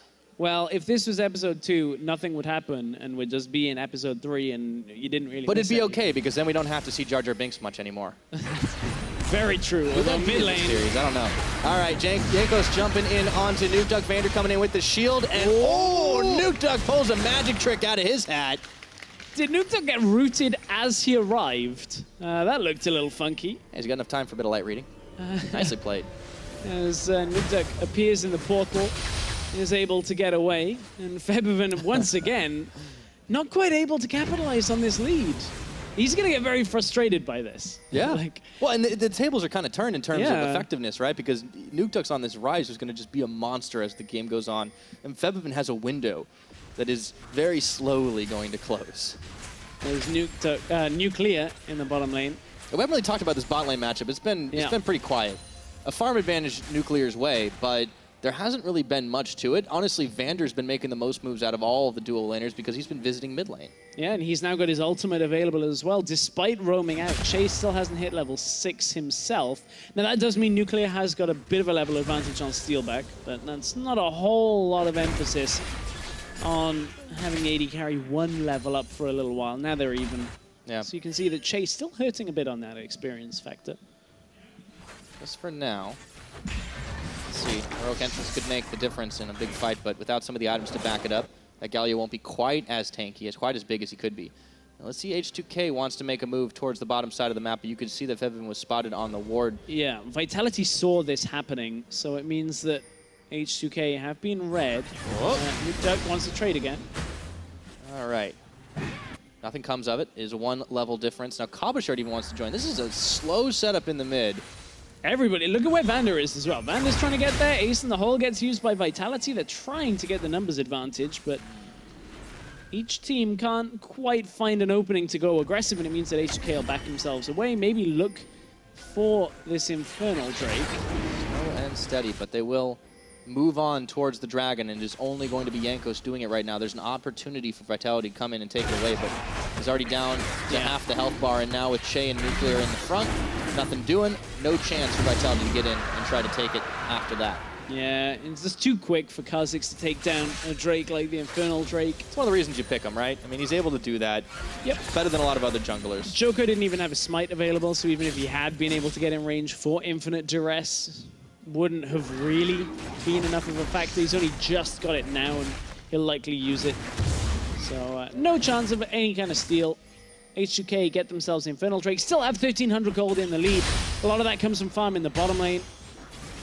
And that extra kill that they have that Jankos picked up earlier on. But Vitality need to start finding some answers because they're just letting themselves slowly lose out on objectives, slowly lose out in the gold game. And yeah, they've been able to make a couple of flashy plays, and NukeDuck got, you know, a solo kill or close enough to a solo kill out onto Febvin, but you need more than that, right? I mean, it's a laning phase. They got a little bit of late game with that Rise, but you said to yourself, the damage apart from that, apart from the Caitlyn, it's not going to be enough right now. So they really need either to just go full-on late game and build themselves up a, you know, at least an even amount of gold to get there, or H2K is just going to slowly roll over them. So at this point in the game, this is where everybody recently on the broadcast team has been revealing what TV show or movie they haven't watched. All right. Well, you already said What is it for you? Oh, no, for me? not me. Okay, You don't, right. don't push me around on this. All right, well, we got time, right? As Febvin Oh, chunks actually, down NukeDuck. hang I will on. get back to They're you. trying to trade. I will get back to that in a moment because the Ash Arrow's we're coming following flying. it. Oh, it hits! But he Oh, insta-cleanse. the cleanse. That's what you take it for. All right. Still, Nuclear an excellent marksman. Don't think you're getting out of this, Pyra. I'm thinking. I mean, there's a lot I haven't seen. I'll give you time. There's actually a lot I haven't seen. That's You know what's I really want to watch but never have? What's that? Broadchurch. Ooh, that's really good. Although Yeah. sad. That's not everybody's seen it either. So Well, we can't I'll really watch stick anything around with on David this. Tennant in it, so. That's fair. But Febvin at this point, see, that's not really an embarrassing one. All right. It's not something everybody's seen. Anyway, bottom lane, Yeah. there is... Okay, Vander getting knocked up and Steel back to boot right now as Che goes unbreakable to try and block the line. Nuclear's got a lot more arrows than Steelback can fire shots, and Jankos is looking to come down to the bottom to clean up. Let's see if he's able to do it. Vander knows. Oh, Chenault and they're is going up. to bring Otoamne. In comes the Hero's Entrance right on top of where he was. They get the knockup. In goes Joko, and the fight's gone hectic. But Jankos picks up Vander. Big barrel comes out from Cabochard to try and knock and bop them all away. But it is one kill picked up, and Otoamne might be left for dead here. For NukeDuck. Joko, it's Cabochard going to be able to do it 1-for-1. Vitality on the back end of that trade actually managed to even the score, and it looked to be a good setup from H2K utilizing the Shen ultimate, but everybody was just a little too low by the time Cabochard had actually arrived. And Cabo comes in, assists, well, picks up the kill for himself, and you can see that this Shen first pick for H2K, while it is good, while it's strong, doesn't necessarily destroy Cabochard in the top lane like the Fiora did in the previous game. And this is how the whole fight was set up. Braum passive goes on onto Vander. They're like, okay, maybe we can get the kill on the Galio, but it takes a long time. That damage reduction that comes through is difficult to deal with. And then it was Jankos in from the side. The play took a whole lot of time, and a bit of deja vu in the bottom left side of your screen as H2K were looking for the play again, but it doesn't really pan out too much more than just a kill for either team. Steelback is safe under the tower. There was a teleport cancelled out from Febvin, and Otoamne just left on his own by H2K to die for Vitality. And not much you could do there. The barrel really started to help get the ball rolling, and now it looks like we're in for a trade of towers, but H2K should be able to secure the first one. It's a late first tower blood, in all honesty, as H2K will get it, extending that gold lead up, but now NukeDuck is stopped up underneath his tower. Febvin sends the chains out once again, but this time they miss, and in comes Joko. Febby is going to have to flash it, and now Jankos body blocking on the return from the Infinite Duress, which is just about to come off cooldown. Yeah, it's Joko again. Oh, hang on, Ash Arrow comes. All right, one more time. Is it going to land? Oh, NukeDuck saw it go right behind him, and now he takes the edge of the portal. Once again, back to safety. It did hit Joko. The arrow hit man. Joko, but nobody could actually connect on it. So, you know, accuracy is a win for Nuclear, but H2K, they did lose their top tower in that exchange. Eventually, Joko lining it up. The wings gets the Infinite Duress off onto Jankos. However, stops up by Che, and now Joko is able to say, that's just fine, I'll kill you too. This H2K attempt hasn't been as clean as in game one. H2K are trading kind of ineffectively. Still the same gold lead that there has been all the way through, but now Vitality have an opening maybe towards getting vision control on top side for Rift Herald. They've already got the enemy tower. That could be a play that they could make in the next couple of minutes before it despawns and Baron appears. Vitality have been given some openings to work with, and you can see they are able to punish, at least on an individual basis. We saw it in game one. We've seen it in a lot of their games, even if it's not netted them wins very often. But individual performance, when it comes down to making those catches, has really worked out for them. Yeah, it has, and that's one of the areas that we're going to have to come to expect them to build upon. But honestly, for Vitality, I just feel like they're not good at converting their leads into overall objective wins. Like, this is a great defensive win for Vitality here because H2K just play right into their hands, but they don't really get anything else from it, is the biggest problem. Yeah, let's see if they can at least translate that into a little bit more control on the map. Now, Vander does place a ward right around the backside of the Dragon Pit. It is another Infernal. And they're making moves en masse to try and finish this off, but it's going to be spotted out by H2K. Can Jankos get in for the steal? Does not have the side on it, but he'll go over the wall all the same. Can't secure it.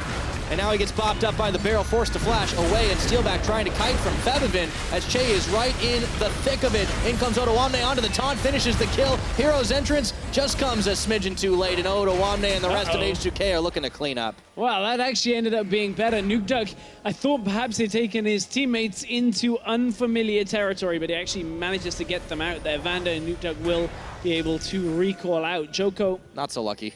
Yeah. It's not going to be able to get the execute, but that all started from Vitality trying to rush down the Dragon. It was actually Nukeduck that ended up picking it up. Okay, well, that's all happening. H2K are going to go ahead and finish off the final turret in the mid, or the turret in the mid, I should say, as Jankos gets himself a 3rd kill of the game. King of the jungle, indeed. All right. Oh, hello. Nice bop in there. They're going to combo right on top of Nuclear to get the kill off, and Febivin, he could be in trouble as well. Nuclear does take out Cabochard in the scuffle, though, so at least he trades 1 for 1. Yeah, H2K have been playing very aggressively into this middle lane, trying to break the tower without making any sort of Rift Herald play. Not expecting that. Oh, hang on, Jankos is there in the middle lane as well. We're going to take a look back at this Dragon fight. Looking at the live preview that I have, at least there's no fight going on in mid lane. And somehow Nukeduck was the one that got that. Jankos did smite. Rise does damage, man. Yeah, Rise does do damage, but Joko didn't actually smite himself, so that's a little fortunate for Vitality. And then at that point, Nukeduck manages to get the portal out. Another fight where Steelback without summoners, or at least without the flash, is kind of in a very precarious spot and gets picked off by H2K. And then at this point, this is the H2K overstaying in the middle lane. 1 for 1 trade, couldn't quite get the tower from it. Still haven't got it as we go back to the live picture. All right, so it has been a lot of focus on the mid lane for H2K, but at least Vitality have been able to find some kills back for themselves. We're getting closer and closer to that 20-minute mark, and it still seems to be the slow and steady with some uncertainty, a little wobbles, a few moves that are a little questionable from H2K from time to time, but they maintain that gold lead. And that'll give Vitality the ability to maybe to build back into this game. They do obviously have a Caitlyn, which is always a good late game insurance policy. Not to mention the Rise. And this game, there isn't quite so much scaling on H2K. Ashe is okay. Shen and LeBlanc, not for damage necessarily in the late game, would be relying on. So they need to win a couple of fights here. Well, they're starting off on 1 peel away from the Rift Herald in the final seconds, ticking down from him. And Vander's the one who's going to get popped by Febivin. Now Nukeduck caught up in the action. It's a 3-man bop from Cabochard, but way too late as Jankos gets jumped on by Joko in the back. Shea looking to be fired down as well, but all of a sudden, his teammates are all gone, and Joko finds out the hard way that sometimes you got to defend those carries. This is a 4 for 1 trade. H2K say, don't worry about the Rift Herald. We'll peel back away from it, take the advantageous fight. Again, they go aggressive, land the Ashe arrow this time, and are able to go right through mid-tower. Anyway, Steelback was standing under the mid-inner. He may get fallen. Not quite up. It looked like the chains didn't connect. He was being body blocked by the minions, but Fevivin still took a nice bite out of his health bar, and H2K finally take down the mid-tower, and they get another one on top of it. See what happens when you don't fight under the tower. You get it after. Yeah. H2K able to pick up 2 towers themselves. You don't always need your eyes literally on the prize. Let's see this fight again. Yeah, this was the fight that H2K ended up getting. Nuclear, you can see, catches out Vander. Nukeduck gets slowed down by it. Shea manages to block the Rise ultimate from completing. And that means Nukeduck falls very quickly after. Cabochard has good damage, but it just wasn't quite enough. And then look, Nuclear realizes Joko's not actually going to do anything to him after the ultimate is down, so turns back onto the Warwick as the last focus in the fight. Back to the main screen right now. It's Nukeduck being fired down by Odoamne, but Vander has joined on in. Shield of Duran to get the taunt off, but Jankos is unperturbed as he goes in to taste the fear of the Rise. Does he have the finisher? Oh, he's actually gotten second thoughts about this one as Vander and Steelback come back around for him, and now Jankos is in a pickle. But he's got Shen at his back. Odoamne coming in, stand united as Nukeduck tries to turn back around. The fights just don't seem to be stopping right about now as Joko nearly gets Jankos. However, it's going to be Febivin that finishes the job onto Cabochard, and Steelback all caught out by himself. Febivin looking to go in to get a few more picks. and it's all H2K. Yeah, H2K once again winning the fight. They've just got so many kills recently. 3, 1, and 6 on both mid and AD carry right now for H2K. And honestly, right now, it's so difficult because Steelback in the previous fight only did like 800 damage, which at this point isn't a whole lot of damage, and Caitlyn will get more damage. So this time he's like, I'm going to stick around in the fight longer. I'm just going to get auto attacks down. I'm going to stay there. I'm going to deal damage. Unfortunately, there's like a Shen blocking all of these autos. There's a Braum blocking them. There's so much resistance. And Steelback sticks around long enough for the Ash Arrow to hit him, and he can't get away. Vitality just don't seem to be able to either keep him alive or have him do damage in fights, and it's going one of two ways, and neither of them are successful. I mean, the front line's been there. Cabochard has been getting the CC and the damage out. And here's the problem with the support Galio, though. He comes in, he does that. I mean, that's pretty good. I mean, yeah, but Jankos just hops the wall.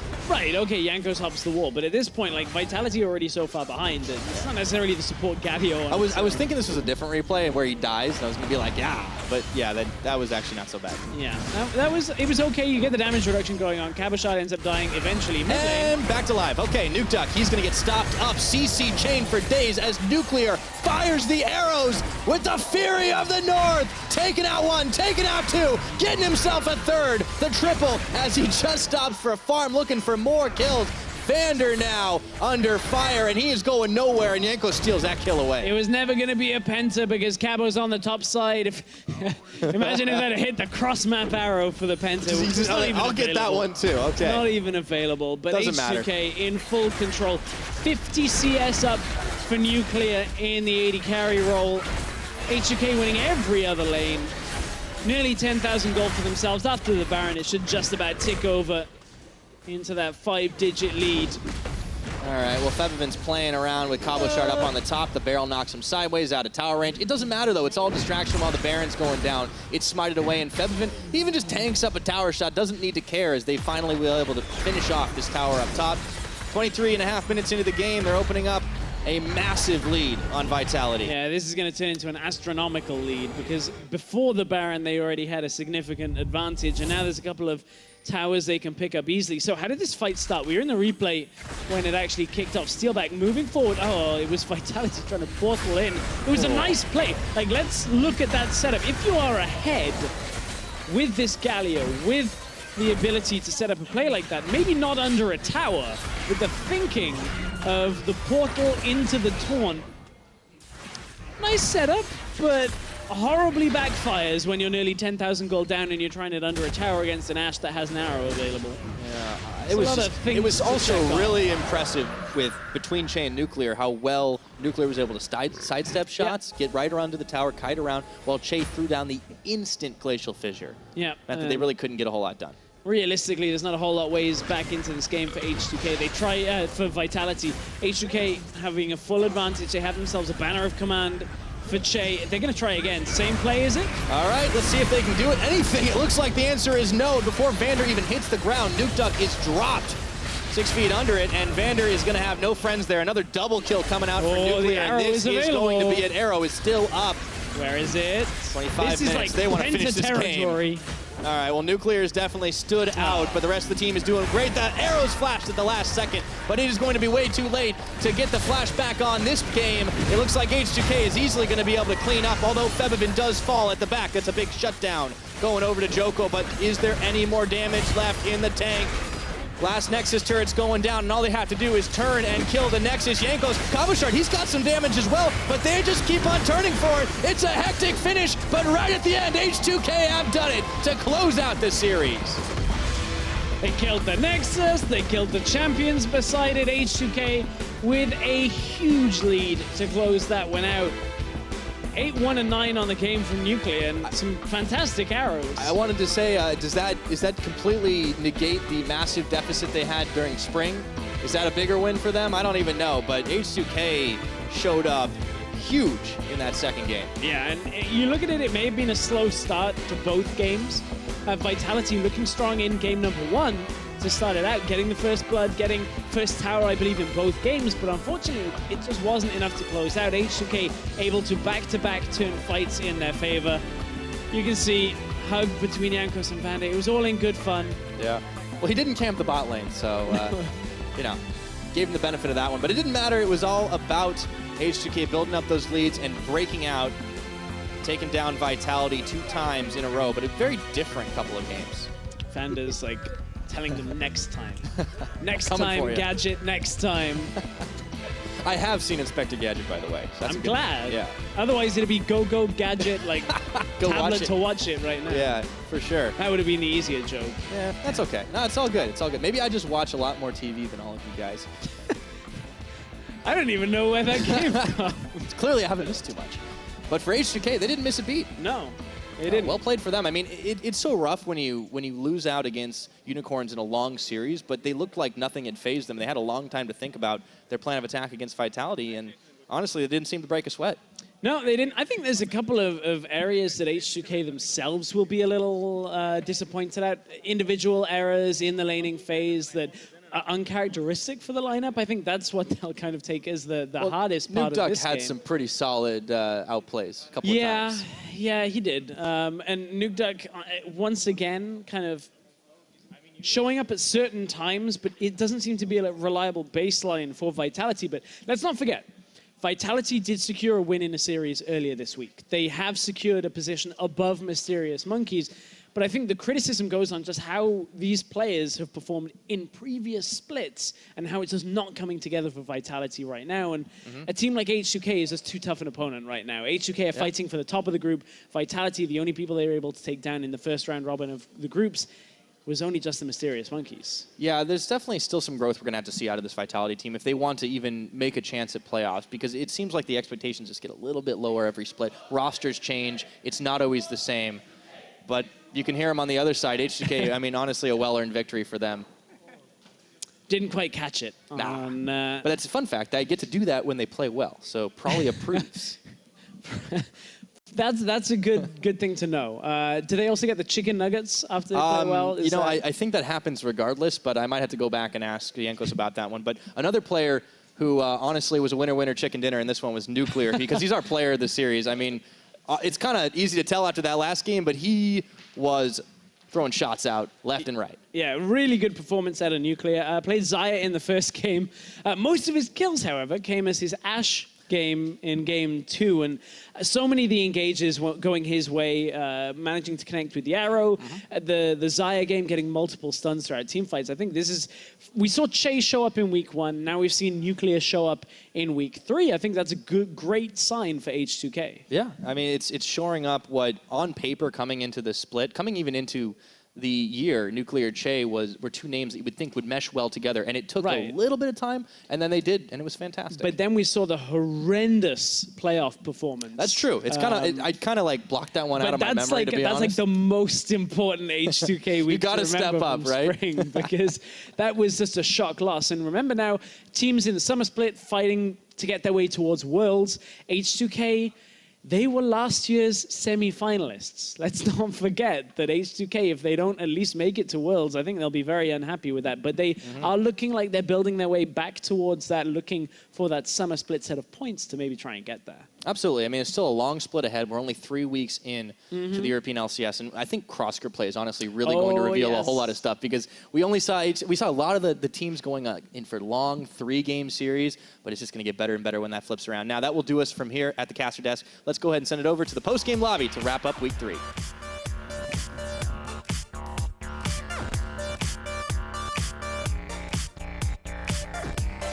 Hello, everyone, and welcome to the post-game lobby, where we're going to take a look back at Week 3, highlight some of the big players, and look at what's to come. I'm here with VIT and, of course, ROCCAT support with Deed. Welcome, gentlemen, to the post-game lobby. And the first thing that I want to talk about, we had some insane upsets this week. And if we take a chance to look at the standings, I think it's safe to say a lot of things aren't quite where we expected them to be. And Wadid, I would say that you are definitely on the beneficiary end of that. Are you surprised that you guys were able to take down Fnatic this week? It was a bit surprise, yeah, of course, for us. But we tried to end up game 3 really cleanly, so yeah, we did it. So we're just proud of ourselves right now. We have a winning streak, so it's fine. And in Group B, we've got 3 teams fighting for first place. I believe it was Unicorns beat H2K, H2K beat Splice, and Splice beat the Unicorns. So they're all beating each other, a lot of exciting stuff. And when cross-group play happens next week, that's going to spice up the stand. Oh, definitely like a huge deciding factor there. And I want to kind of take a chance to look at one of those upsets too, specifically G2 versus Misfits was a series that I just found totally crazy. I feel like the big factor there for me was that Misfits looked so in control for a lot of these games, and that was surprising to see this much growth. Wadid, I'm curious, what was your impression of the series between G2 and Misfits? I think Maxwell was like the not the good early game jungler, but he improved a lot, and he just played some stuff on early game, and also his macro god, of course. So he did really well on this series, and of course this week's. And yeah, I think Misfits did really well with some early game macro. And I was just super impressed with how Misfits played as a team, right? Because the expectation was that bringing Maxlor in would improve the communication within the team. It was all like, maybe he's mechanically weaker than Kakao, but he's supposed to add other value. And this week, I thought was the first time that we really started to see the value that he brought. And getting the opportunity to chat with him beforehand, his mentality has completely changed. He's all about coming in, feeling confident, feeling positive. And at the start of the day, he said to me, I went to that series going, this is going to be a free win. That's just what I said to myself. I said it to my team, and I was convinced that it was true. And my play resembled the feelings that I had. And it was very impressive to see how he translated his mentality into his play style. I love when you talk about Maxlor because you just get so excited. The former UK, UK, I get it. You're excited. Now, Wadid, Maxlor used to be on your team. Can you talk to me a little bit? ROCCAT still seeing some good success here in the early split, but what's the biggest change that you've noticed without Maxlor on the team? Maxlor was the problem of the Maxwell was like early game macro. He just don't want to pull the trigger early game because he just want to save, and some want to just late game macro. But actually, he changed a lot of the early game, so he have confidence to do something, and then his late game is macro god. So yeah, he changed a lot early game. Yeah, it still works out pretty well for you guys. How is it adjusting now to having Pride Stalker on the roster instead of Maxwell? I think Pride Stalker is more good at the mechanically, and also he's same as me, like young guy, and he can improve a lot, And it's like now it's like step for a good jungler. So right now it's too bit early to judge Pride Stalker. So I just can say just keep on eyes on Pride Stalker. Definitely fair. All right, well, let's take another look at one of our other upsets, Splice versus Unicorns of Love. Another big one. I got the pleasure of casting this one. I was pretty stunned, honestly, to see how clean Splice were playing. For me, one of the big things felt like Senkuk's coming in on a lot of really solid, what looked to be comfort picks for him. Betty, what was your impression? I thought that Senkuk looked like a completely different mid laner. Like this guy bringing out the Iranian Soul, the Kassadin, and the Malzahar. Like, we know that this guy has a deep champion pool, but the fact he was able to make them work so effectively against the Unicorns of Love was just a joy to see. And it seemed to me that Splice as a team came in with a lot to prove. We heard it from the interview with Trashy where he's saying, like, this split was extremely important for him because they as a team and he as an individual wanted to show to the rest of Europe that they still have what it takes to be a top team. And I think that if they can maintain a performance like they did against the Unicorns, then they're well on their track to achieving their goal. It's interesting, too. What do you think was like the biggest failing of Unicorns of Love in that series? Wadid, what was your impression? Did Unicorns of Love, was this just Splice being very, very good, or did Unicorns of Love maybe make some mistakes here and there? I think they just know how to play new champions like Malza. Like, it changed a lot. And then like Rakan, I saw Mickey X's Rakan. He was really good at Rakan also. And then like they just have a confidence and yeah, they just can pull the trigger. Yeah. Do you think that maybe if there weren't as many new picks in this series, if Splice had just played more of the same things that Unicorns of Love were used to, that maybe Unicorns of Love would have been able to take it?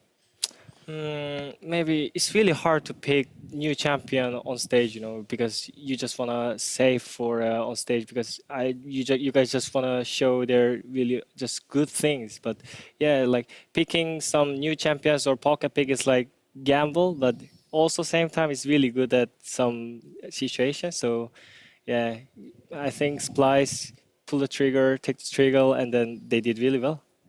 All right, Vedius, what was your impression on that end? Is there something that you thought the Unicorns of Love could have stepped up, or was it just kind of new picks for Splyce really giving them the edge in the series? I think that you have to throw a bit of criticism towards the mid laner of the Unicorns of Love. Exile did not have the best series of his life, and I think that a way in which he played a lot of those fights and his impact in the team was a little bit underwhelming, to say the very least. And I think that coming into the next few weeks, individually, the Unicorns of Love need to step it up a little bit more. I think that their team play is still very solid, but a lot of the reason as to why they fall behind against Splyce was because of the early deficits and the early laning deficits that they ended up being pushed into. It was an interesting thing to see for sure. Well, we've seen a lot of action in Group B. A lot of tons of crazy series coming in, and there's just more to Group B than meets the eye. And while Shox is not here, she did leave us a message with her thoughts. Let's take a look. I want to take a moment to appreciate the teams in Group B and the attention they are bringing to some of the most important issues of our time. First up, Vitality. The Bees are not doing so hot in the LCS split, but at least are drawing attention to the threat colony collapse disorder poses to the global food supply. Now, the Mysterious Monkeys also not doing too hot, and with that, reminding us of the horrible consequences of the destruction of the rainforest, one of which being the extinction of many species, especially our primate pals. Now, Splyce and Sencox are also doing their part, bringing out the Aurelian soul and to keep us aware of the ever-expanding universe and its effects on future generations. And how can we forget the Unicorns of Love? By defying the odds and remaining victorious time and time again, they're giving us more and more reason to believe that magic is in fact real. And last, but certainly not least, the admirable efforts of H2K, reminding us time and time again not to throw at Baron. Okay, I did not know that that was going to happen. When they told me that we had something with Shox, I assumed it was like a Group B breakdown, and admittedly it was a breakdown. That's not quite what I was expecting. All right, well, luckily, H2K fans, your team did not throw at Baron, so they're learning, and as far as the rest of the world ecologic we should world all issues think we should about, be aware. clearly. EULCS is everywhere. Yes. Well, first round robin of EULCS is now over, and I want to highlight some of the players that have kind of made an impression this week. And the three of us have each picked out our studs and our duds, the players that we think have been doing incredibly well, and the players that we may think have been underperforming. Now, Vedius, I want to start with you. Let's get that stud first. Who do you think was a standout this week? We talked about him earlier. I'm going to talk about him again. It is Sencox, the mid laner for Splyce. This guy, I feel, has been performing out of his mind recently. The team seemed to have made a shift with his playstyle. In the past, he was always trying to carry his team. He was always trying to pick these champions that could allow him to be like Perks, like Power of Evil, just these big carries. But now he's realized that he's much better in terms of utility and just providing support for the rest of his team. And bringing up unique champions like Aurelian Soul, Talia, and even the Malzahar, where he's not really that frontline kill the assassin kind of carry. He's more of the defensive, I can peel, I can make defensive game-changing plays. Just seems to have unlocked this guy, and he's doing so much more work for Splyce. And I'm curious, Wadid, what your impressions were of Sencox this week. Do you think he can still be successful when he doesn't have things like the Malzahar or the Aurelian Soul in his hands? If you are good at pocket pick, of course you are good at just basic things, so he's still good, I think. Definitely fair to say. Now, interesting, Vedius, this was the positive. Of course, this is the player you thought underperformed, so let's take a look at your dud. Who was the underperformer? Who was the guy who didn't quite make the cut this week? The underperformer for me this week, it has to be Steelback. As a player, I feel like he has not been living up to the hype that was surrounding him last year at the end of summer.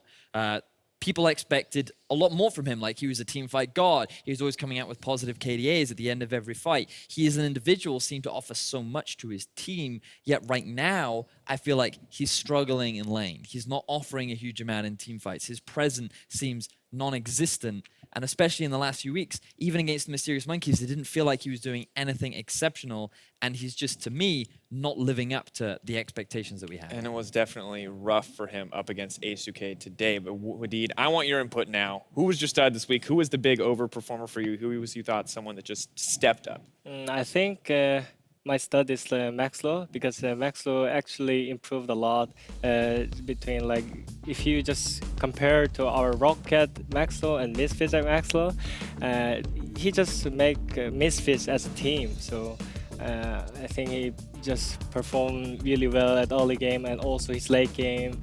He know how to rotation, That means it's really good for Misfits because Misfits needs some communication as a team. So.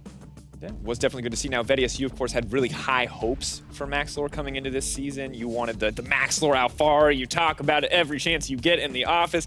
Do you feel like we're starting to see that now? Is this the Maxlore that you expected coming in from day one? It's all more than I expected, right? Because when I did used to cast him back in the day, the level that he's at now is far above and beyond. And it's a pleasure to see what he is doing for the team that he is on. And you heard it from Adid, like his late game macro seems to be a god. And I think there's still development that needs to be done in terms of his early game impact, but as a jungler and what he's doing for his team, his growth has been fantastic to watch. Very good to see. Now, Wadid, we gave a little bit of praise. Now we got to be a little bit critical. Who didn't quite make the cut this week in your book? I think NIP Shug I chose because actually I think NIP's laners are pretty good because Nagne and Profis are just veteran player in Korea also, and then Hikyu and Spratle was also good at their teams, so I think they have to make some play. The trigger is jungler, but they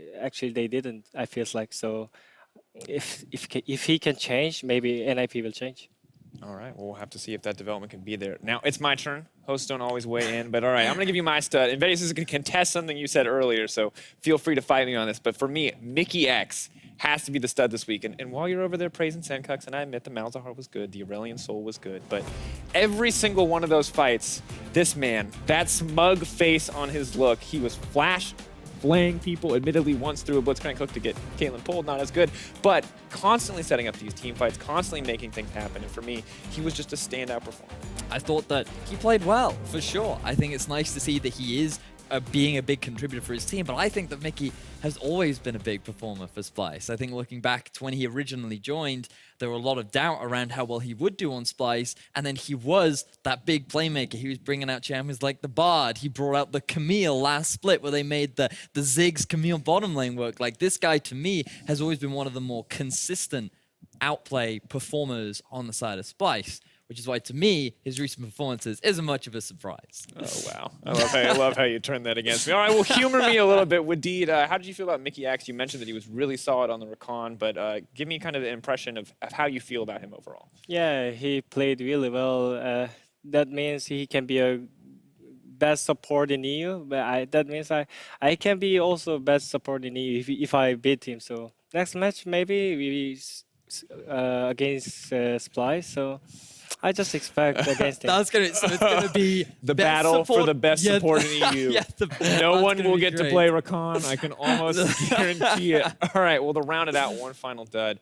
And I feel bad, a little bit bad saying this, honestly, but this week for me, it was Exile. Just unfortunately, way too aggressive in the laning phase, getting punished so consistently, and it just did not come together for him and the Unicorns of Love this week. And for the first time in what I feel like since his first few weeks on the stage, I felt like he was more of a burden to the team than he was a boon. But that's one of those things that I think we have to hope improves in the future, because he has been just such a huge key to success for Unicorns of Love in the past. I also think that it could have just been a bad week for Exile, right? Like, you have to remember that Unicorns still sit at a 3-1 record. The entire team is still playing very well. And while he may have had this week a bad individual performance, we know that there is more to Exile. And so coming into the next few weeks, especially cross-group play, I'd like to think that he will change his playstyle up and look to respect the mid laners that you have over in Group A. Absolutely. Well, there you have it, folks. Our standouts of Week 3. We'll see what they bring to the Rift next week for the first cross-group matches of the summer split. Well, now it's time to take a look back at more individual performance. Here are your LCS big plays of the week, brought to you by Acer. Now, first up, Maxlore came up with a strong performance on Lee Sin versus G2. At G80 tweeted, "Maxlore, you better start practicing a different jungler because you're not getting Lee Sin anytime soon." Sometimes they just don't think about it, and no one tells them. Tension, death sentence onto Trick. Ash Arrow connects as well. Here comes Maxlore. He finds Perks, and Perks is down. Maxlore takes him out. Alfari's on the back end looking for Trick. A double flay. That's going to kill. The death sentence finds Expect, and it's a triple for almost the best jungler in Europe. 35 minutes in, seismic shove, catches onto Trick. There's the heroic entrance. Perks is on the front line. Sven's trying to get the arrows down. Alfari's taking a lot of damage. The quickness charms up too. Power of Evil takes damage. Maxlor's on the back end. He's got Sven. There's no more damage to back it up. Mithy gets shoved by Power of Evil. Alfari's unstoppable, and Power of Evil kills Perks. Maxlor finds Kalista in this team fight. That means Sven goes down. That means there's no damage left on G2 Esports. And really, it's just hard not to call Maxlor a stud after you watch that highlight play. And Wadid, I think, rightfully earned praise because you're talking about the late game macro, you're talking about a lot of things, but even just in terms of individual playmaking, it felt like Maxlor really stepped up this week. Yeah, he really stepped up at the early game also. It means he can go late game. Yeah, that means it's really good for him. Like, yeah, he can pull the trigger with the Lee Sin. I don't think he can play Lee Sin more. So. I think Maxlor is the kind of player that would be like, it's not called the Insect anymore. It's called the Maxlor. I'm sure he's got a long way to go before he gets there, but I know for a fact that he is the kind of player that aims for those kind of goals. I love it. That is not a Maxlor quote for the record. That's not a Please Maxlor quote. Do not blame that on Vetius. Do not put that on Maxlor. Well, it wasn't just Maxlor this week. Power of Evil showed everyone the power of the dark side with his Orianna, and Lacey-Unlikely chimed in. Report Ignar for stealing Mr. Power of Evil's Penta. I agree. I don't know how we're going to do it, but we should report it. Let's see what happens here. All right, we'll keep our eyes on this fight. Alfari's coming in from behind G2. The flanking Crocodile throws down the Dominus, gets a stun onto Perks. Here comes Maxlor. I'm looking for the kick, looking for the target. Mithy puts down the Glacial Fissure, and it's Maxlor that's down. He's shut down. It's a 2-0 though for Power of Evil. He continues to chase. Expect goes golden with Hourglass and will get shut down. Triple kill for Power of Evil. Sven gets taken out by Ignar's death sentence, and Alfari sets up the quadra for PoE. It's rough being a mid laner when supports steal your kills. Wadid, don't steal kills, buddy. To be fair, Hyanan stole it today. yeah, I just want to say it, yeah. But yeah, that was a great play from Power of Evil. One of the arguably most consistent performance on Misfit since the return in summer. And it is nice to see the rest of the team all stepping up alongside him. Yeah, it's definitely a good look for the guys. And of course, just a fantastic series overall. And it's hard to pinpoint any one moment of power or one member that's really performing. Maxlor, Power of Evil, both doing incredibly well, you know, over the course. But of course, our final replay for tonight. Earlier tonight, we saw some action-filled team fights from H2K and at XKetjo. That's not pronounced correctly, but whatever, man. I'll figure it out later. Tweeted, H2K's new strategy, throw ally 80 carry into enemy and get them killed, win the team fight anyway. I love this one. Let's take a look. H2K for the last couple of minutes, still heavily ahead. Shay wants to go aggressive, taking Nuclear with him this time. Oh, that's actually right into the backfire. Oh boy, Nuclear, can he stay alive? He gets charmed up for just a second, but they are going to try to keep turning it. The Shockwave will pull in many, but they have lost their 80 carry. A pair of redemptions come down. I don't know if anyone's going to be redeemed after this one, but H2K got enough in the tank, and that Fiora's running wild. Okay, Wadid, you talked a lot today about pulling the trigger. Was this good from Che? Was this good pulling the trigger in terms of just hand delivering Nuclear into the fight? Yeah, that is why Nuclear is player of the series, I think.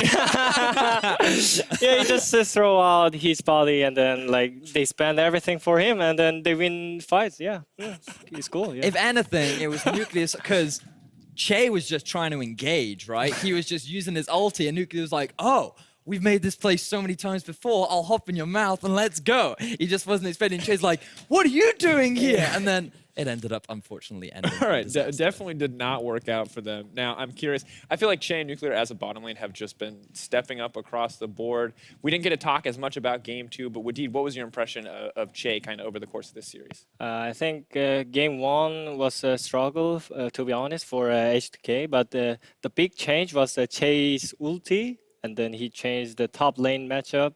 Like Odomne have a big tempo from that, and then like Che make a play a lot with his Tom Kench again and again and again. Also, we saw that, and I think he's a good playmaker in the H2K. Yeah, definitely fair to say. Of course, interesting to see just how much better a lot of these teams are getting. But let's take a chance now to look at the matchups coming up next week. It's going to be our first week with cross-group play. You can see them now on your screen. Now, of course, Wadid, you already mentioned a little bit, so I want to talk Splice versus ROCCAT really quickly. Is this it? Is this the definitive battle to decide who will be the best support in EU? Mickey X or Wadid? Yeah, it's gonna be. Yeah, it's gonna be juicy. Yeah, juicy match. It's gonna be juicy. That is the best way to describe a series ever. That is the analytical insight I was looking for, Wadid. All right, Vedius, who do you think is favored in this match? I'm going to put you on the spot. I know we're right here. Favored? Who is favored? Both teams upsetting, both teams changing the status quo, both teams with apparently good supports as well. Who do I think is favored? I think, based on current performances, the top half of the map is heavily in favor of Splice right now. But the bottom half of the map, I think ROCCAT have the edge. And no, you're not just pandering, right? No, I'm not pandering. No, I think Wadid and Hjanen have been two of the best performing bot laners so far in Summer Split.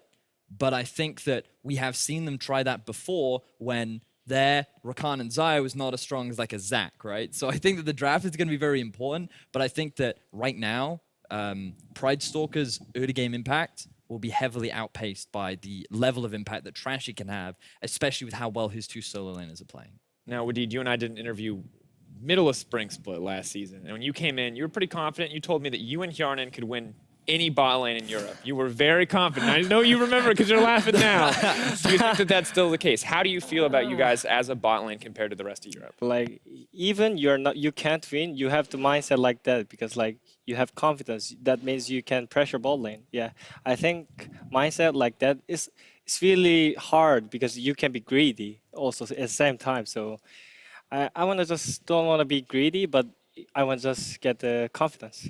All right. Good to have the confidence coming out. Now, one final matchup I want to talk about before we close out the post-game lobby. G2 versus Unicorns of Love. Former Kings in the case of G2, struggling a little bit this season. Unicorns of Love still doing well for the most part, even after the upset against Splice. I want to go to you first, Vedius. Who do you think is going to take this one? What is going to be the defining factor in this matchup? I think, based on current performances, this could be the best opportunity for Unicorns of Love to finally defeat G2. We saw it from Misfits, and we're seeing it right now from the teams in Group A.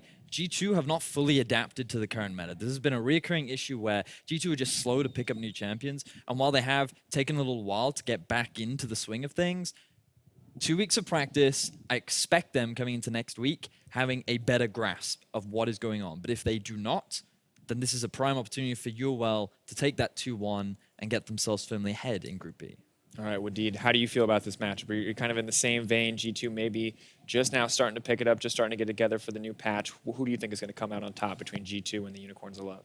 I think they're also like good. I think it depends on G2 because they actually have a lot of schedule from a lot of international league. So it's gonna take some time, but it can be start of the winning streak of G2. So. Yeah. Until they run into ROCCAT again, yeah. right?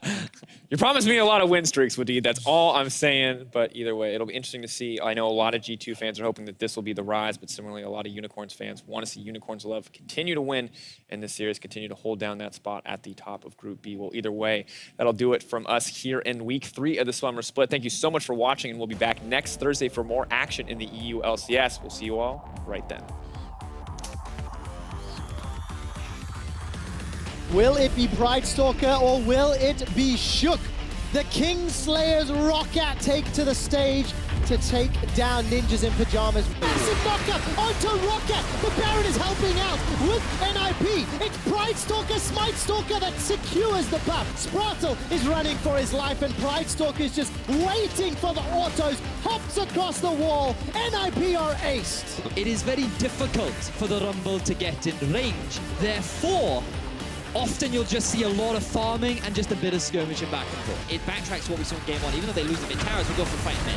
They do indeed. Everything combos. Betsy's just dropped. It's a triple kill for Betsy. Looking for the quadra kill. He needs one more kill. ROCCAT are going to try, and it's stolen. Scumbag Hjarnan denies the penta, and ROCCAT kill the ninjas.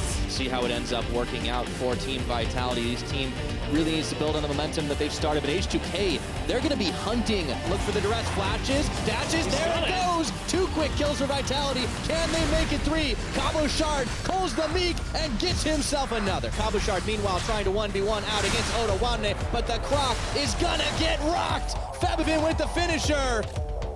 Just keeps on going. Ooh, he wanted to flash for that one. Not today, says Fabivin. To be in the lane with Wolf's Fabivin. on a leash. Oh boy, and in comes Jankos, try and splats him. Here he goes as he flashes forward and tastes his fear. As Joko nearly gets Jankos, however, it's going to be Fabivin that finishes the job onto Cabochard and steal back. All caught out by himself. The triple as he just stopped for a farm looking for more kills. Vander now under fire, and he is going nowhere, and Yanko steals that kill away. It was Last Nexus turret's going down, and all they have to do is turn and kill the Nexus. Jankos, Cabochard, he's got some damage as well, but they just keep on turning for it. It's a hectic finish, but right at the end, H2K have done it to close out the series.